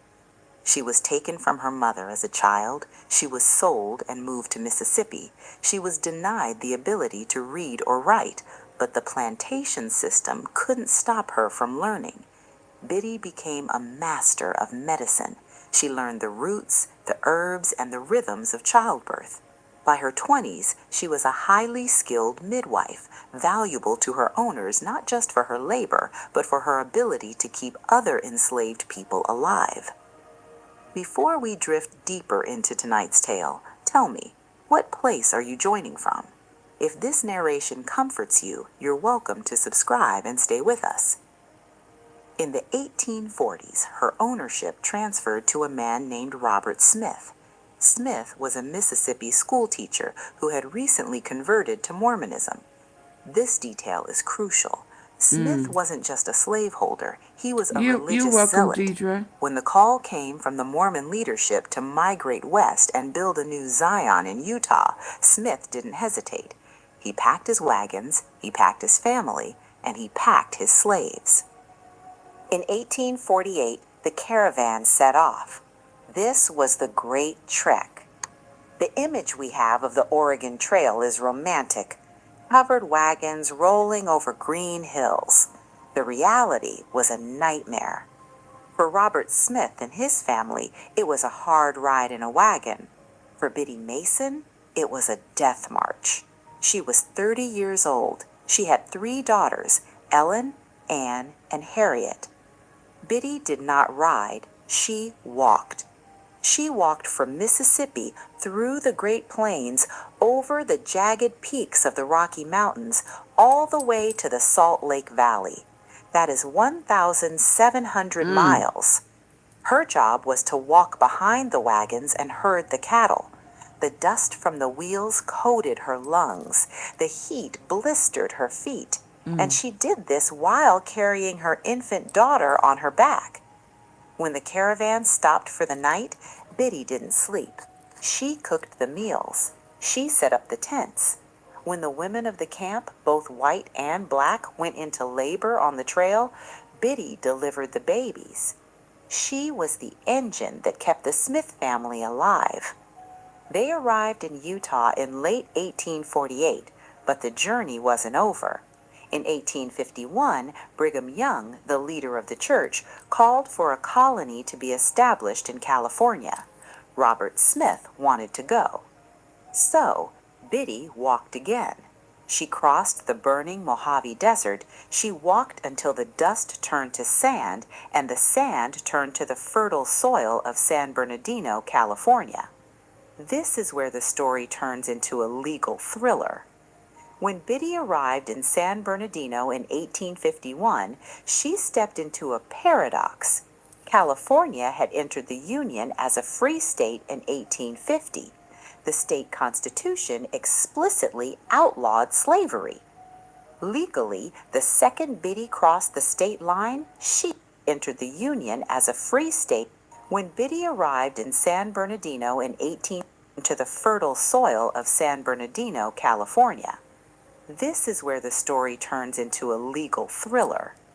When Biddy arrived in San Bernardino in 1851, she stepped into a paradox. California had entered the Union as a free state in 1850. The state constitution explicitly outlawed slavery. Legally, the second Biddy crossed the state line, she was a free woman. But Robert Smith was a manipulator. He knew Biddy couldn't read. He knew she had no money and no connections, so he simply didn't tell her. He kept her in total ignorance, holding her as a slave in a state where slavery was illegal. Wow. For 4 years, Biddy lived in a free state, serving a master who had no right to own her. But you can't keep a smart woman in the dark forever. Biddy was working in the town. She was delivering babies for free black families. She met the Rowans and the Owens, prominent free African American families who knew the law. They whispered the truth to her. You don't have to stay. Biddy listened, but she was calculated. She didn't run. She had 3 children to protect. She waited for the right moment. In late 1855, the moment arrived. The power to save lives is within you. Donate plasma and get paid for your time. Did you know Colonial Penn offers guaranteed acceptance life insurance for those aged 50 to 85 in most states? But it came with a threat. Robert Smith saw the writing on the wall. He realized that California was becoming hostile to slaveholders. He knew he was losing his grip on his property. He made a decision. He was moving the family to Texas. Texas was a slave state. If Smith got Biddy across that border, the door would slam shut. She and her daughters would be enslaved until the day they died. Smith didn't just pack up. He tried to sneak out. He moved the entire household into a secluded canyon in the Santa Monica Mountains. He posted guard on his property. Robert Smith saw the writing on the wall. He realized that California was becoming hostile to slaveholders. He knew he was losing his grip on his property. He made a decision. He was moving the family to Texas. Texas was a slave state. If Smith got Biddy across that border, the door would slam shut. She and her daughters would be enslaved until the day they died. Smith didn't just pack up. He tried to sneak out. He moved the entire household into a secluded canyon in the Santa Monica Mountains. He posted guards with guns. He told Biddy that if she tried to leave, there would be violence. He was waiting for the cover of darkness to make a run for the border. Biddy had to act. Her eldest daughter, Ellen, was 17 years old. Ellen had fallen in love with a man named Charles Owens. Charles was the son of the most successful black businessman in Los Angeles, Robert Owens. Biddy managed to get a message to Charles. "We are being taken to Texas. Help us." Charles Owens didn't hesitate. He rode to his father. Robert Owens rode to the Los Angeles County Sheriff. This was 1856. A black man demanding that a white sheriff arrest a white slaveholder was unheard of. But Robert Owens had money, influence, and the law on his side. He told the sheriff that Smith was kidnapping free people. The sheriff gathered a posse. They included Robert Owens and his vaqueros, skilled cowboys who knew the terrain. They rode hard into the Santa Monica Mountains. They found Smith's camp. The cowboys surrounded the wagons. The sheriff drew his weapon and served Robert Smith with a writ of habeas corpus. Biddy and her family were taken into protective custody. They were hauled to the Los Angeles jail, not as prisoners, but for their own safety. The trial of Mason versus Smith began in January 1856. Robert Smith was furious. He hired a team of lawyers to lie for him. He claimed Biddy and her daughters weren't slaves. He claimed they were family members who wanted to go to Texas. Biddy sat in the courtroom watching him lie. And here was the problem.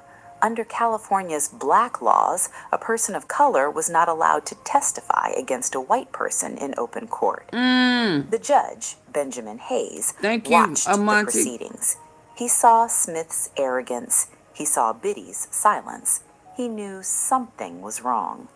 Judge Hayes did something extraordinary. He stopped the proceedings. He invited Biddy into his private chambers, off the record. Away from the jury, away from Smith's glare, he asked her the truth. Biddy looked him in the eye. She didn't beg. She simply said, "I have always done what I have been told, but I have been afraid of this trip to Texas." She told him she wanted to stay. On January 19, 1856, Judge Hayes walked back into the courtroom. The room was silent. Smith expected to win. Judge Hayes read his ruling. He stated that because Smith had lived in California for 4 years, he had forfeited his rights to claim ownership over any human being. He looked at Biddy Mason. He looked at her daughters. He declared them free forever. The gavel came down. The chains were broken. Biddy Mason walked out of that courthouse into the bright Los Angeles sun. She was 37 years old. She had no money. Monty. She had no home. She had just walked away from the only life she had ever known. Most people would have been terrified. Biddy Mason was just getting started. Biddy Mason had won the court case. But in 1856, a piece of paper saying "you are free" didn't put food on the table. She was 37 years old. She was a single mother. She was illiterate. And she was a black woman in a rough, violent frontier town that was still deciding how it felt about race. She accepted an invitation to stay with the Owens family, the people who had helped rescue her. But Biddy Mason was not a woman who took handouts. She wanted independence. She went back to the only trade she knew, The $10 Big New Yorker. It's a big deal. And it's only at Pizza Hut. You installed this? Even had a few screws left over. If it's important, it's not worth compromising. That's why with Farmers, you can get quality Oh and my savings. God, it's a long commercial. Please hit the like button. Medicine. She found work with Dr. John Griffin. He was a prominent white physician in town, but he quickly realized that Biddy knew more about healing than most doctors with degrees. She became a familiar sight on the dusty streets of early Los Angeles. She walked everywhere, carrying a black bag filled with herbs, roots, and bandages. She was the city's midwife. If a Spanish socialite was giving birth, they called Biddy. If a destitute laborer was dying of fever, they called Biddy. I'm She almost had a there. strict code. Not She quite. never refused a patient. If they could pay, she took the money. If they couldn't, she treated them for free. But here is the key. She saved everything. For 10 years, she lived on next to nothing. She hoarded her wages. She lived frugally. She was waiting for an opportunity. In 1866, opportunity arrived. Los Angeles was still small, basically a few muddy streets. Most people wanted to live near the plaza, the center of town. Land on the outskirts was considered scrubland. It was cheap because nobody wanted it. Biddy Mason saw what others missed. She took her life savings, $250, and bought a plot of land at numbers 331 and 333 South Spring Street. Her friends told her she was crazy. They said it was too far from town. They said it was a waste of money. They were wrong. As the years passed, the city of Los Angeles didn't just grow, it exploded. And it grew towards Biddy Mason. That scrubland on Spring Street became the absolute center of the downtown financial district. And bought a plot of land at numbers 331 and 333 South Spring Street. Her friends told her she was crazy. They said it was too far from town. They said it was a waste of money. They were wrong. As the years passed, the city of Los Angeles didn't. Outskirts was considered scrubland. It was cheap because nobody wanted it. Biddy Mason saw what others missed. She took her life savings, $250, and bought a plot of land at numbers 331 and 333 South Spring Street. Her friends told her she was crazy. They said it was too far from town. They said it was a waste of money. They were wrong.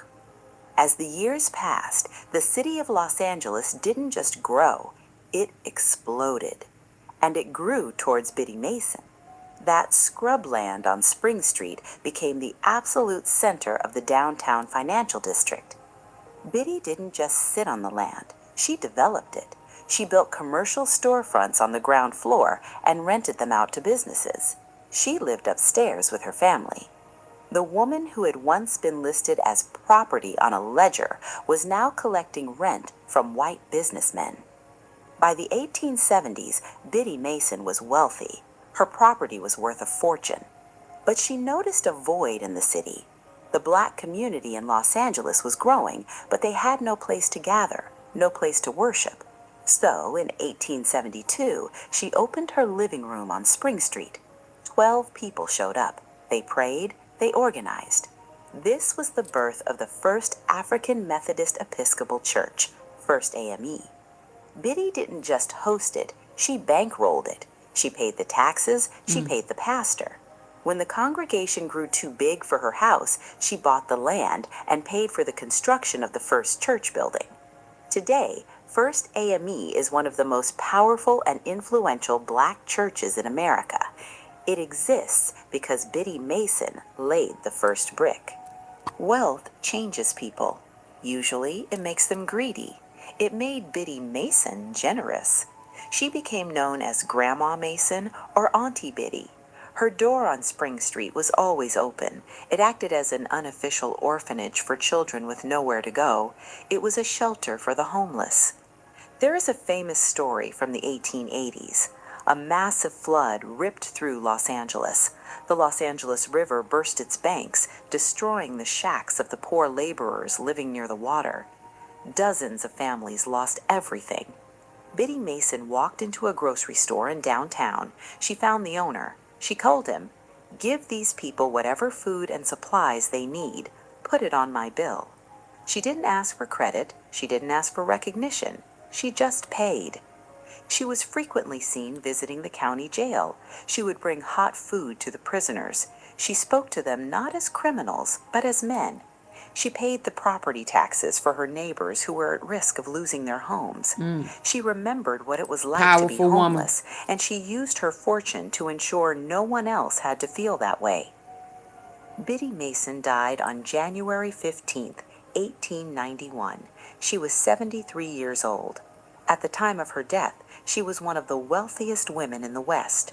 Her estate was valued at roughly $300,000. That is millions in today's money. She was buried in Evergreen Cemetery in Boyle Heights. But then something strange happened. Don't look up Moringa. Seriously, just skip this. You walk past it in the market. You hear the name here and there.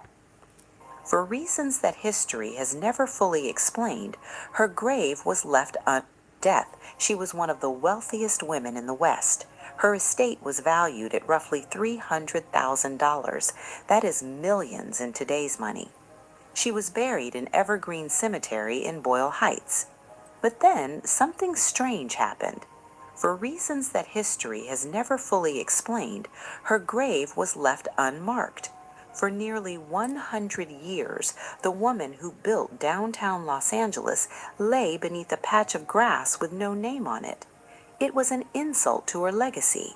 It seemed like the city she helped build had forgotten her. But the truth has a way of surfacing. In the 1980s, members of the First AME Church, the church she founded, realized that their matriarch had no tombstone. They were outraged. They organized a campaign. They raised the money. And on March 27, 1988, a massive ceremony was held at Evergreen Cemetery. 3,000 people showed up.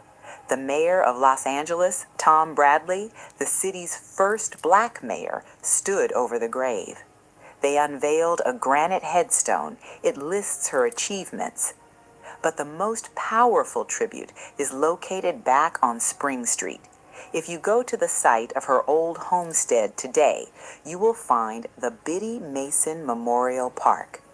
There is a concrete wall there, etched with the timeline of her life. It documents the walk from Mississippi, the court case, the freedom, the empire. Biddy Mason started her life with a price tag on her head. She ended it writing checks that saved a city. She proved that you don't need to be able to read to know your rights. You don't need to be born free to die a queen. Wow.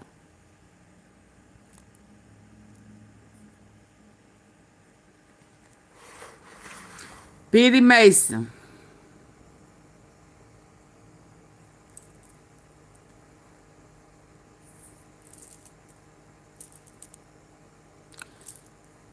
Somebody said California didn't have no slave.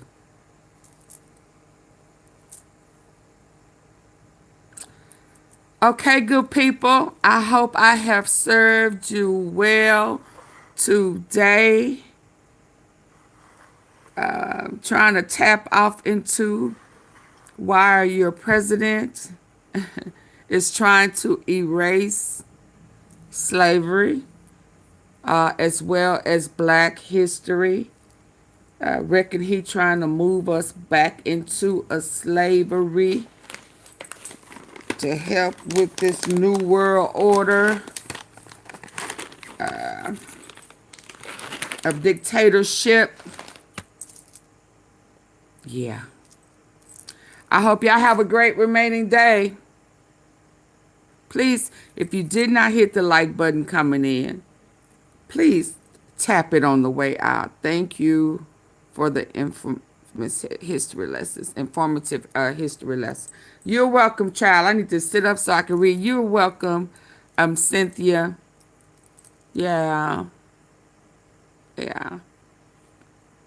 Everything that Trump does is money based. You can best believe that.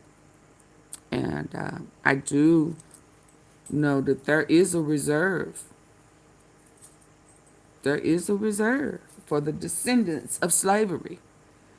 But you have to have been born. Your ancestors had to have been born, if memory serves me correctly. Had to have been a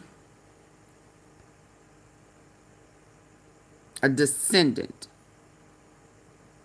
of slavery. So for those who forefathers were never enslaved, you know, how they gonna figure that out, I don't know. But I do know that there is a reserve, hidden, buried, looked over. Somebody intentionally stored it somewhere in the cabinet way in the back. In some storage way over there. It's somewhere. And they know it's there. And they gonna want to put it off to make you forget. Out of sight, out of mind. Erase that. I mean, we know it happened, but it don't make us look good. And it'll be easy for people to recognize it when we do what we're trying to do. Yeah. And if it's erased, then they're not going to make them put it back. So Philly making them politely reserve that which they took down, and now they had to put it back. Don't bust it up. Don't do like you did the West Wing. No. Put it back. You had no right to take it. You you overstood your grounds. You out of order. Somebody needs to personally sue you and put a lien on the properties that the government has already seized. So when they sell your shit, they get paid. Yeah. Okay, good people. Y'all have a good one. Shout out to Miss Biddy Mason. Queen. She walked 1,700 miles so that generations after her could run. This was the story of Biddy Mason. Thank you for watching this story on